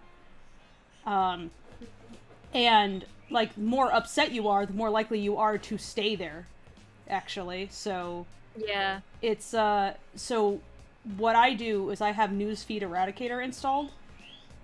So when I'm looking on the browser, I can't see my timeline, actually. Like, I can go to my notifications, but I don't see my timeline. And if I want to see my timeline, I set a timer. So you can say in Newsfeed Eradicator, you say, unhide my timeline for 5 minutes, 10 minutes, 20 minutes, an hour. So so once you hit that limit, your timeline's gone again. And just, like, it's like, boop. And there's only, like, an inspirational quote there instead. And it's a good way to start weaning yourself off of, like, what social media programs you to do, which is to obsessively check everything. And I still spend too much time on Twitter, but now I spend a lot less time on Twitter than I used to, because I would sink, like, hours of my life every day into Twitter. Yeah. Especially when I was a bunch of, anxious. Yeah. political accounts, and I unfollowed all of them about a year ago. I just couldn't take it anymore, so I tried to eliminate. And I canceled cable, so I don't watch any cable news at all anymore. And, like, my life, like, instantly got better. It's not like we're less informed either. I mean, here's the thing. Right. Like, I still read the informed, but news now and you have to go things. to your way. Yeah. Yeah, if you're not assaulted doing with it in the form of that, like, sort of like the slot machine psychology, where you keep scrolling until you find something that's, like, emotionally satisfying in some way. Sometimes, like, the thing that satisfies the most is, like, the doom stuff, like people call it, like, doom porn and things like that. And it's like, you just get so involved in reading that stuff and looking for that stuff. And then sometimes I guess you might be looking for reassurance that everything's going to be okay, but you just keep finding more horror stories. So, Hey there, Mookie. but even that, like, for some reason draws people back. It's like, you know, like, I don't know, rubbernecking at a accident scene or something. Yeah. Except that you know what, it's going to affect you at some point in some way, more directly than that. So it's like you can't. Here's the other thing is that, like, the information you receive will get, like, repeated ad nauseum often in your timeline, so it's difficult to, like, actually process what you have received as far as news goes. It's like here's this thing that happened. And especially if it's a traumatizing thing, and you see it over and over and over and over and over and over and over and over in your feed for hours, you never have a moment to stop and, like, deal with it on a personal level yourself, where it's like, it's upsetting, and you need to, like, work your way through that emotion, and, like, process it and try to understand it. What is this? This is an Amber Alert? Sorry, I got a random... Oh no! I thought there was, like, an Amber Alert, but it was just it was the song I listened to went, Wah! Like that, the phone noise, you know, when it's like an emergency alert noise.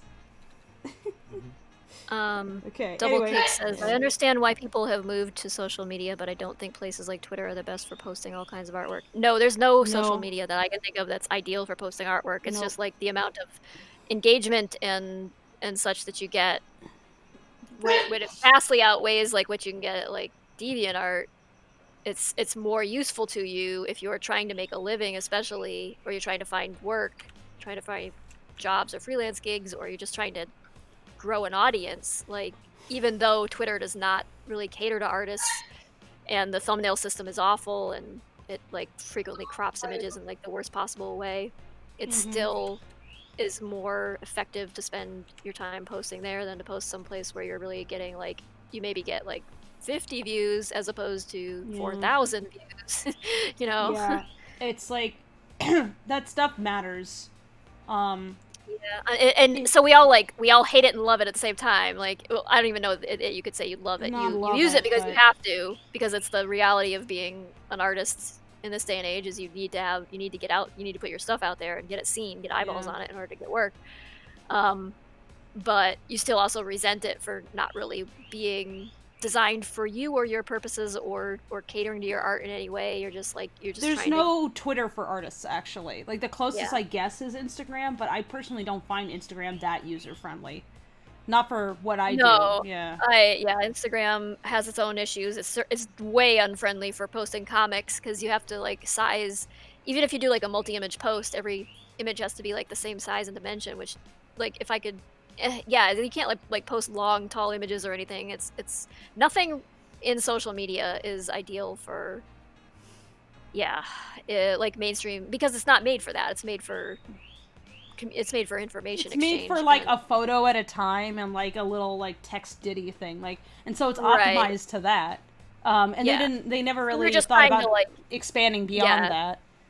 You're just trying to contort the either mold your art to work within that, or you're trying to make it fit.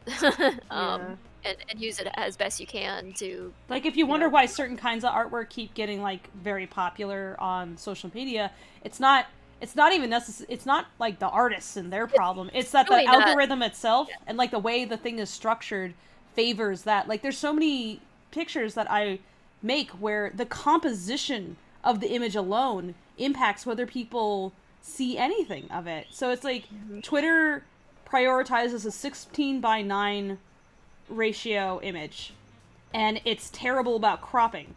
So if you're doing a comic with like a long skinny pages, it does not show well. Like, Tumblr at least actually was really good for that, because it would actually show the damn thing.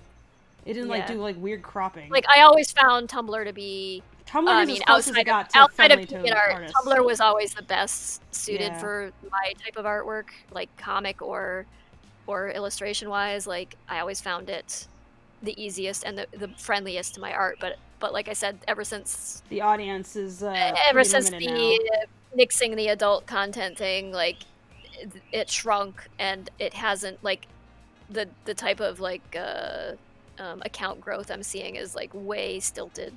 And the Yeah. algorithm is not nearly as friendly to anything.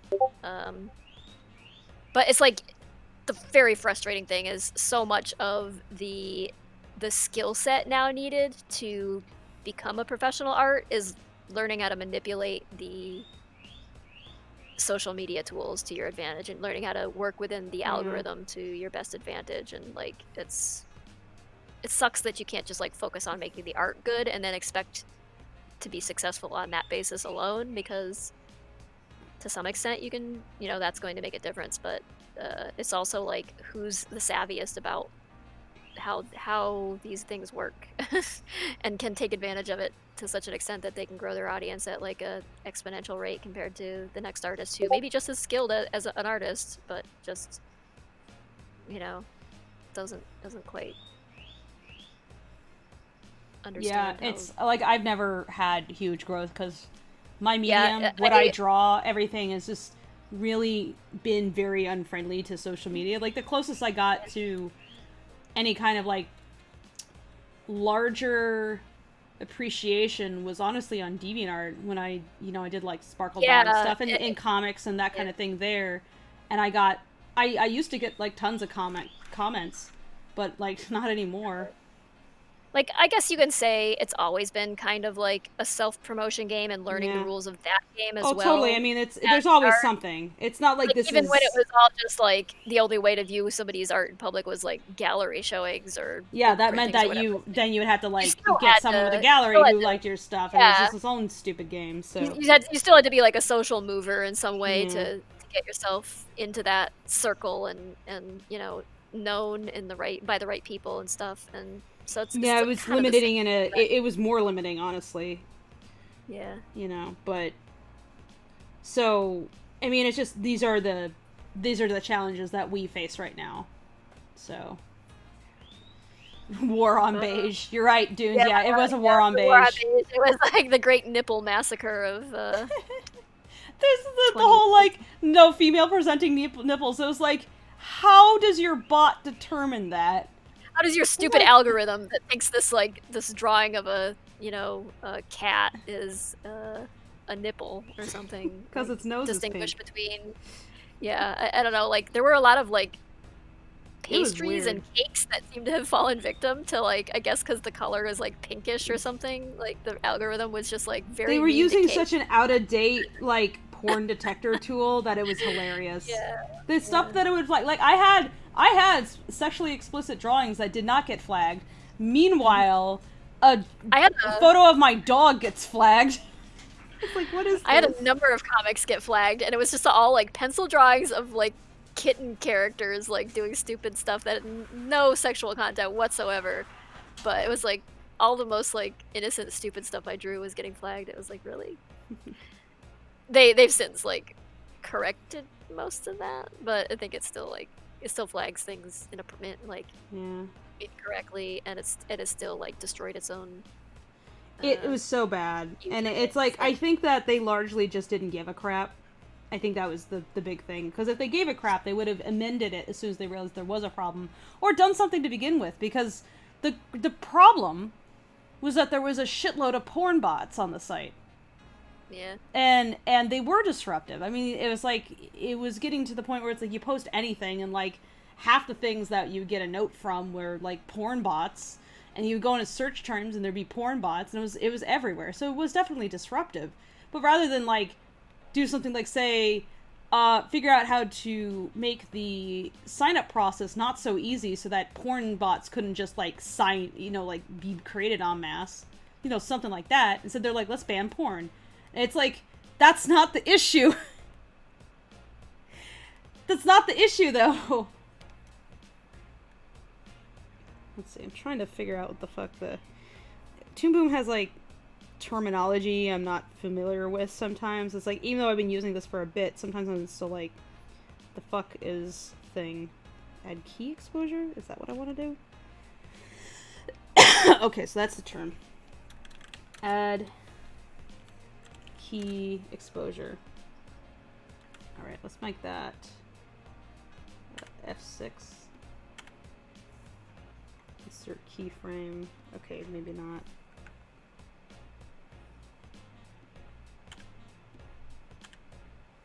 Delete keyframe.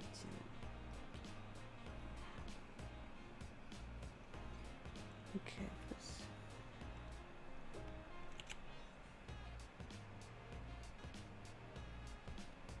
Do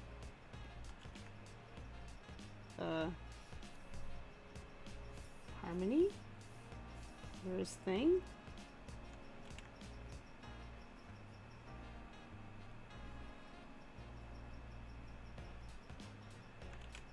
Okay, let's try this.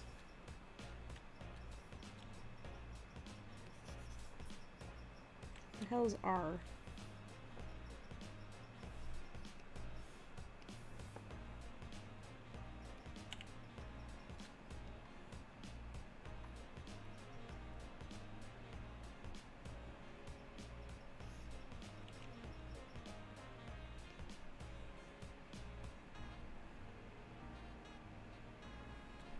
Whatever. Damn it. Alright, that's no good.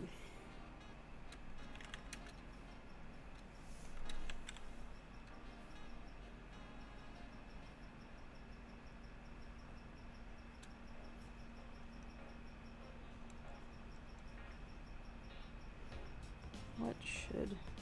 Oh, whatever. Let's do this.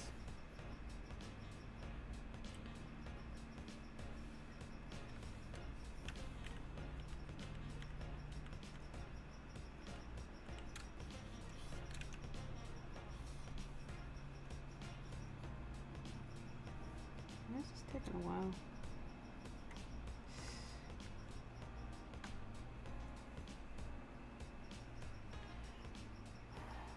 What is this bird? It is an owl. Yeah, stuff violated TOS squeezed by all the time. It's true. It was totally ineffective at doing what it was meant to do, which is to eliminate porn bots. It wasn't even good at eliminating porn. There's still porn on Tumblr, which is supposedly the reason why they were like, oh, we gotta do this because Apple said we're taking down your app if you don't get rid of the porn. It's like, it's the porn bots, because the porn bots were posting CP. That was the problem. Porn bots posting CP was a huge issue. And they went after the wrong thing. And I think it's just because they didn't care.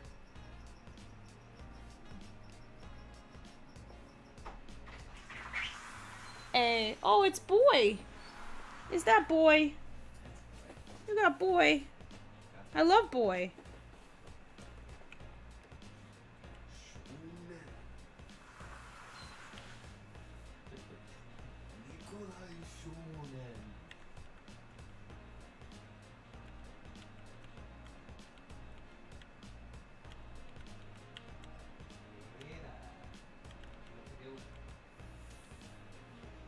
Being a dir. Well, then you're exiled. Goodbye forever.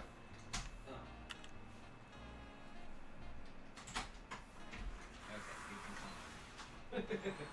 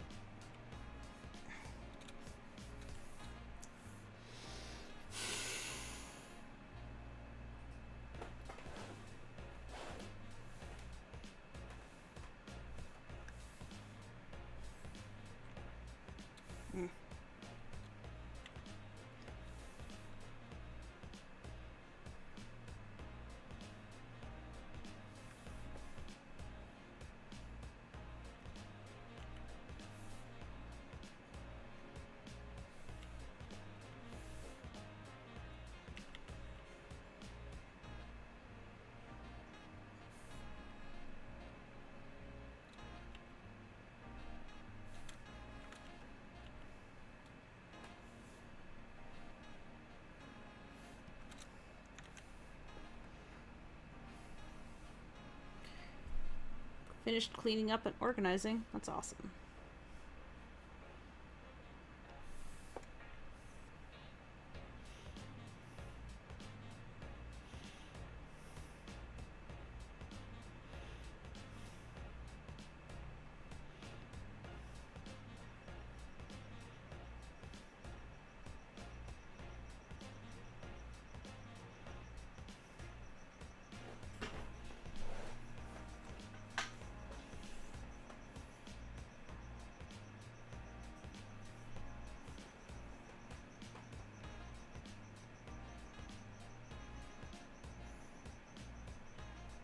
Oh, there it is.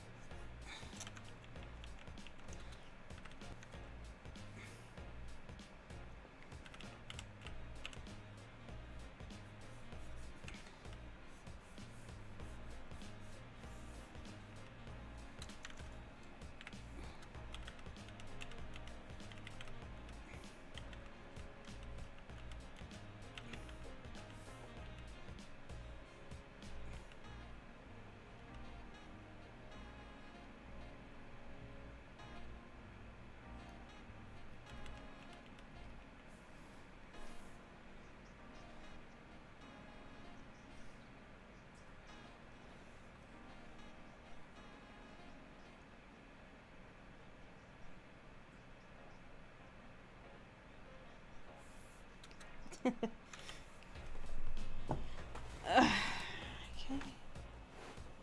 Something barely roughed out, and it's only 6 p.m.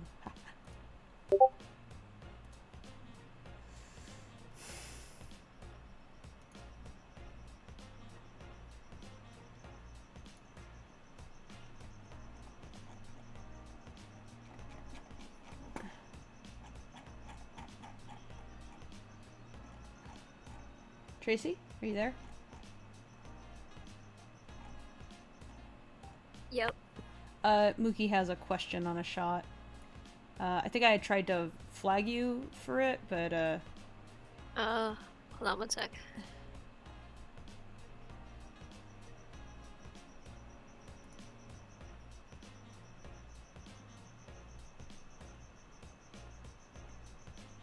this reminds me I had to.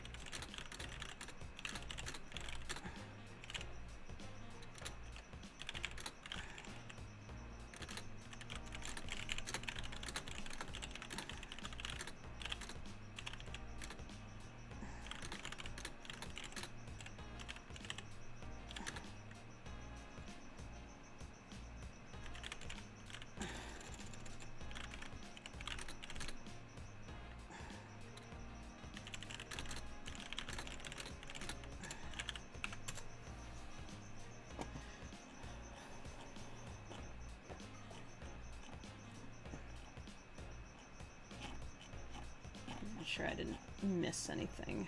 Looking at my what's been dropped in animation. Did I miss anything? No, I think that's it.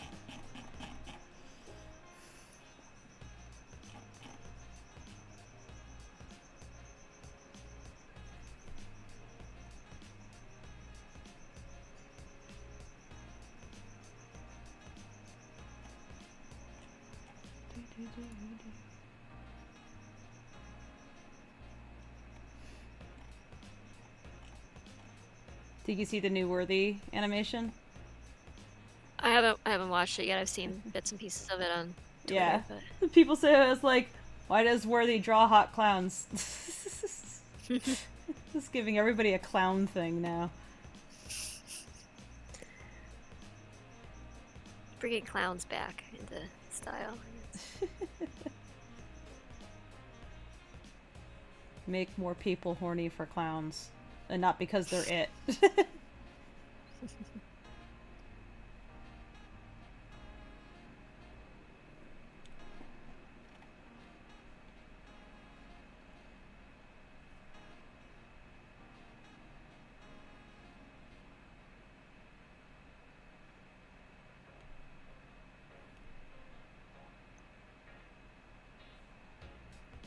I guess we're meeting with Nick tomorrow.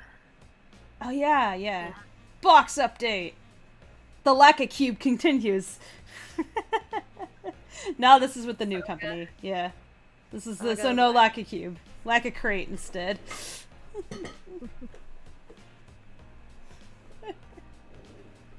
Fucking Lackacube. There's been so many goofy things that have happened during this production that just still make me fucking laugh.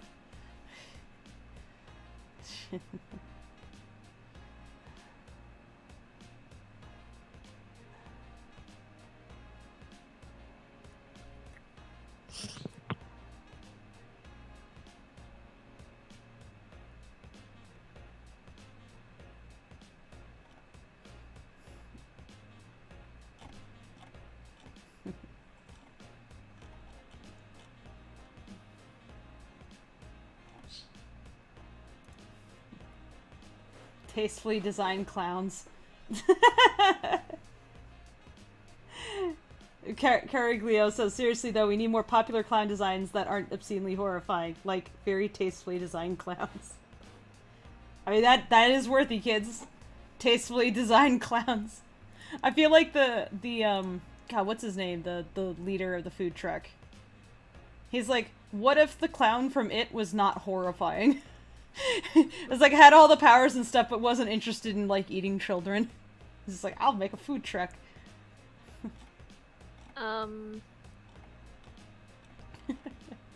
What is Mookie asking about here? I'm not sure. If you click on what they're the thing above so that you can, like, jump to the message. Oh. Nico is gesturing with his gun a little bit. Like, he's waving it to clear the dust. And I wanted to just double check and make sure that was okay, because I like it, but I didn't want him to do something that was like, if it was like too out of character. That's okay. fine. Nico kind of carefree with that stuff. Yeah. Mordecai yeah, I wouldn't do figured. that, but... Yeah. I just wanted to double check. Okay, so you just reply to Mookie and just say, yeah, that's fine. Okay.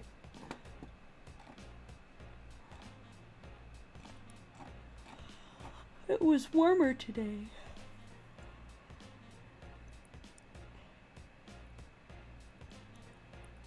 Lackacube. Yeah, I'm kind of tempted to take that photo and just cut it out and make that an emoji now, the Lackacube.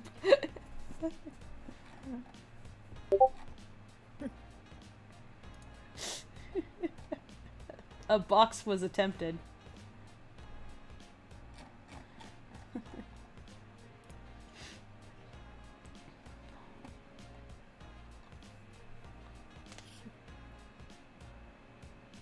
Where's the there?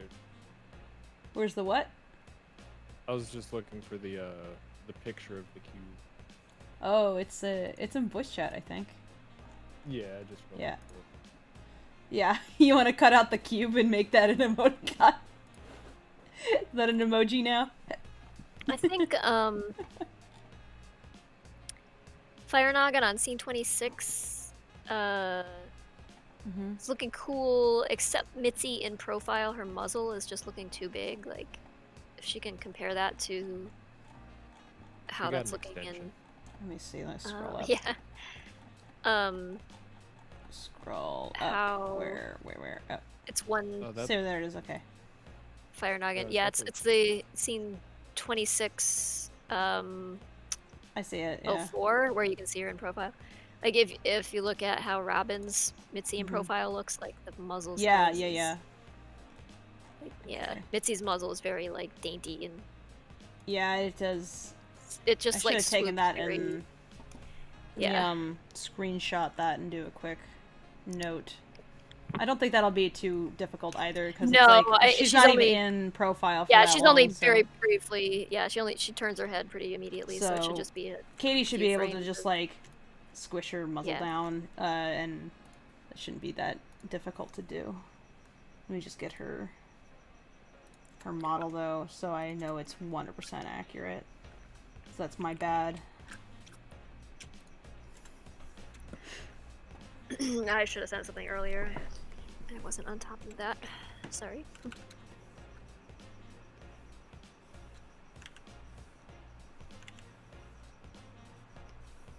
Oops.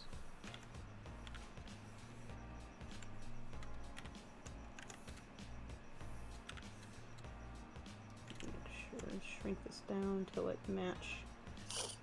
Robin Yeah. just like kind of like naturally grokked those shapes somehow. It's, and yeah, Robin I think is yeah. just is good at Mitzi. yeah. It's like if only I could give Robin even more work, you know. Mm. But there's a limit.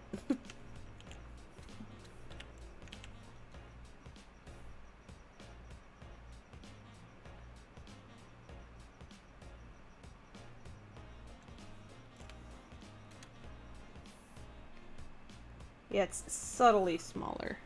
Very subtly smaller. Yeah, yeah.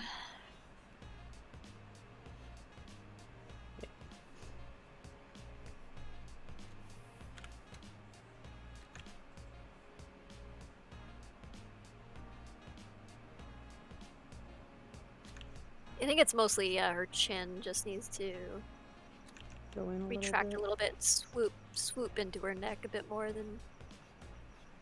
Yeah, that's it.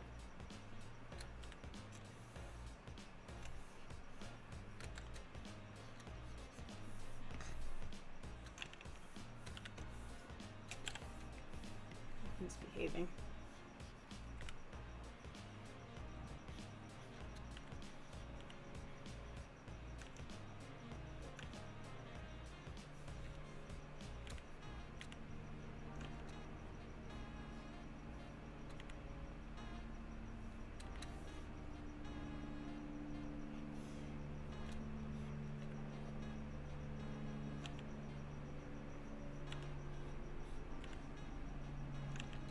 It's difficult to do without making her chin look like fat on accident. There we go. Okay. Just need to change the angle of my arm.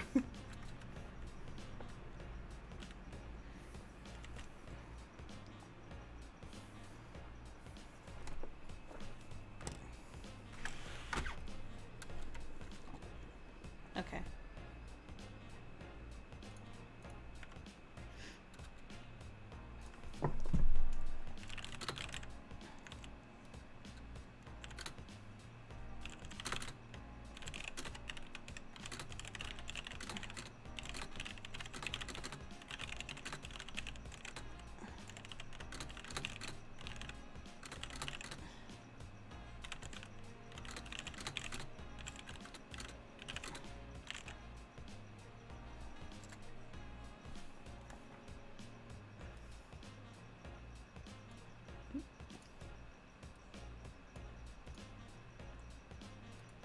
Yeah, she should be able to just, like, lasso those lines and just, like, nudge them over, really. Shouldn't be too difficult.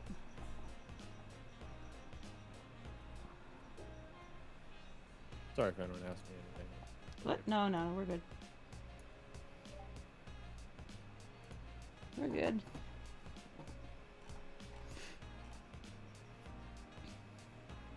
I can listen to music and I'm not gonna get flagged by nothing. This is great. I've been listening to music the entire time and nobody even know. Unless they clicked and started listening to music with me.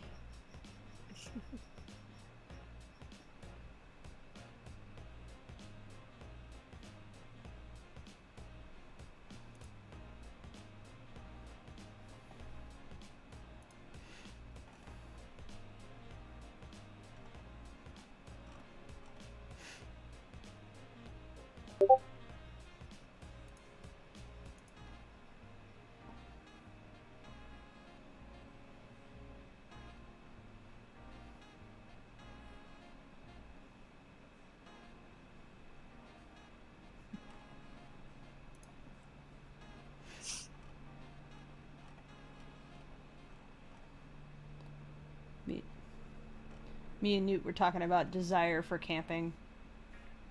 Oh. It's like the need to go to cabin. To get lost in the woods, but not really. Yeah, just away. Yeah. I want to go do nature. Like this morning, I was walking the dog and I thought about like playing music like usual. I was like, you know what? No, I want to listen to the world. It's like, I finally, my brain was in a place where I could stand to listen to the world again. Not have to drown things out. For once, the world is not screaming. No, it's angry and it's frustrated and it's upset and it's in tears, but it's not screaming.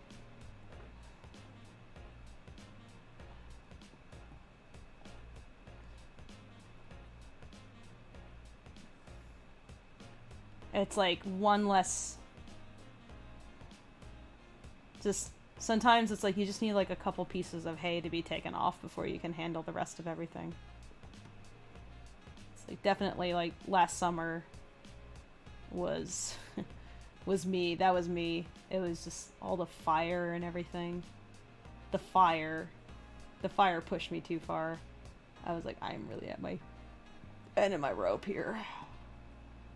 It's too much.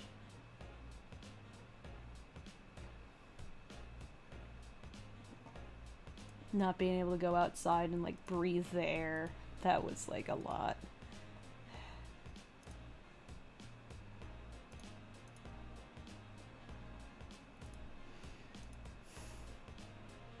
Yeah.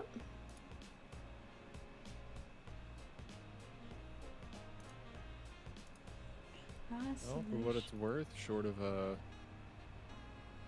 some very early incidents that are being rectified, 2021 has been okay.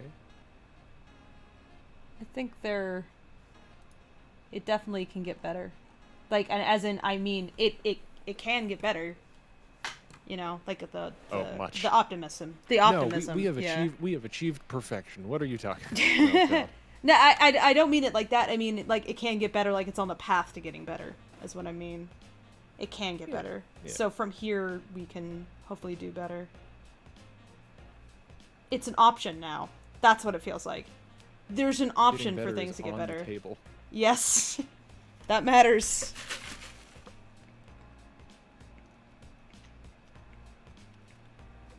But before it felt like better was like impossible. It felt like staying the same was as good as it could get, which is bad. So, trying. Oh, they passed the new bill, didn't they? Yeah. Lackacube. No. Fucking Lackacube.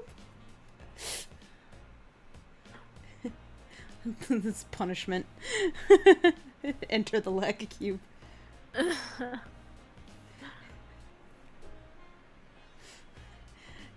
Thanks, I guess. Factory. What? My Twitter's just suddenly in light theme. My eyes. Ah! Don't kill yourself. Display. Lights out mode. Thank you. No. Art King wants to print some miniatures for us. Or rather, wants sculptures for help with miniatures, I guess? Sculptors? I don't know. They wanted to do something interesting. Oh, he has a 3D printer, that's why. He has a 3D printer, so he wants to print things out. God, I miss my 3D printer. We could give him the Rocky model or something. Huh? Maybe. That thing needs to be rigged, though. Like, it's not... Well, I could... Yeah, I gotta... Yeah. Speaking of,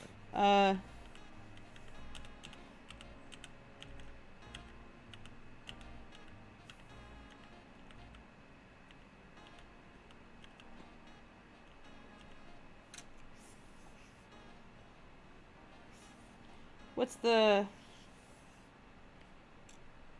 It's like the, I don't know where your progress is so far on stuff, Newt, on the chat avatars, but... was mostly pulled away due to house stuff. Yeah. But at the moment, I am opening up the Rocky files as we speak. See if I can get him going.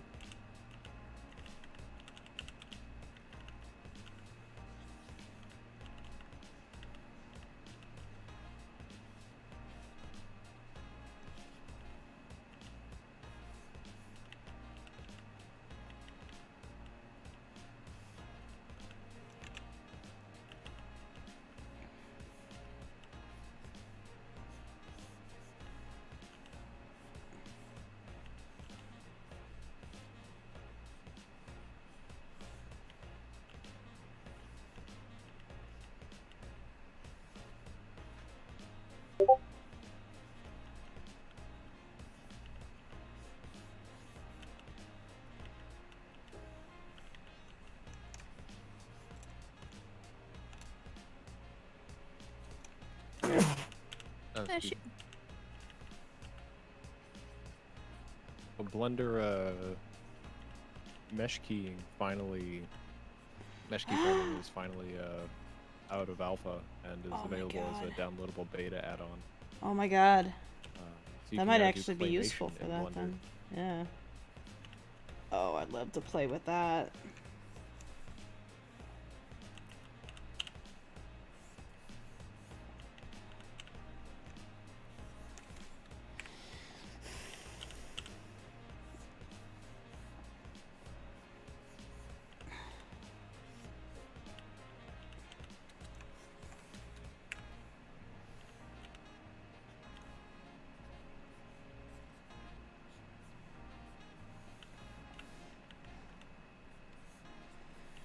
Doing this owl extremely roughly right now to just get a sense of the motion.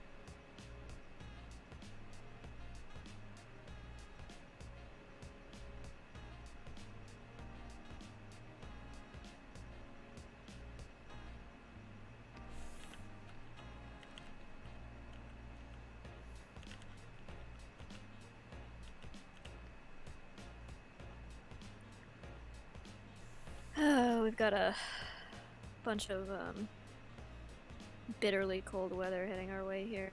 Ooh. I hate that. So I have to like fret about how I'm gonna keep feral kitties warm enough. What you need to do is stack them. If you get into the proper stacking arrangement, then the body heat of the ones at the bottom will rise to the top, and the pressure of the Right. ones at the top will warm up the ones at the bottom. So you just gotta stack them appropriately, and make sure you put your largest cat up at the top of the cat pyramid.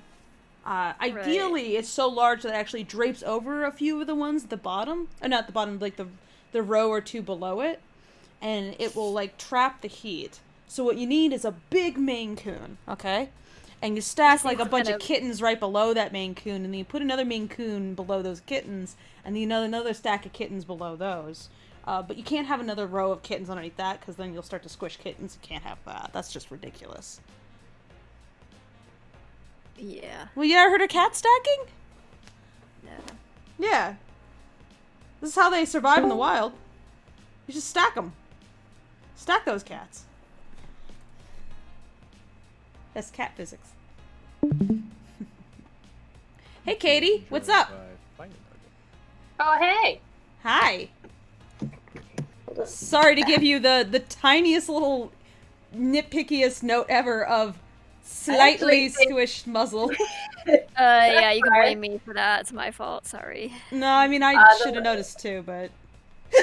Bah. The muzzle note is good. I think I already made when I've gone over almost all of it with a tie down, and I've got the lips pretty much spot on to that already, which is great. Oh, wonderful. And mainly because I, brought up the character sheet real up close. Yeah. And then just, yeah, Mitzi's made tough sure. because I personally think she might be the toughest character, because if she's off, it feels off. Yeah. Yeah. I gotta agree with you. She's so delicate. Yeah. Like, yeah. It's like, and then you look at Robin's work, you're like, jeez. Robin just does that so naturally, and I'm just so jealous. I'm so annoyed. I know, it's like, how dare you, and you're good. You're so So much. good. How could you be so good?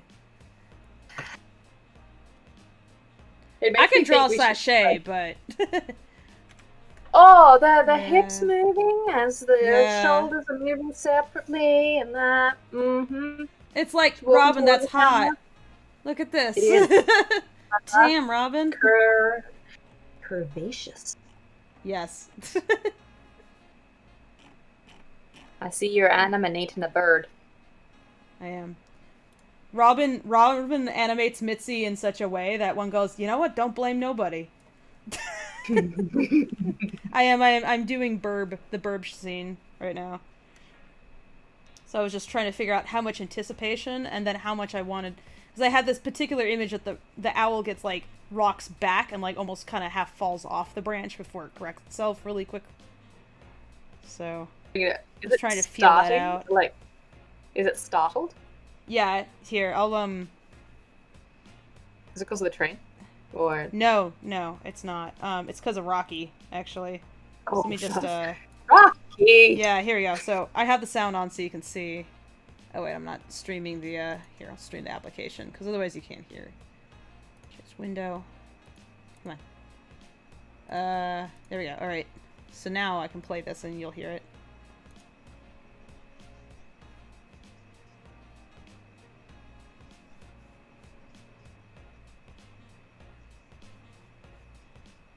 An I'd fly away outburst too. of rockiness. What'd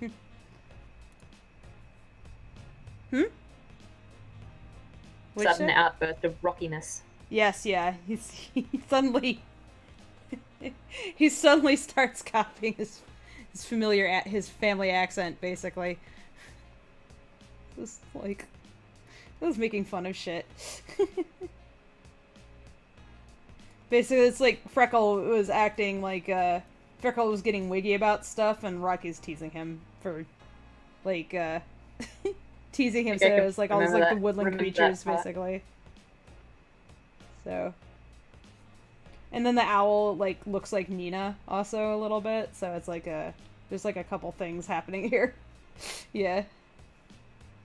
You might not catch the owl bit though, like the way the owl's design is actually a reference to Freckle's mom, unless you know the comic. But it's one of those like little Easter egg things for That's cool. sharp-eyed fans. Yeah. Will it be in the markings around?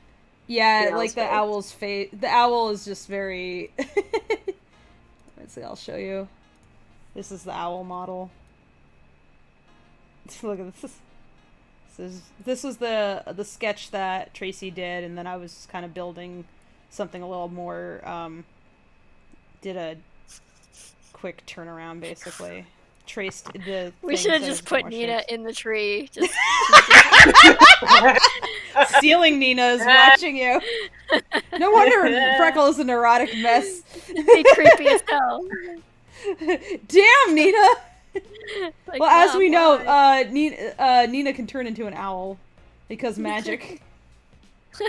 That's what Z thought at first. Yeah. Right?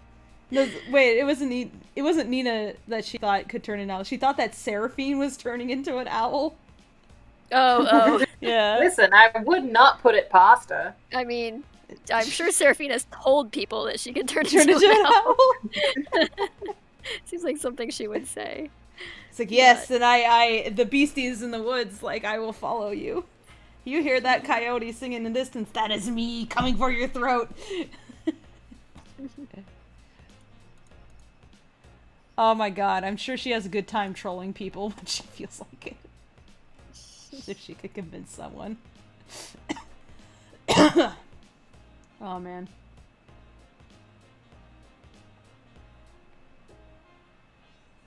I am working on Victor right now. Victor. Victor, my big boy. Oh, it's so sad. Jason was actually in earlier. Oh, was he? You would have made him excited. Yeah. He'll just have to. Yeah, he was chatting with us for a bit. He was like, I will be social today. And then once he had enough, gone. Well, he had to go eat food. Oh, okay. Yeah. Also Maybe he valid. had a recording session tonight. He said, Yeah. so. He had to eat food and he had to record things. So he had a job. Can you believe it? A job? Job. Job. Talking for a Who job. would hire that guy? Oh wait, he did. Not. But there's not. Okay, that's... Yeah. Also been animating birds all day today. Ooh, on what? Snoopy. Snoopy? You're working on Snoops? I am, yes. I'm nearly Nice. at the end of my contract. But, those bird buddies that always follow Snoopy around. Oh, the little, Woodstock. Yeah, Yeah. Woodstock's friends. Woodstock is As good. always. Woodstock is God. Woodstock doesn't look much like a bird, but Woodstock acts like a bird, and that's what counts. But think high properly. Hmm? So whenever we have him fly, it's Mhm. got to be creative. So like he'll fly upside down, Mm-hmm. he'll fall out of the air and catch himself just in time. Mm-hmm. It's very He flies rarely like a straight- He flies like a baby bird that's not figured it out yet. Yeah, Yeah. pretty much. Which just adds triple the work. Yeah, but it's really cute. Of It course gives him a it's lot of cute, personality. but- It's this little bobblehead. He's not clearly he's not meant to fly. So he flies like a broken bee.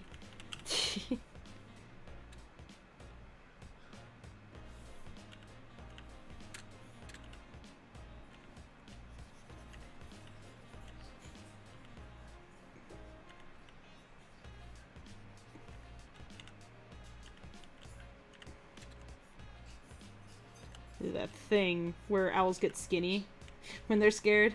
So I'm using that in the anticipation. Skinny all of a sudden. Oh, I'm sure you've seen that owl that The freakishly transforming owl. changes. Oh, man. Gets super skinny and super flat. Can't see me, I am I don't- smaller. I don't understand it.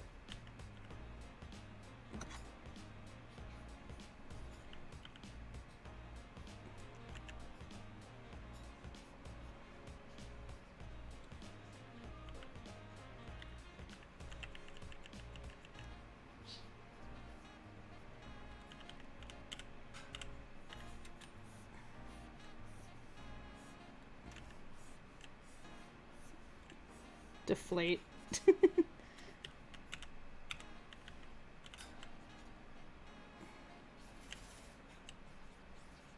So I'm just like really roughing it in right now. I'm trying to tell myself is like don't get wrapped up in the model. Just get the shapes. Oops.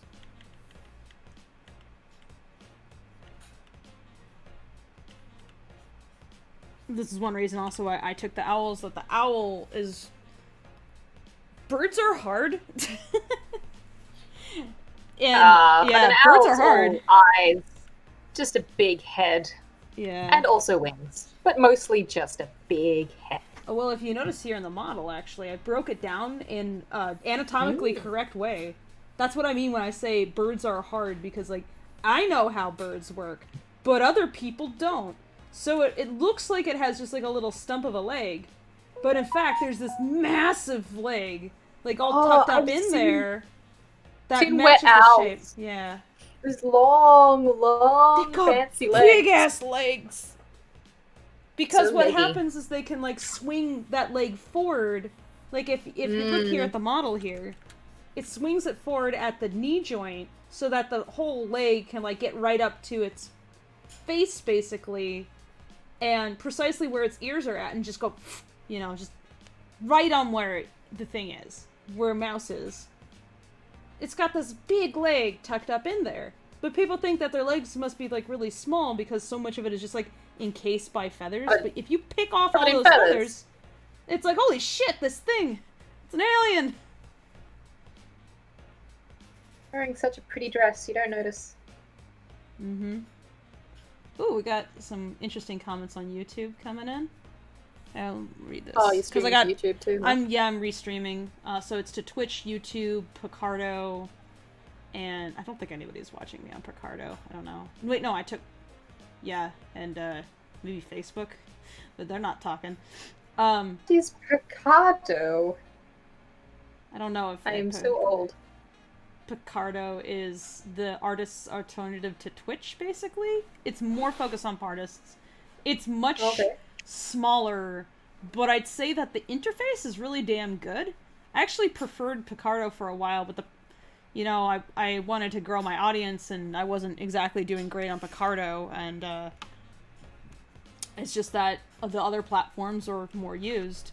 And, I mean, it might not matter, except that right now I'm trying to get as many people, like, paying attention to the project as possible, so I can't, like, stick to one platform on the principle of the thing, and the principle of the thing doesn't matter.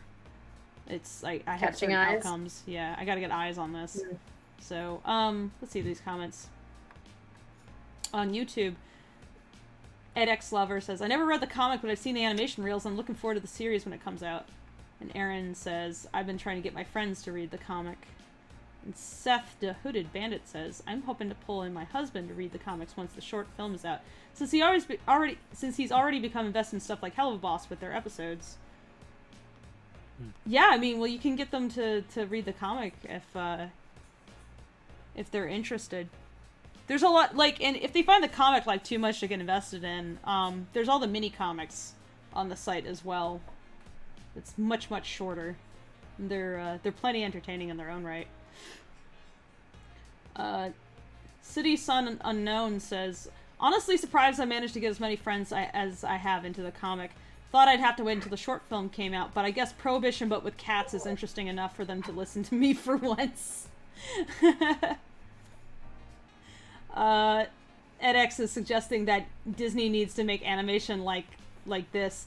I don't think, honestly, I'm not sure I'd want Disney to take Lackadaisy. I don't think it would go in a direction that would be great, given Disney's priorities versus mine's and Tracy's. I think it just runs too counter to what Disney's general business plan for things tends to be.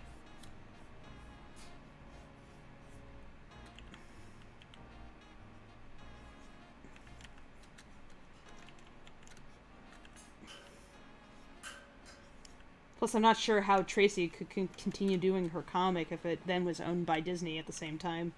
That would be troubling.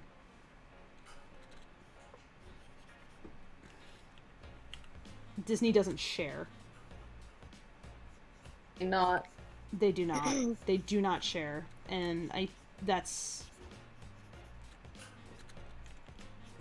If I were to do something for Disney, it would not be this. You'd have to relinquish control entirely to them, and that's not the point. And ownership, and they also, like, their business model is family stuff. I mean, I guess you can argue that they've expanded that now that they've pretty much bought every other freaking studio out there, but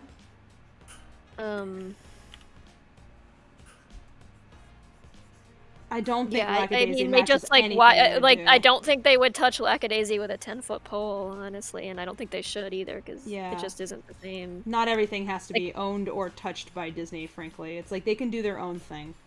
And, like, I have plenty of friends who work for them. They do great work, and they know about this project, and they are very into it. Heck, one of our storyboard artists is working on Disney right now for Moon Girl and Devil Dinosaur. That Ashley Green. So, like, respect, but I don't think they would even suggest, like, it's like, this doesn't belong there. It's not, it doesn't fit with their branding, and I think that's fine. It would be nice to have a few things out there that wasn't owned by Disney. Yeah, exactly. Like, just a few things here and there, maybe. It doesn't need to be Disney for it to be respected or celebrated or anything like that. I mean, understand like, how people see an animated, a really nicely animated anthropomorphic property, and they think, oh, this reminds me of well, you can Robin be Hood reminded or of Disney. other They're definitely influenced, but suggestions that that's the home that would be that what we're gunning for, I think, would be off the mark. Oh, I just mean it's sort of a gut reaction for people yeah, say, no. hey, it reminds me of this. What if they, what if it became part of that? Yeah. Yeah.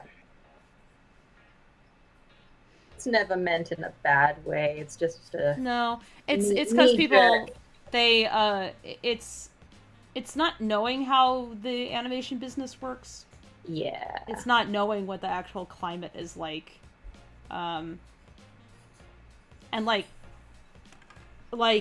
why so many cartoons are in the kid space is not because nobody's trying. Quite the opposite. Lots of people are trying, but you have only so many companies that are making animation that are willing to put up the money to get stuff produced, and only so many networks. And most networks that feature animation are for kids. So the vast majority of cartoons are going to be made for kids. Because you're just more likely to sell something if it's for kids. That's opening up now. Largely thanks to streaming services, has kind of created a more space for other networks basically to survive and thrive. Like, you can have like there's like Curiosity Stream just as like documentaries and science stuff. It doesn't have to be everything, There's niche websites that just focus on certain stuff. I have just gone all in on the Curiosity Stream. Yeah, I would like to get a couple of weeks ago, and I love it. Yeah. But I'm a total nerd. It's it's jam. meant for nerds, and it's basically stuff like that's built for also pulling it into the classroom, which is a huge market. Oh, absolutely. I can see how it's a resource directed towards that. Companies don't necessarily have to like wait for a time slot anymore for what to put out. It's like time is irrelevant. Now you market to a certain kind of audience if you can get like a certain niche. Maybe you won't get like every 18 to 34-year-old, but if you get 18 to 34-year-olds that like ice cream or something, and then the ice cream advertiser is like, that's the audience for me, and they'll put down the money to advertise on the thing to sell their ice cream, and your product also attracts those kind of customers. Well, then it's kind of the business model of the now. Get enough customers using your service that like companies want to advertise on you. So, or else sell subscriptions. Sometimes both in the case of Hulu. I wish I could have Hulu. I mean, I could if I get a VPN, I suppose. Yeah. It's really laziness on my part. Shudder is good, yeah. That's niche, and I love it. We had Shudder for a bit, back when they were on. There was kind of this bigger streaming service that included Shudder with Crunchyroll and I think also Curiosity Stream, but then it broke apart, which was kind of a shame. So I guess they just like licensed out the use of a network basically, and then they lost it. So they just shed features. I'm like, oh, this is like Netflix's whole like rotating movies and shows, except much worse. Thank you for the follow, Jowykins.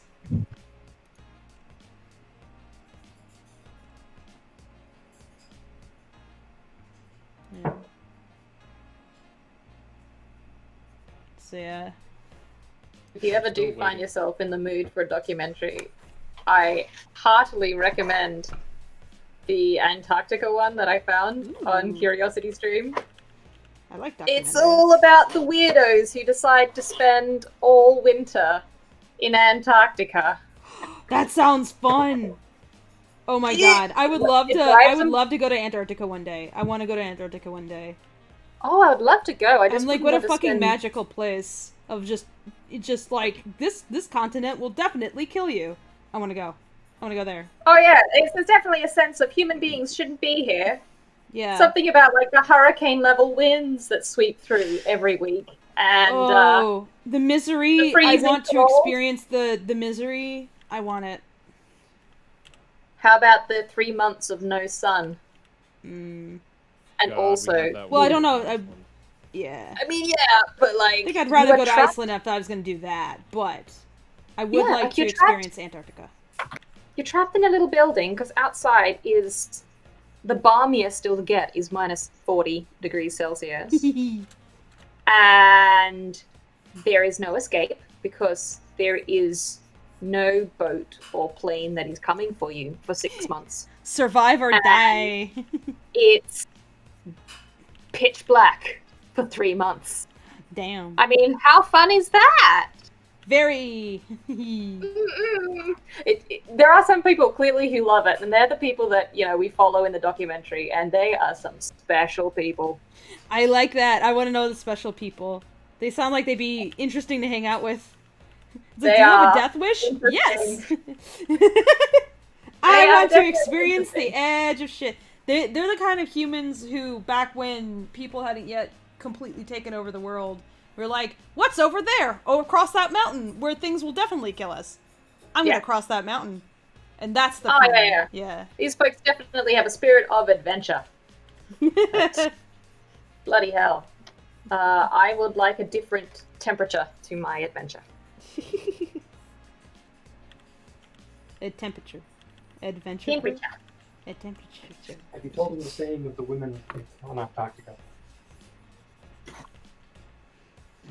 I think it's like the experience of that degree of misery would be interesting. Where it's chosen.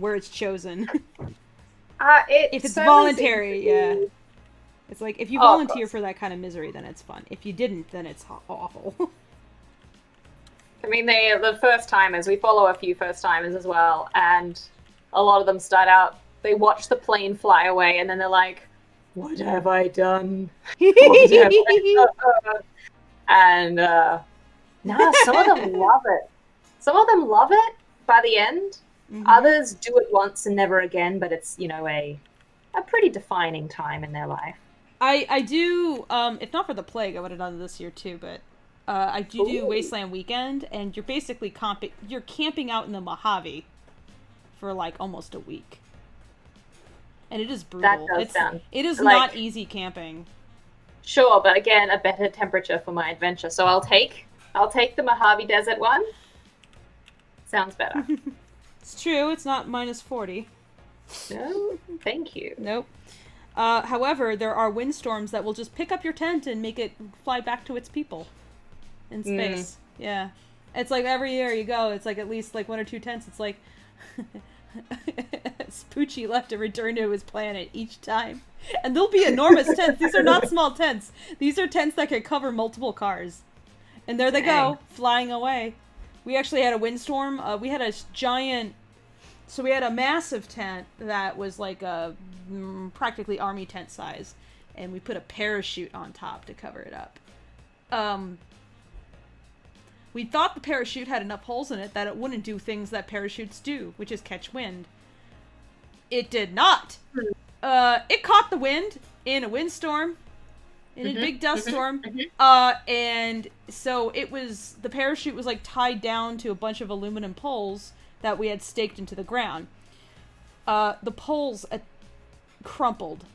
They could not stand, like the wind was pulling on the parachute so harshly that it bent the poles. And the whole thing collapsed, and thankfully nobody got hurt, but that could have killed somebody. Or very seriously injured them, at least. And thankfully also none of our cars got damaged. Because it was, like, on top of them, too. So, like, I had gone out with my wagon full of paint supplies as I was dragging a wagon around, like, doing art for folks. And I come back with my wagon, and the entire tent is just everywhere. And I'm immediately, like... But I just said this horrified expression as one of my friends, my friends, my tribe mate, comes up. I'm like, I'm about to ask. And she immediately says, nobody's hurt. And I was like, okay, good. Now, the cars. And she's like, they're all fine. I was like, all right, good. Anyway, drag my wagon over, park it, immediately help strap down everything. Because the windstorm isn't done, by the way. And so we had to, like, in order to save everything else, we had to wrap the parachute tent around the cars and, like, with, like, ropes and, tuck it into, like, the car doors. So it was a smack down as much as possible, and it was as low to the ground as possible at the same time, so that I could also shelter, like, the tents that we had put inside that we were actually sleeping inside. So it was like we had tents inside of a bigger, more massive tent, so we each had our own room, basically. And also to keep the sun out and dirt out and everything, because it's, yeah. And we were just hoping that the wind wouldn't, like, catch things and then somehow roll a car. Thankfully it didn't.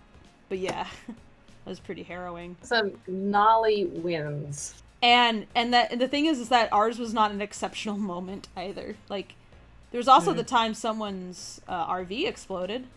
Not ours. We don't have an RV. But some oil leaked near a fire. And it went kablooey, and there was a big black cloud on one end of the entire event. This is the most ominous thing. Like, and staffers had to come ominous. out and, like, surround, like, the block-sized area around it to keep people from getting closer because of the possibility of, like, breathing in some noxious ass fumes. And we were right on the edge of that, so I got to see them, like, policing people around, basically, and be like, no, don't come any closer. Seriously, this is very dangerous. And we were like, man, someone went to Wasteland. You should never go full Wasteland. Wasteland Weekend is basically like a Mad Max themed Burning Man, by the way. I think to give you I've some seen context. Yeah, I've seen some pictures online, and it's everything I want. Oh, it's so good. Oh, I love it so much. It's so fucking gnarly. God. Every day is like you come away with 50 different stories. And you'll sit there and you'll remember, and you'll be like, there's just so much. And it's like one giant art installation where everybody is there, and it's like, just, oh god, it's so good. It's so good! It's also like, I've never been to Burning Man, but this is via people who have been to Burning Man have said this to me. They said that Burning Man, one of the unfortunate things about it is that there's a lot of rich people also go to Burning Man, and they kind of, like, eat up a shitload of space, basically, and they're kind of difficult to compete with. But Wasteland Weekend, it's not really, like, the rich person Burning Man. It's very much, like, lower middle class, where people who, like, spend their money on souping up their car because that's their baby, but they don't exactly have a ton of money to just throw at crap, you know? There's people who will come in from, like, around the world, but they'll just do basic camp, you know? And you decorate your camp so it looks really gnarly. It's really cool. People, like, road trip across the country to get to this just so they can carry as many supplies as they can, because, you know, if you just hop a plane, I mean, you might not be able to get all the supplies that you need on the plane, or you'll have to buy them at least when you land. Well, considering how heavy a lot of those costumes look, I'm not surprised. Yeah, so they will cross-country trip to go out there. And I live, like, Me very slightly of... Do you know what the Shitbox Rally is? What is Shitbox Rally? Shitbox Rally is an Australian event. Happens, probably didn't happen last year, but it happens most year. The idea is that you drive from Sydney to Uluru. You drive to Alice Springs. And then back again. But the car that you drive in has to be bought for under $100. Oh, I like this. Top Gear do that, yeah. So what you got is a whole bunch of shit boxes driving across the desert, And one by one, they break down, they explode, and so the people end up having to hitch a ride with somebody else's car. Oh my god, this sounds great! And gradually more and more people are packed into smaller and smaller amount of cars. And, I mean, the garbage they leave is terrible. It means that you're left with, like, a litter of broken down cars that fill the desert. But, luckily, the desert is very big. So, the view isn't spoiled too much. You could go a long way without ever finding one of these cars. And then when they finally get to Alice Springs, I believe they catch a plane and go back home because there are simply not enough cars to survive the home trip. But, yeah, that's the idea. Ah, I love it.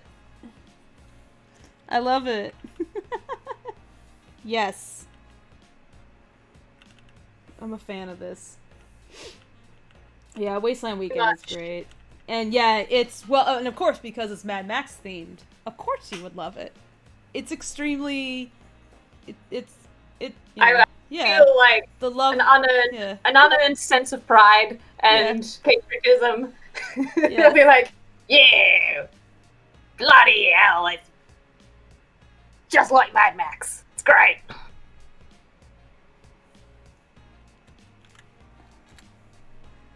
Yeah.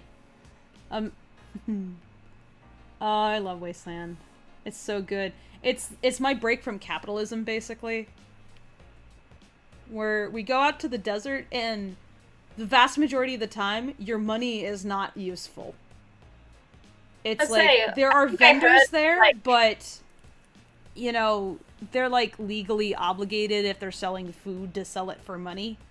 So, but they'll trade you food if they, they'll trade you food if it's, like, the end of the day and they're packing up. They're like, all right, we'll trade for food now, because now they're technically closed, so it doesn't matter anymore. There are vendors who do make, you know, like, their audience is, like, Wastelander type folks, so they're the kind of people who make, like, custom gas mask prop things, and, you know, they'll sell for money, because, again, like, this actually is their audience, so being there is part of their business, but they're a very small segment of it, and they are willing to trade for things. So sometimes you can haggle with them, or you can get them to sell a piece, but then, like, get a discount on it because you're trading them, like, a cool thingy. And, like, the value of things is basically what does the other person want? Do they go, oh, that's neat, I want that, and then it's valuable to them. Then it's valuable. Like a goat head that I had. A taxidermy goat head. And I traded it for this awesome big, like, blue suitcase thing covered in barbed wire. I'm compelled to ask how you became the owner of a goat's head. Duncan Trussell was like, who wants this goat head? And I said, me, before anybody else could. He was the co-creator of Midnight Gospel at Titmouse. Yeah. Yeah. So he walks in with pen, and he's like, who wants this goat head? And I was like, me! I was like, okay, it's yours. So I took it, and I named it Duncan. And you answered. That is great. Yeah. I wanted that goat! I was like, this is great! I have many plans. I was like, if I don't trade yes, Duncan Trussell. He would come into the office on occasion. It was sometimes a little unnerving, actually, because I knew Duncan's voice first as Clancy. And, like, the voice would be looping, like, 100 times a day as I was working on my shots. And then in comes Duncan, and he's talking, and, like, so I was like, how is Clancy behind me? Clancy's not real. Oh, wait a second, it's Duncan. So, yes. And Pendleton Ward was the director, and he would come in with his pugs, and I got to play with his dogs. And they would scream. I actually had to be careful when I played with the dogs, so I didn't want them to scream too loud. But he liked that people liked his dogs.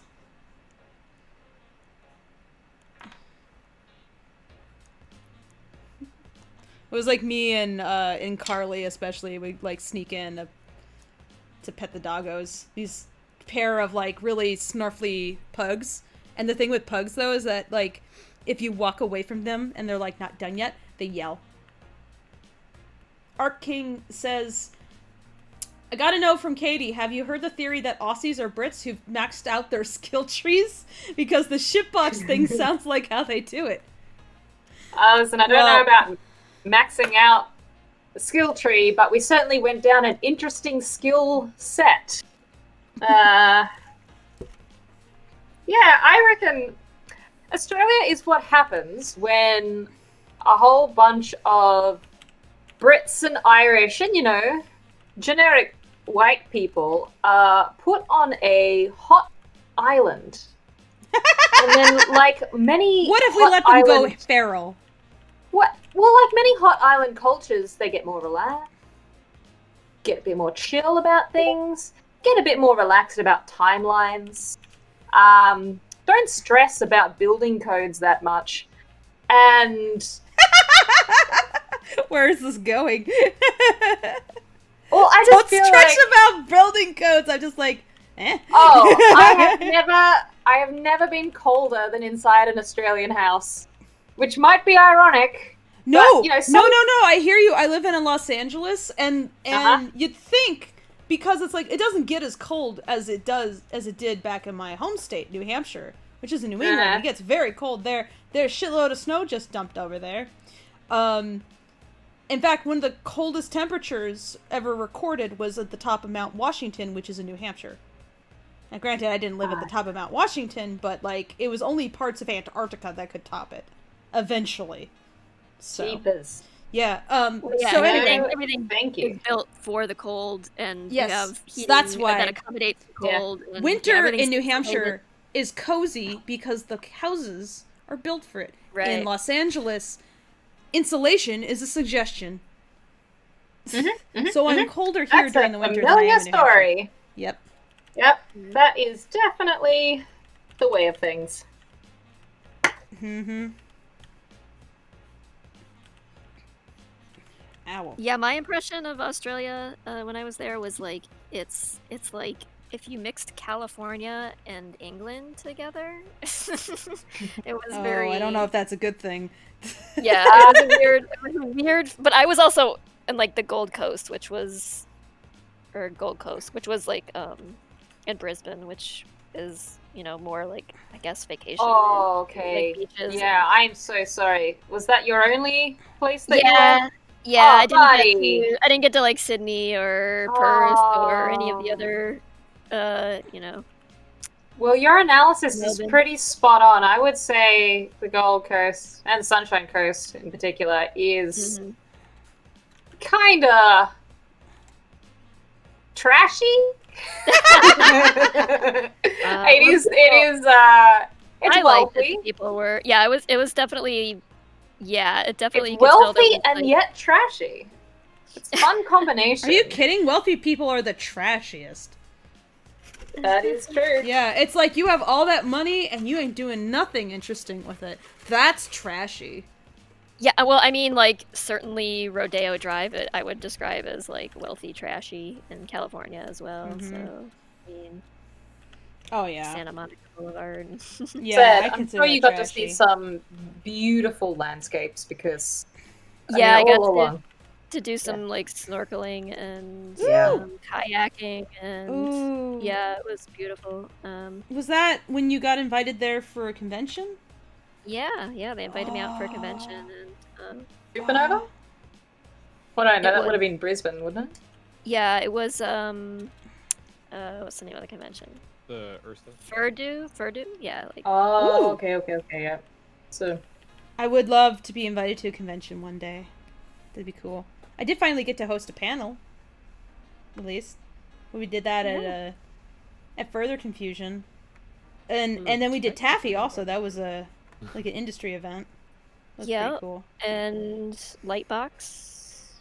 I did Lightbox. Lightbox, yeah. Mhm. I did like one panel there, but Yeah. Yeah, we've been doing a lot of stuff like that, but I didn't like. Obviously, there's no like physical conventions to go to, like. Yeah. Right now, but I guess in a way we're. I'm it's like sure you can sort of go to conventions, but. Once we release the film, that we will Oh, yeah. probably end up going to. I mean, assuming everything's back to its usual with conventions after. We'll see how fast we all get vaccinated. How about? Yeah, but I think 2022 maybe. Yeah, we by could the time we probably finish it. go- Yeah. I'm sure we could talk Spike into doing. Oh, Spike had Mm. plans. You remember the things she was excitedly talking about? Oh, remember? yeah. So I know like Spike She does. very much There's wants to go to plenty in cons. like. There's lots of things to do just in Chicago alone. So. Ooh, I'd Yeah, like I'm to sure visit we'll- Chicago too. I've only been there once to visit a friend. Chicago's pretty cool. I like Chicago.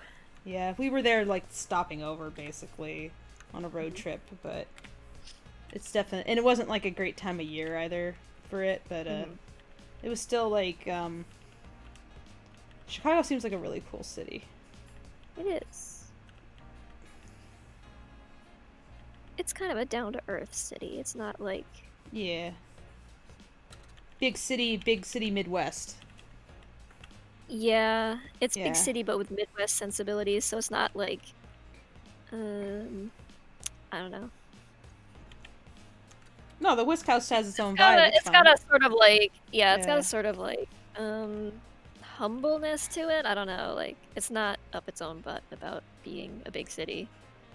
It's just like, yep, it's a city and there are things here and go eat some good food and Oh god, I watch love some that shit. watch some improv at Second City and Oh yeah. and See, like, I like trashy as its own, like, fun culture. So it's like, that kind of, like, lower middle class trashy is great. Because it's textured. It's actually genuine. But I don't like, rich people trashy is, like, the worst. Because it's just imported culture. It's like, what is this?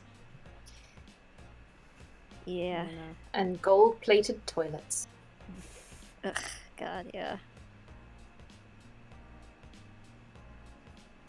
It's status symbols. That's what it is. That I find that trashy. Not I have this thing because I like it, but I have this thing because it makes people think I'm important. It's like, ugh. Right. Yeah. It's all there to foster some kind of image that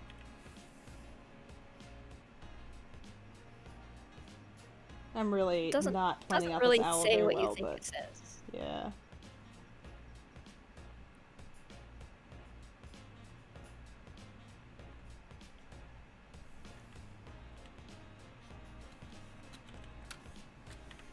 Maybe that's what they want. It's like, I don't know what it is like to. I don't know.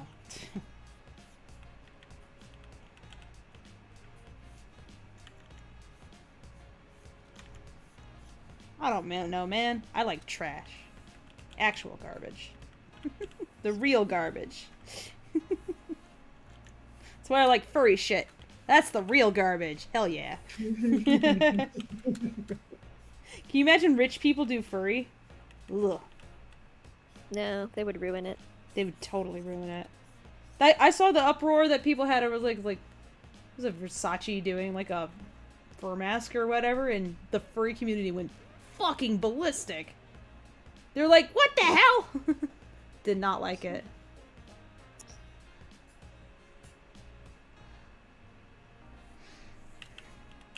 I forget the exact.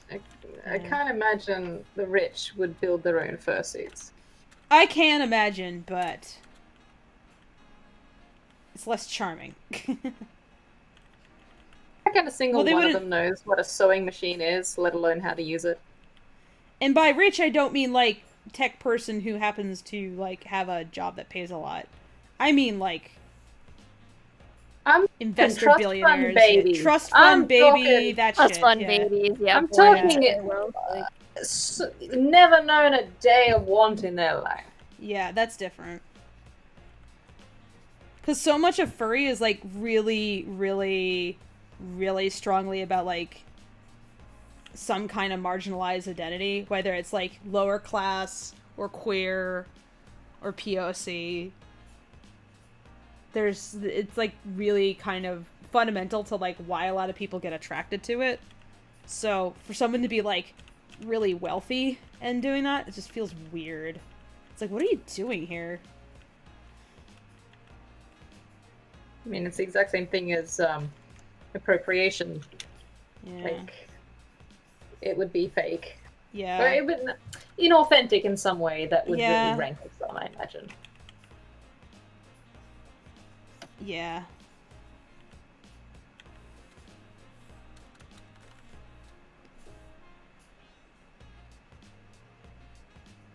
Kind of wish now one of them would do it just so we can have a laugh.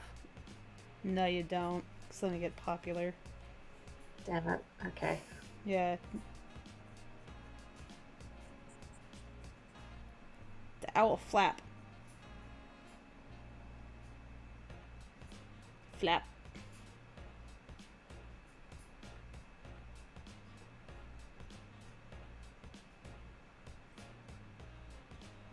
It's like, you'd be like, that'd be funny to laugh at, and then it would get sad. It's like when... Was there that one politician who was kind of fucking... He was not great, but then people found out that he, like, had written Bigfoot porn, and they were making fun of him for it, and I'm like, of all the things to be upset with this guy about, writing Bigfoot porn is a really low-lying branch, but also, do you know how many people write that stuff, and they're not a piece of shit? Like, don't equate these things as being the same. It's like, I know so many monster fuckers who would be who is just like, I don't like loop me in with this guy. I'm an honorable monster fucker. I know I'm a degenerate. I'm not hiding it. It's like, that's not a big deal. C factor for that one, I'm sure. Like, the idea of there being a bad or corrupt politician is very old hat. Mm-hmm. But one that writes Littlefoot porn, now that's newsworthy. Littlefoot porn or Bigfoot porn? Bigfoot porn. Bigfoot Littlefoot porn. porn. Littlefoot porn is weirder. Whoa. Ew, Littlefoot porn. No. Wow. Please What no. would- no, I don't. No, No. they're children. I can't. No. No. It's like, then if they're adults though, and it's like this get weird. No, it just keep getting weird the more I think about it. Dinosaur porn. That's definitely a thing. Oh, I'm sure. Yes. Seen plenty of sexy lizard men.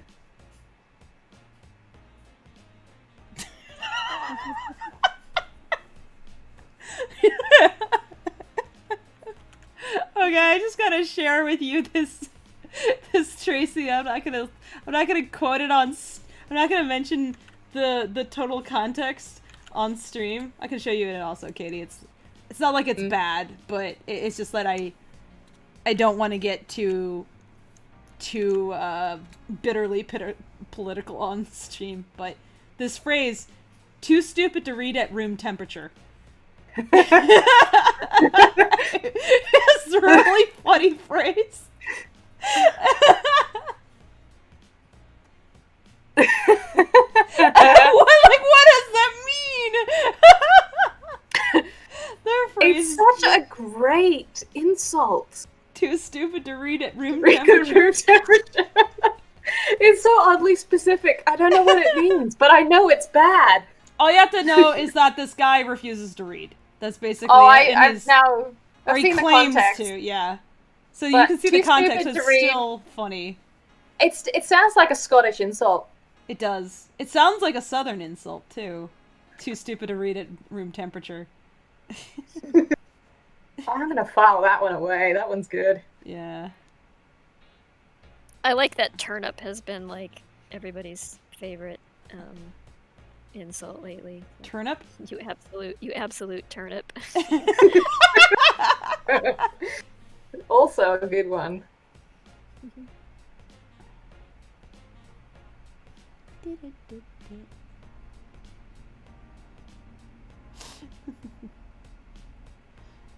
Someone says that's a variant on the room temperature IQ thing, which is great. Yeah. Yeah, it does sound like Dumber Than a Sack of Hammers. Too stupid to read at room temperature. It's just all pretty good. It almost like, as a Terry Pratchett fan, it sounds like something you would use to describe a troll. Yeah. I don't know if anybody else reads Terry Pratchett. Oh, but... hell yeah. Hell yeah. We were Terry Pratchett. Worship Terry Pratchett here. Yeah. Well, the good old trolls being made of silicon, the warmer they get, the stupider they get. So that could be a terrible insult to a troll. I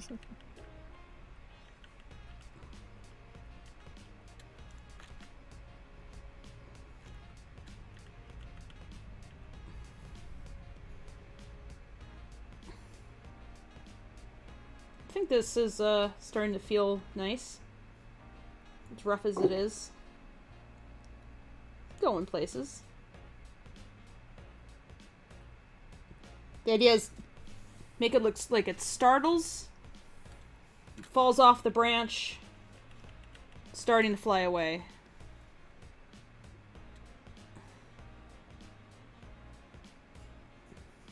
All in a very short amount of time. So how to do that while all reading.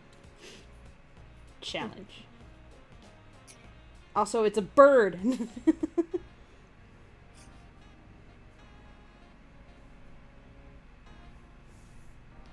Okay. Flip canvas earlier. And that is something I've never done in Harmony. Oh yeah, it's up here, mirror view. You just hit the little mirror. Oh. That's it. Oh my lord. You didn't know? Didn't know. Oh, you fool. Yeah, pretty much. You foolish fool. I've learned.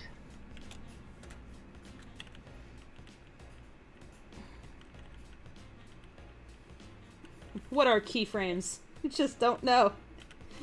All gas, no brakes! It's so short that I feel free to be very not meticulous about this.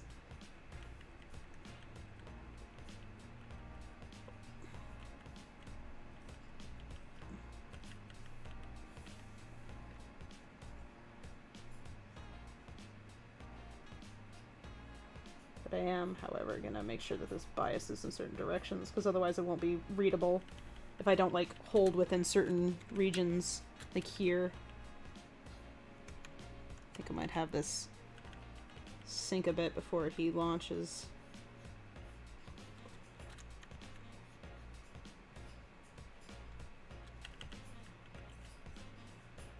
That way it's more legible. It's like when you get, like, this like, brief moments of floating.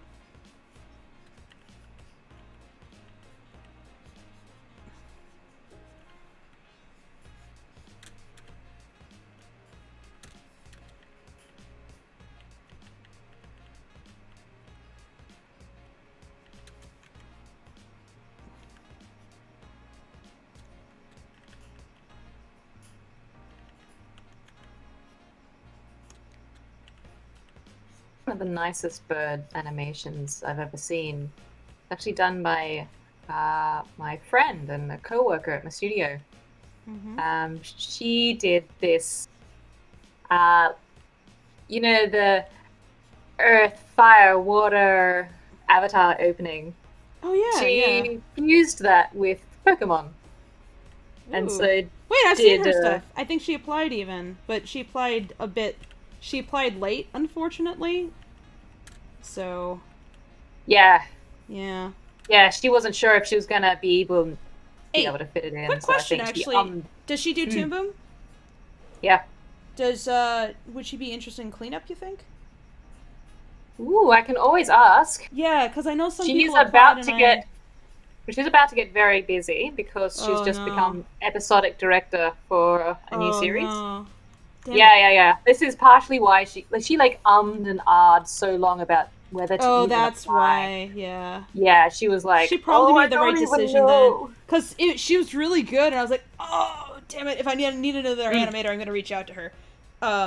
Because she's really freaking good, but I had I had so many people that I had already chosen, that's like I had to have a cutoff point.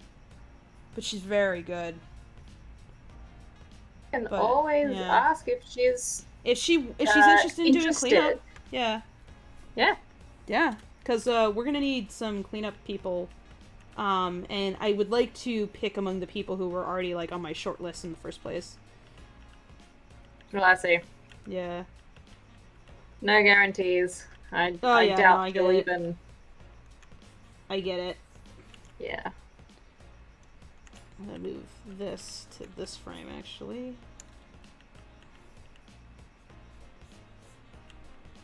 That way it'll give some flex.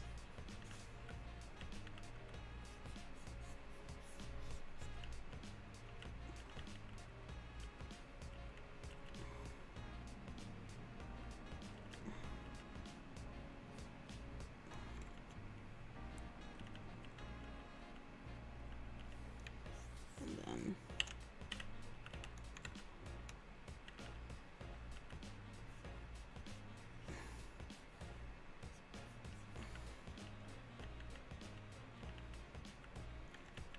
now that's got to rotate.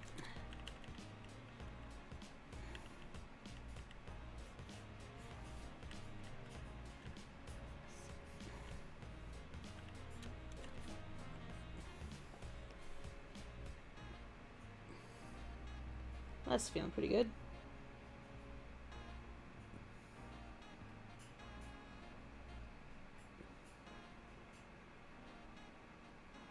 Definitely needs a little work on the wings here and there, but the head feels good.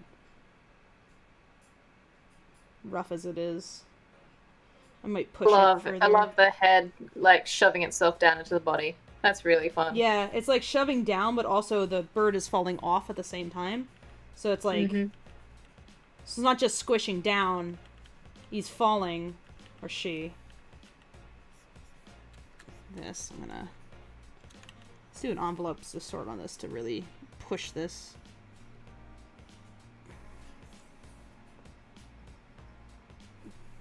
Where's the...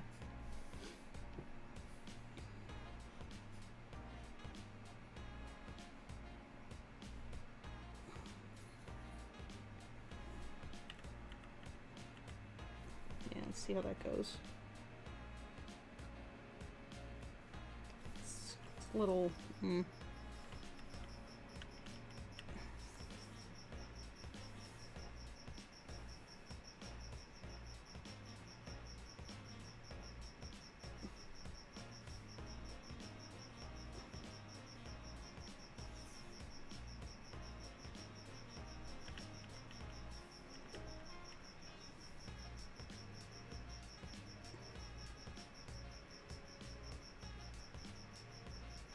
Not sure I like that.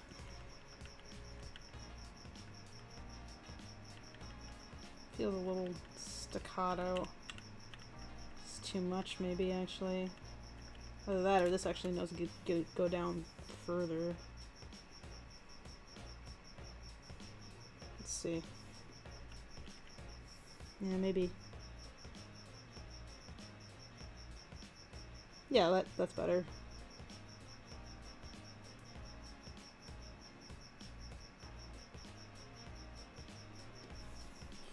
I think then.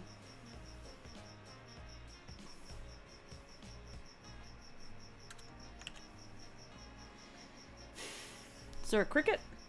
There is. There's a cricket. So I got my headphones in.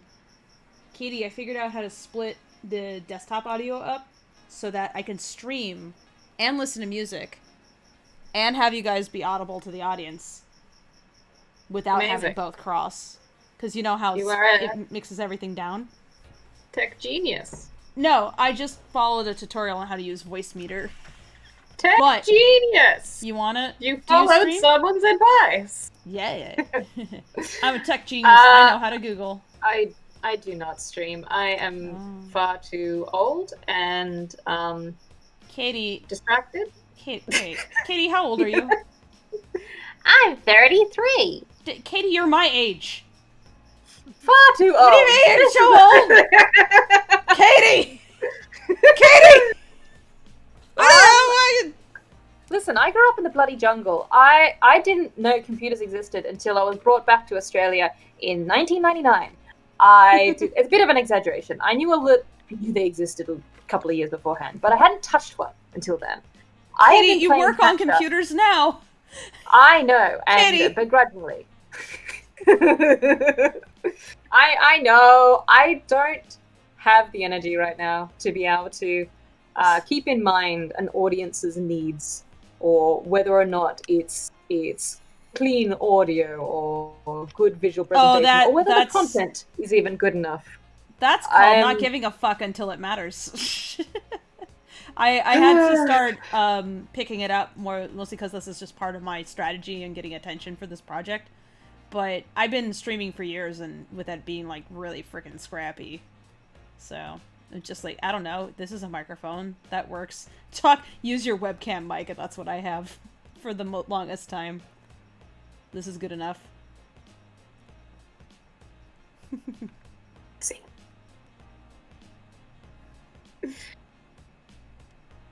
I'll consider it.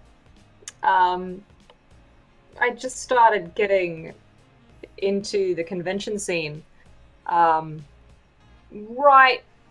before the pandemic hit. Oh. I actually did pretty well. I was in a convention in February 2020 and did better than I expected. And it was encouraging because I was thinking, okay, this is lovely. I'm reconnecting with people, and fans of different content, fans of things that I'm a fan of, yada yada yada. And then last year happened, so I'm kind of waiting for all of this to reset, and then I will give both the internet and conventions another go. Yeah. I was gonna be at a bunch of conventions, and then 2020 happened. I was really excited too. There was one I was super looking forward to that I'd never been to, BLFC, and I got invited. I got accepted to table there, and it's hard to get a table there, and I was super jazzed. And then 2020 happened. I was so upset. They had asked, they were like, hey, we're gonna do this thing where like there's gonna be posters around the convention, and it's gonna be cyberpunk themed. And so, if you can make an image with, like, your, advertising your table and make it, like, cyberpunk theme. And I was like, sweet. And I did that, and then I actually got it printed as posters because I really liked it. And I was looking forward to it, and then everything came crashing down. I put money into that. Sucked. Nah. No, I get it. Did they move any of the dates for you and keep your table, keep your money? What happened? I mean, they moved the date to, like... They did move the date, but then, of course, the plague didn't stop. So, I don't know. Maybe next time, maybe I'll still get a table. I have no idea. But I was really excited. I was like, I'll have Lackadaisy to show off, and I'm gonna have a table where I'm gonna sell stuff, and I'll have like my book up for sale, and I'll have I'll have like a display where I'll like animate live and stuff, and it all fell apart. Bleh. But yeah, everybody kept talking up this particular convention, so I was really jazzed to go and see it for myself. But I can only afford to go to a convention if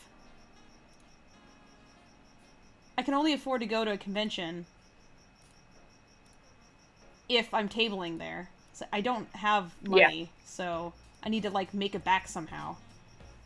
I get that. So yeah. Yeah, the Fan Expo here in Vancouver. They've moved the date to July of this year. It's usually in February. And at the rate at which vaccinations are happening in Canada, we could probably just squeeze over the line. I know my age group is due to get vaccinated in July, August. I don't know. I have a feeling it's going to get either cancelled again or I'll just have to wear the cost. Yeah. Because, you know, when since it went so well last year, in February, mind you, right before shit went down, I was like, yeah, I'll pre-book my table for next year. It's at a discount for the pre-booking. Right on, let's do it. And I don't think they do refunds, but I'll have to find out.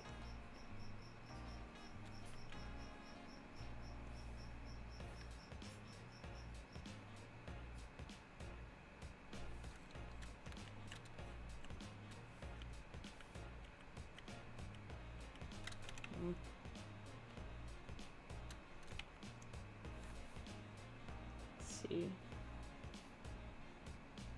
Can I break this?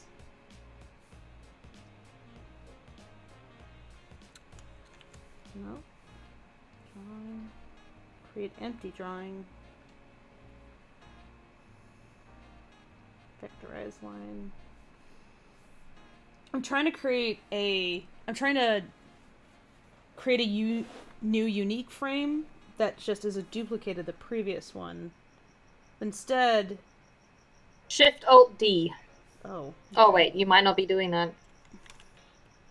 If you pull it Wait, out. let's see. No, that worked. That's exactly what I wanted. There we go. Yeah. Because I wanted to, like, copy that, but without select copy pasting things. It's, like, super tedious, so. Shift-Alt-D is my friend. Thank you. I used to have a shortcut for that, I think, but, you know, I lost all my shortcuts, so. Bummer. Yeah. You can reset them. I mean, Or yeah, but I'm also think I might also just get used to the default shortcuts because Toon Boom's finicky like that.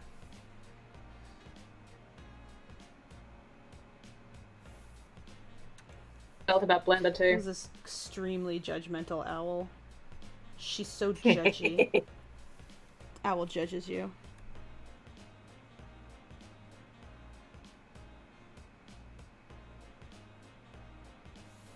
I need that to go a little longer. This owl needs to judge for longer.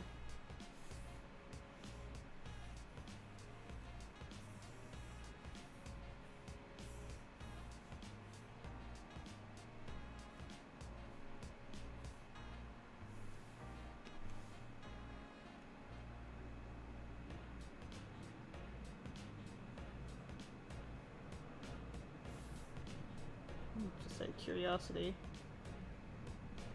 Let's one frame this. Break my rule.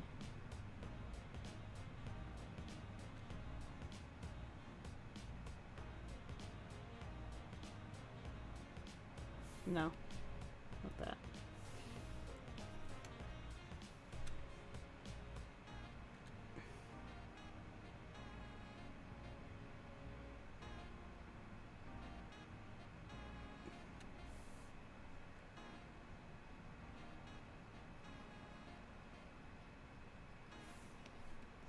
It's a little bit longer.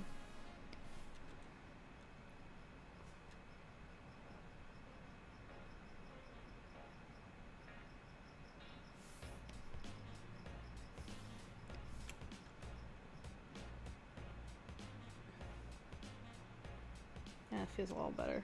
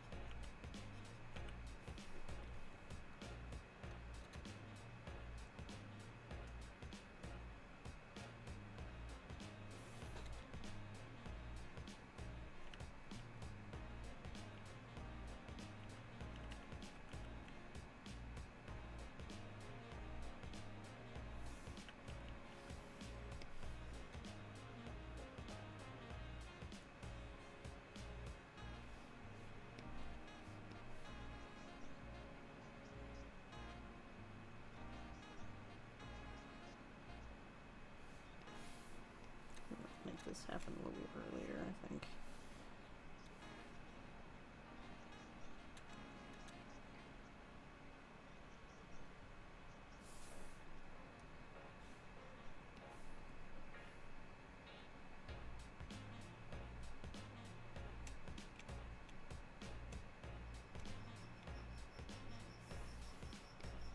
She's stink eye as she flies away.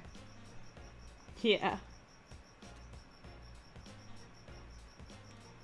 Sassy Owl. Can we have a spin-off series? Sassy owl. Yeah. Like an owl. Like owls. Don't give me pellet. Nina wakes up in a cold sweat. She dreamed that she was an owl. I saw my boy carrying a coffin across the graveyard. Huh. What was that about? Let's just go and Nina, check up Granny Nina. Weatherwax. Nina would make a very good witch. If she was would. inclined She towards that sort would of thing. actually. Yeah. If she was inclined towards that sort of thing. She'd make an excellent witch.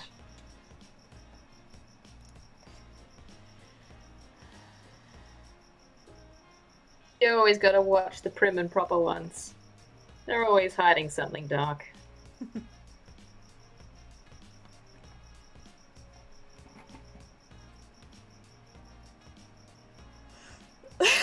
Stephen Colbert says, today in the Northeast feels like the movie Frozen. Mainly the part where Elsa isn't allowed to leave her room for years.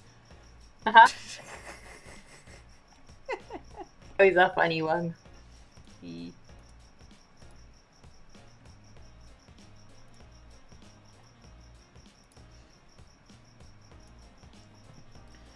I think maybe I should eat a little bit more of my soup.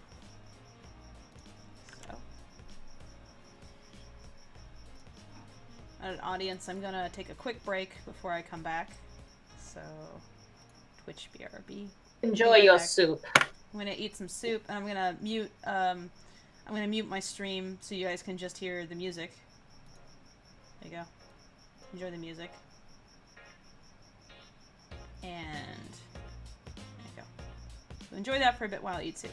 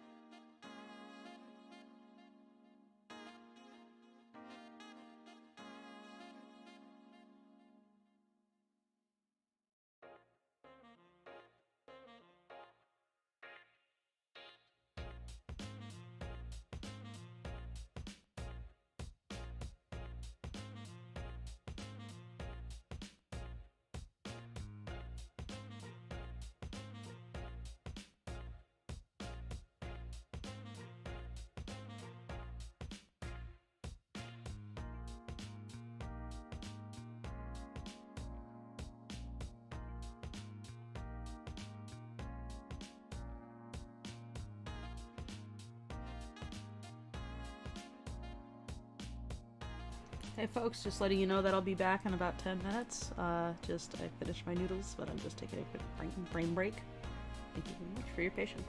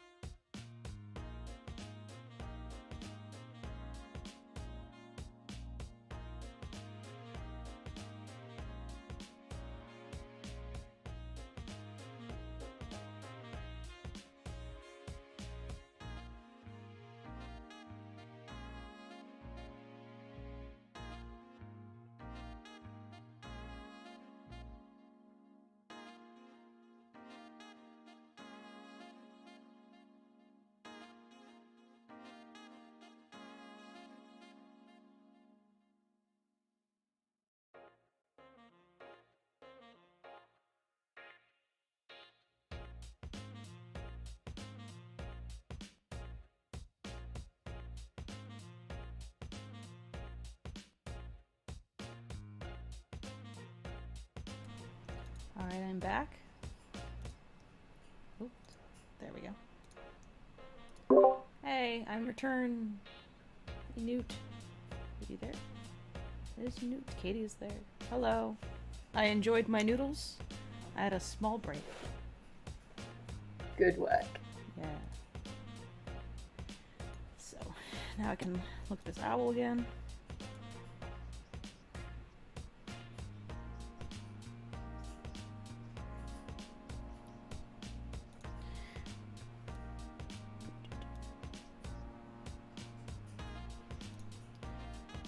See if I can't lower the volume of Toon Boom a little bit, because it is... Rocky is loud, and my ears are sensitive. Just do that.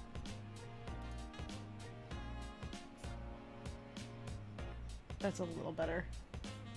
Yes, he's not a quiet boy.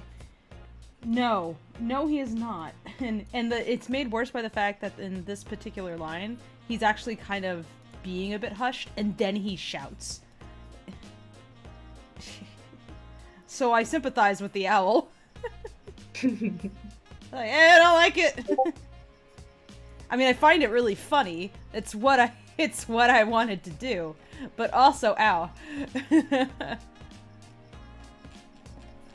shout, boy.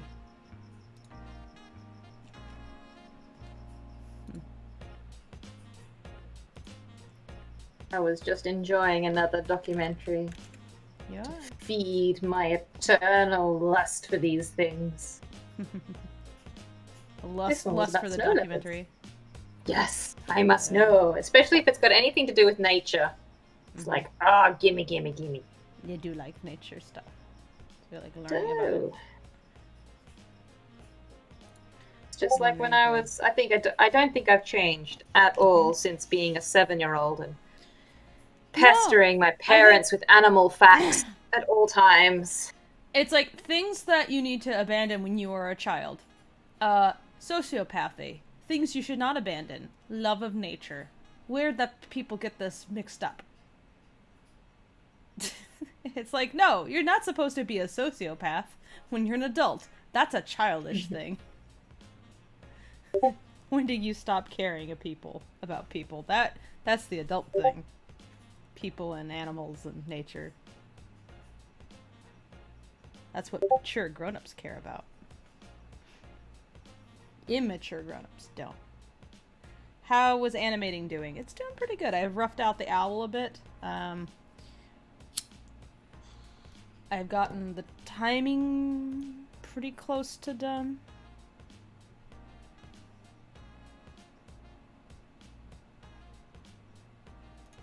And I think, though, there's something here about how... I think what's the problem is that it's feeling a little too flat. I think when the owl, like, reacts, it actually needs to pull its head backwards instead of up quite so much in order to get the feel I'm going for, and that will help give it some more dimension also. So let's see. Hey, Fable. Yes. Hey, Fable. What? Are you having a hoot? Sure am. Waiting for a more exasperated reaction. No, that was pretty good though, actually. It's like I couldn't go because I liked it too much. It's like, oh, it's a bird pun. I like it. Well, I'm glad you liked it. I was going for a groan, but I'll take it. I think what I'm gonna do is have the owl rock back. I think that'll read better. Also, it will help explain why it fell. If it's like rocking back and it loses its balance.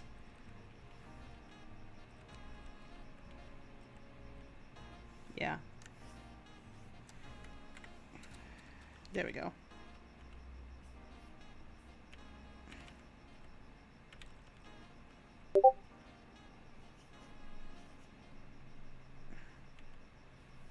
There we go.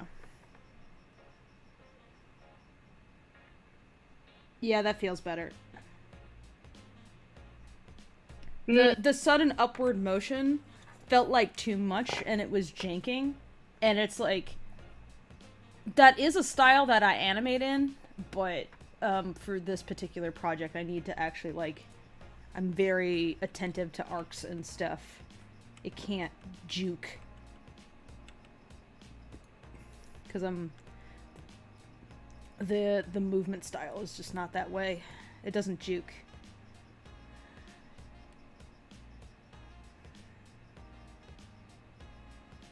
There's supposed to be a fluidity to it.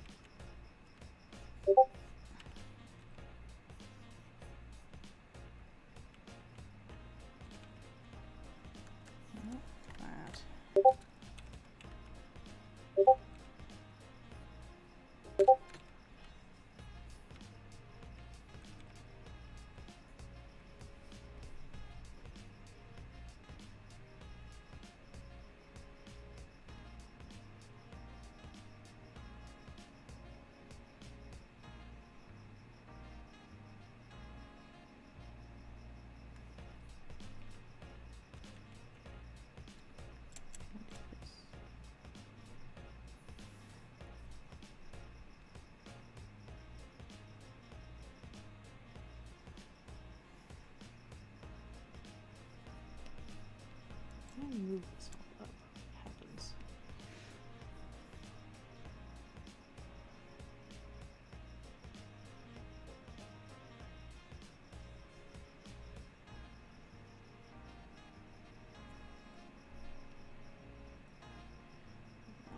It's getting cut off too much. That's no good.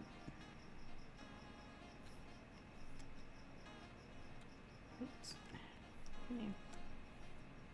You going over there. You going over there.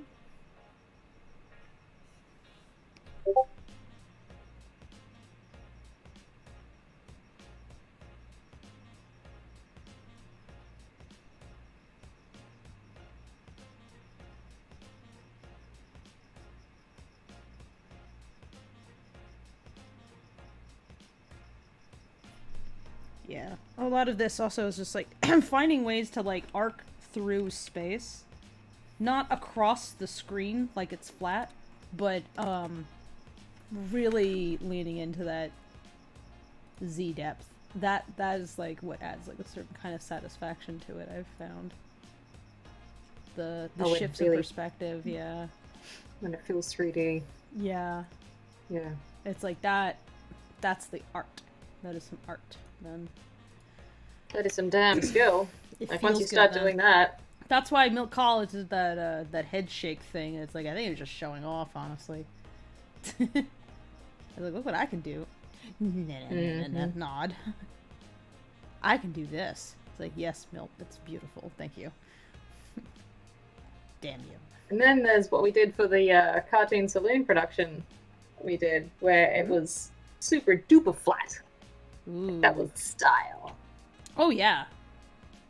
Actually, that's which something was, yeah. For TV animation, a dream, let me tell you.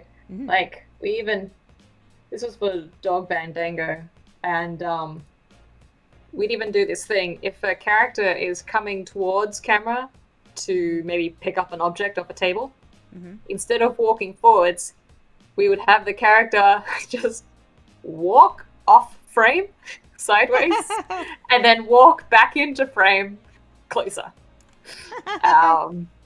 Yeah, it was great. I like that. But it was extremely stylistic. Like, we would have tangents and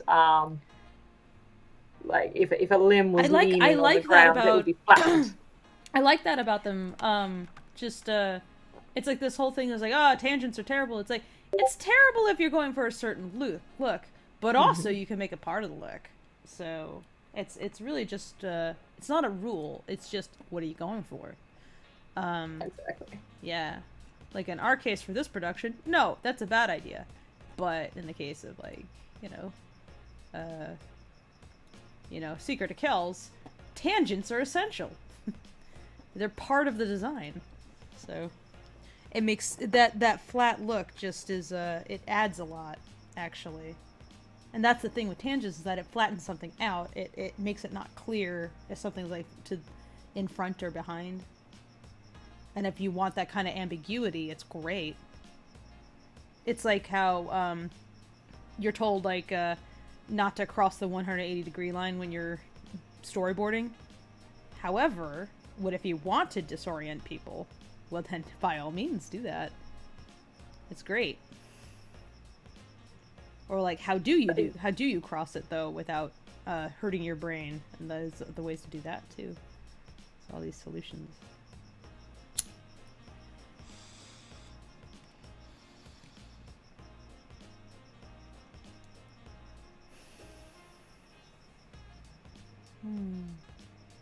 Yeah, I get Discord pinged a bunch. I should probably turn streamer mode on, but I want to be informed when somebody hops in the crew live. Maybe I'll just mute this one server for everybody. I'm gonna mute it for an hour because new VA showed up and now everybody's swarming them. So I'm on a different server.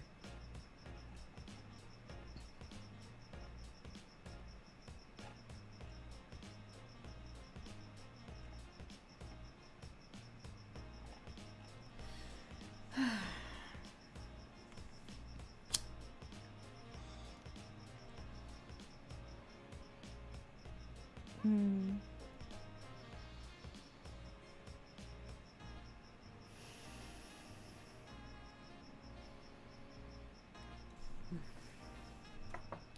to think where to go with this owl from here. I don't think it's yet ready to take to tie down, so.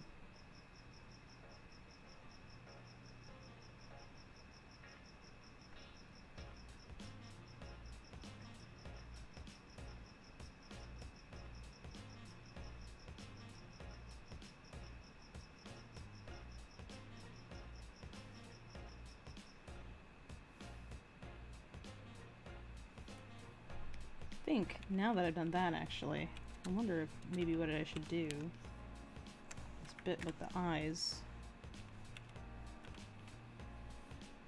Do something rather creative now. Maybe the head comes forward a bit.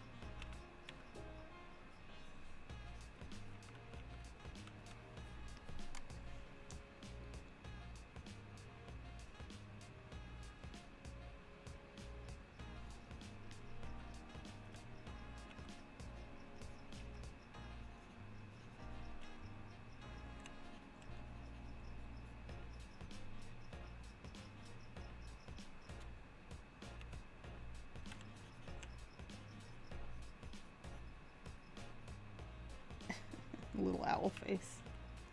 What is an owl if not just a sky cat?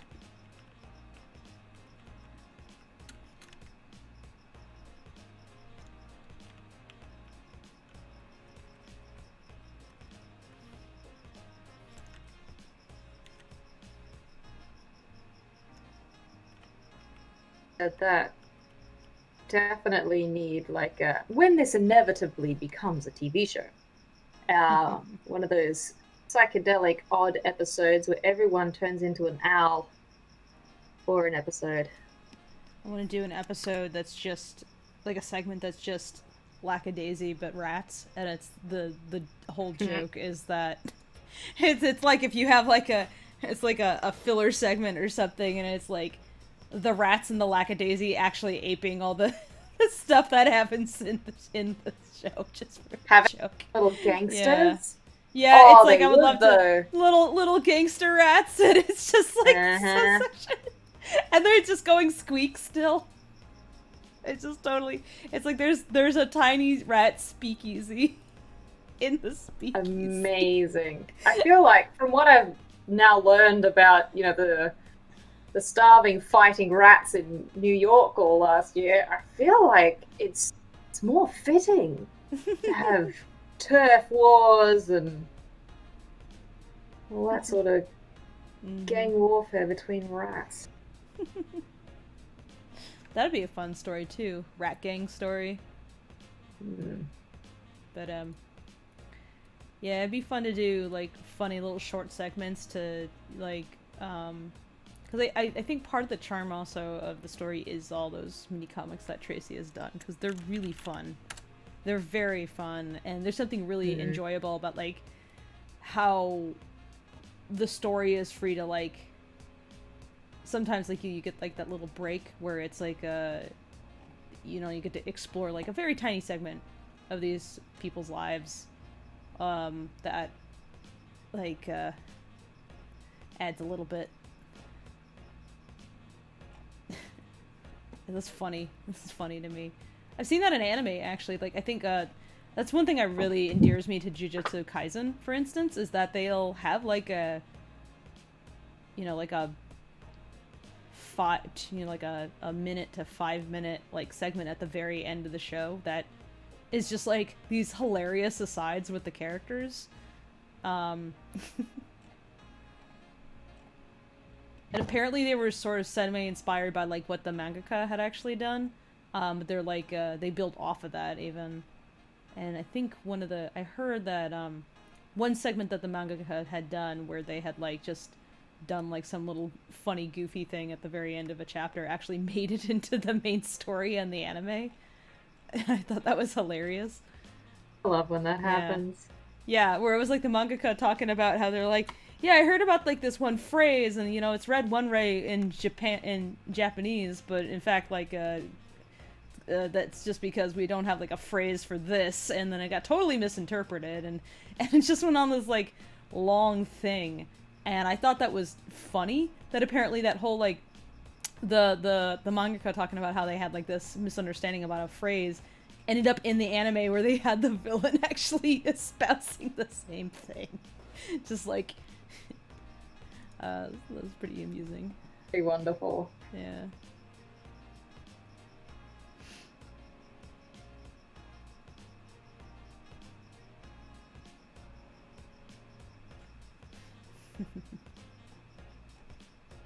So that would be fun to do. So I find that kind of stuff pretty good. That's like a small segue from the main drama. That reminds me a little bit of what, like, the beach party episode in Avatar or something, where I feel like that started off as a joke. And then it developed into one of the best Airbender episodes for sure. Yes. It's like you can get a lot of story out of comedy. Like I like thoughtful comedy. yeah. That's not afraid to story. It's like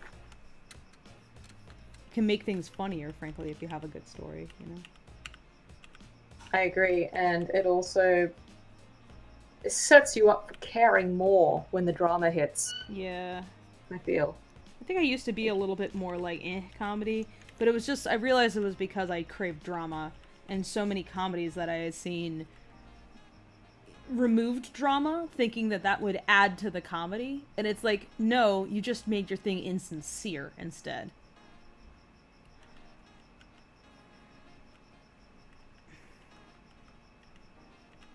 It's like, don't suck drama out for your comedy. I mean, look at BoJack Horseman. That show is hilarious. It's also deeply sad. Oh, yeah.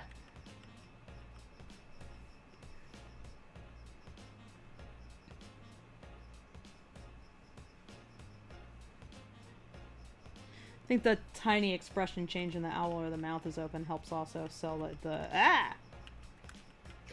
Yeah. Oh, I just saw that. The Yeah. little hook beak Oh, precious.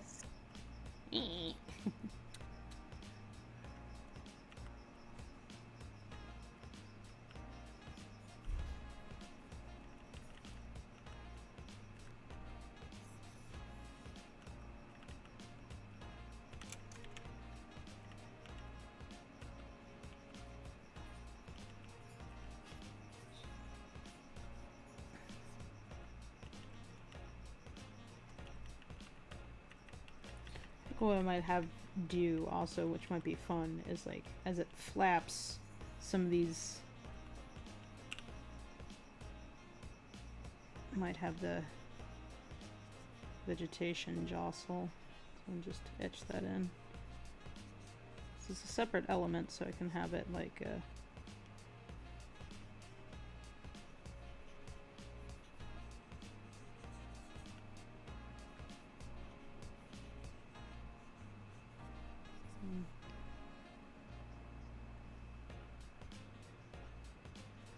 Ugh, that's visually a mess. I think I might just rough that in after the fact instead.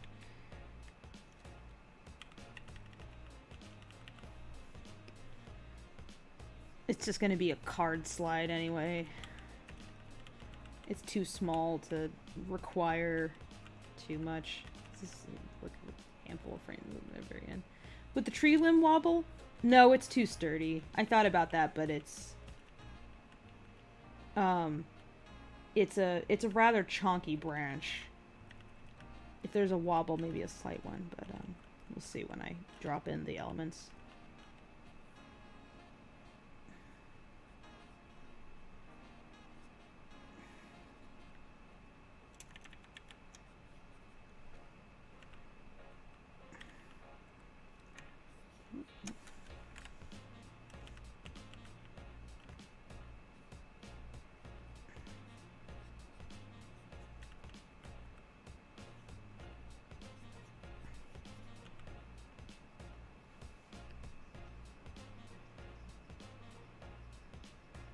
Oh, that looked horrible. Ugh. Oh.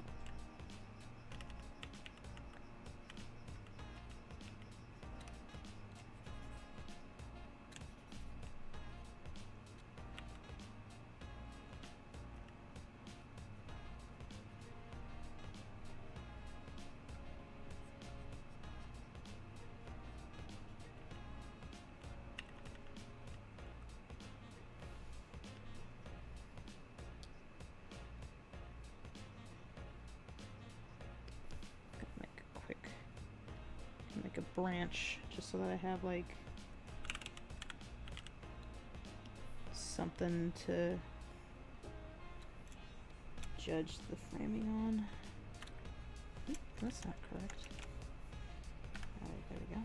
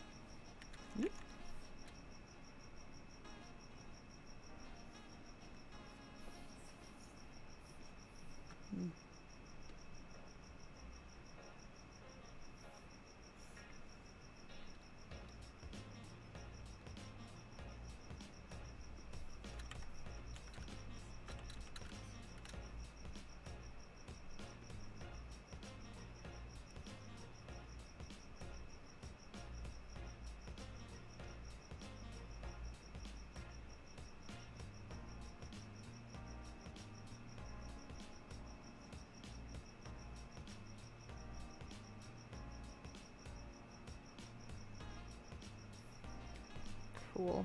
Okay.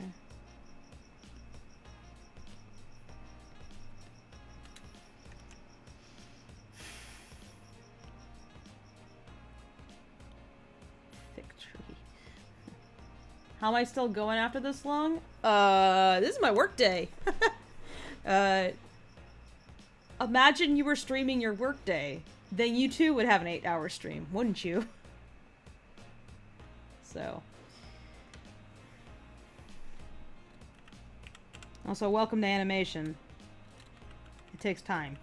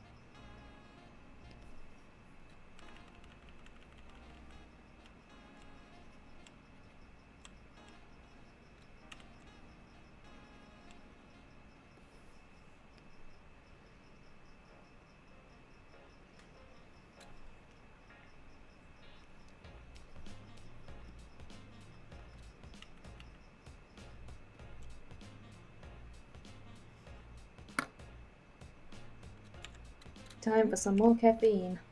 Whee! Coffee time. Going on a quest. Coffee quest.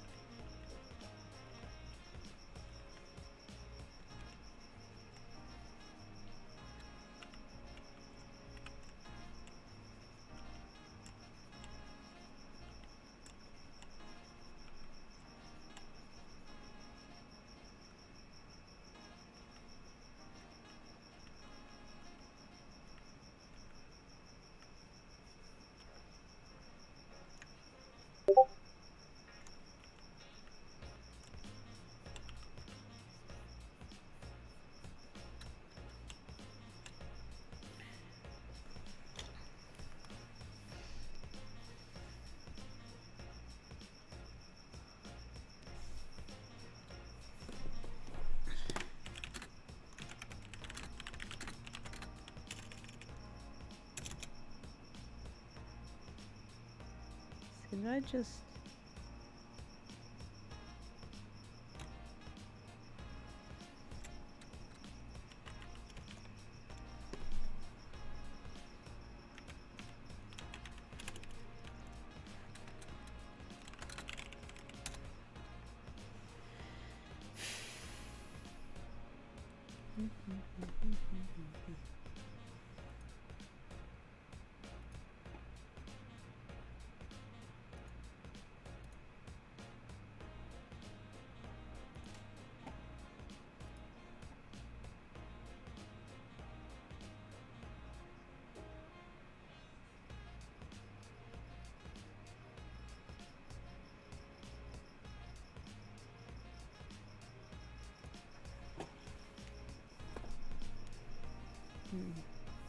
What the hell?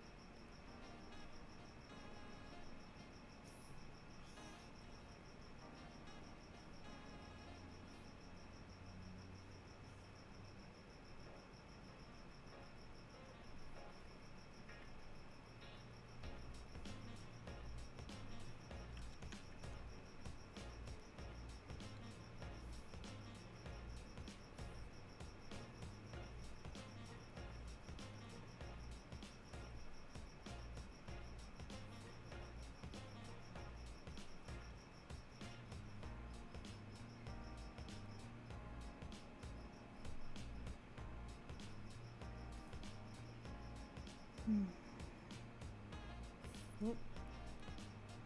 File. No, not file.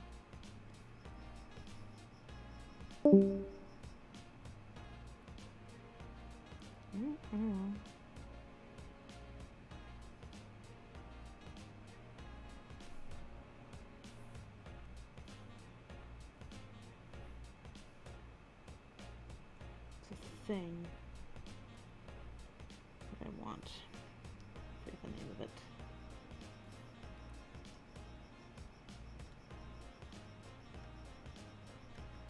Mark drawing. There we go. That's what I want.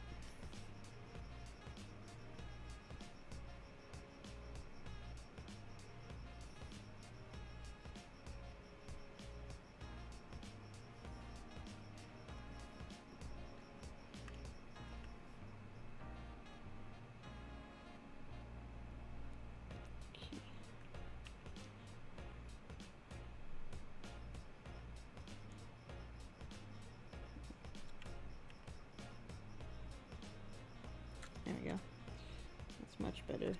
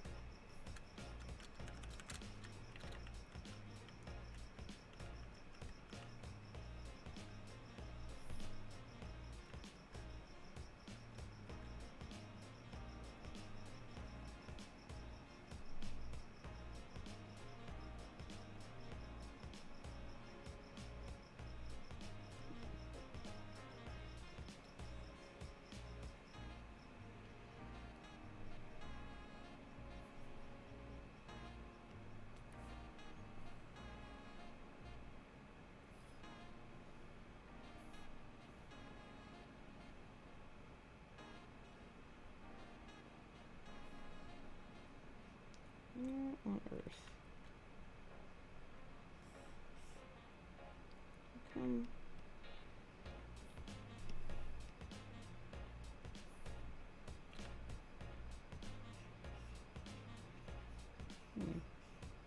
Oh, interesting. It displays it that way now, huh?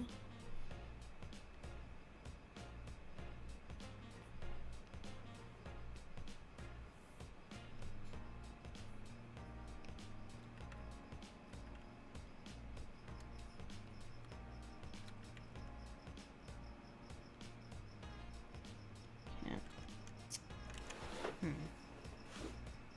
How do I get back to the sliders? Yeah, animation's hard.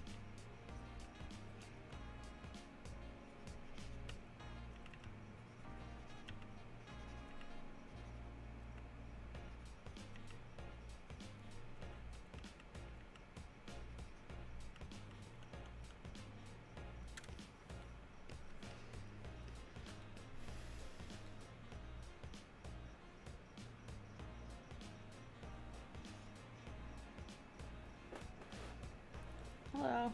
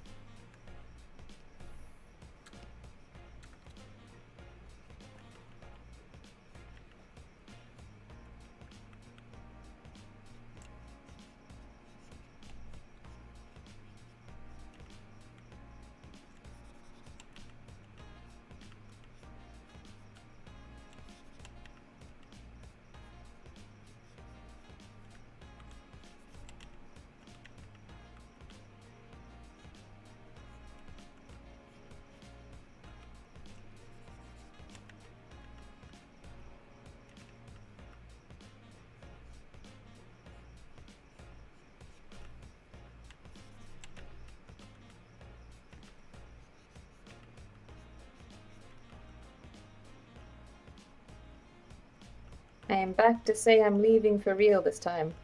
You You see know how those the things owl's when you... going?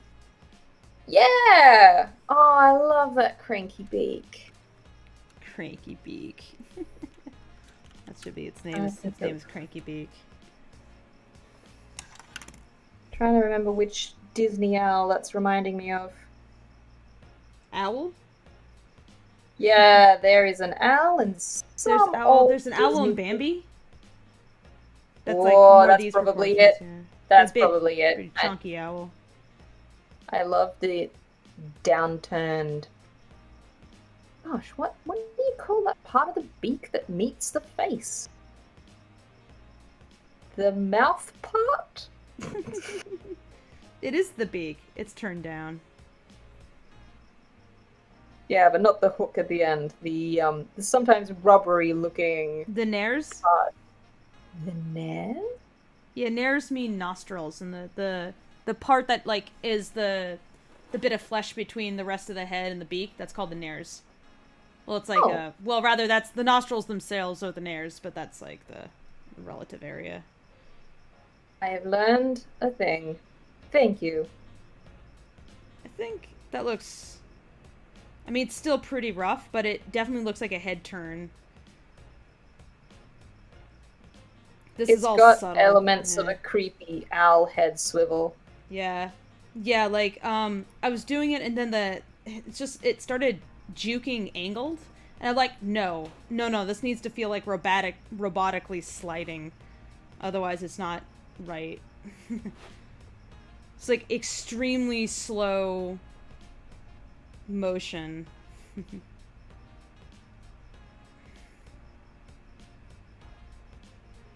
You'd think that Good the stuff. wings and stuff would be difficult, but no, it's like the tiny little small motions, really.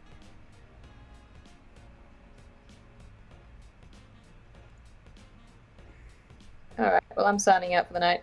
All right, bye-bye. Bye. Move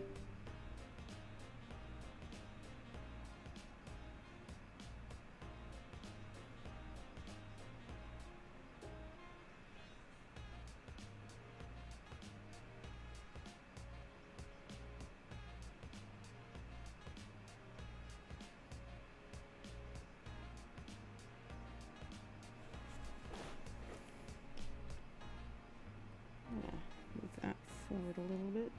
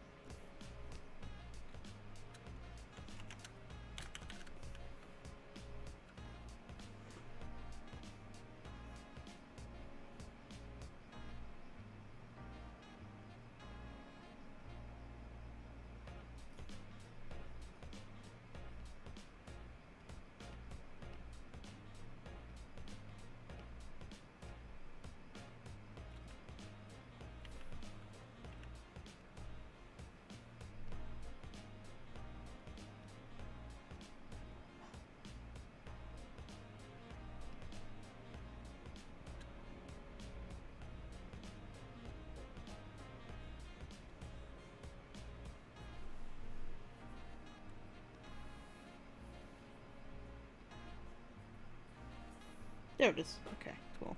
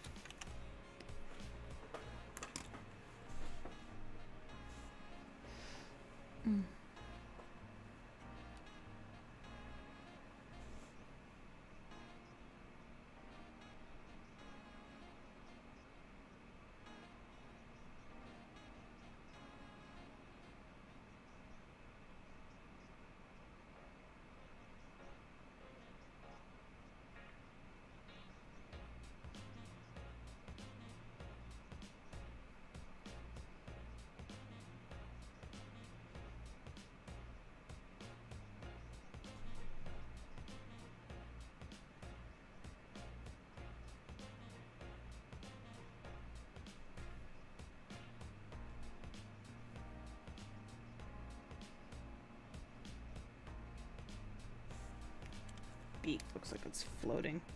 I don't like that.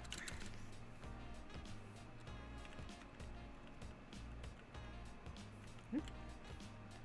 That's incorrect.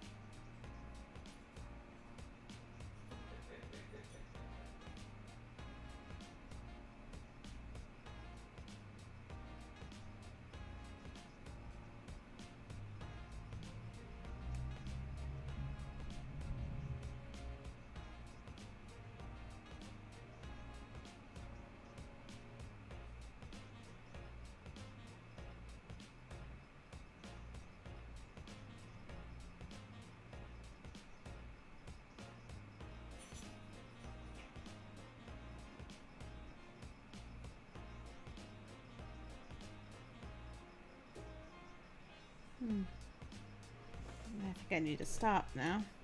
As much as I would love to keep going, because I love animating, I'm gonna have to stop the stream and leave off those feelings of, but I want to do more for tomorrow, because I think it's better to keep some of that energy in my pocket. Alright, thank you everybody for joining my stream. I hope you had a good time watching me make owl happen.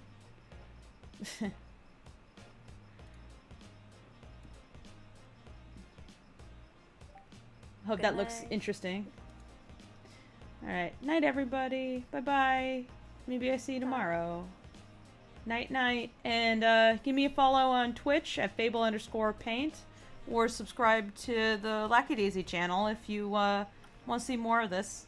And there will be non-stream updates also in the future. Like, we are hoping to have a really cool Valentine's Day dub release on Valentine's. So yeah, and we'll have more, and we do podcasts and stuff as well. So if you're new to all this, please check out the rest of the channel, subscribe, and give me a follow on Twitch if you want to. Also, because I stream a lot on Twitch as well. Today I've been using Restream to stream to the Lackadaisy channel, but you know, you might actually catch me on Twitch as well doing other work. Well, it's all booze cats lately, honestly. By other work, I mean not animating.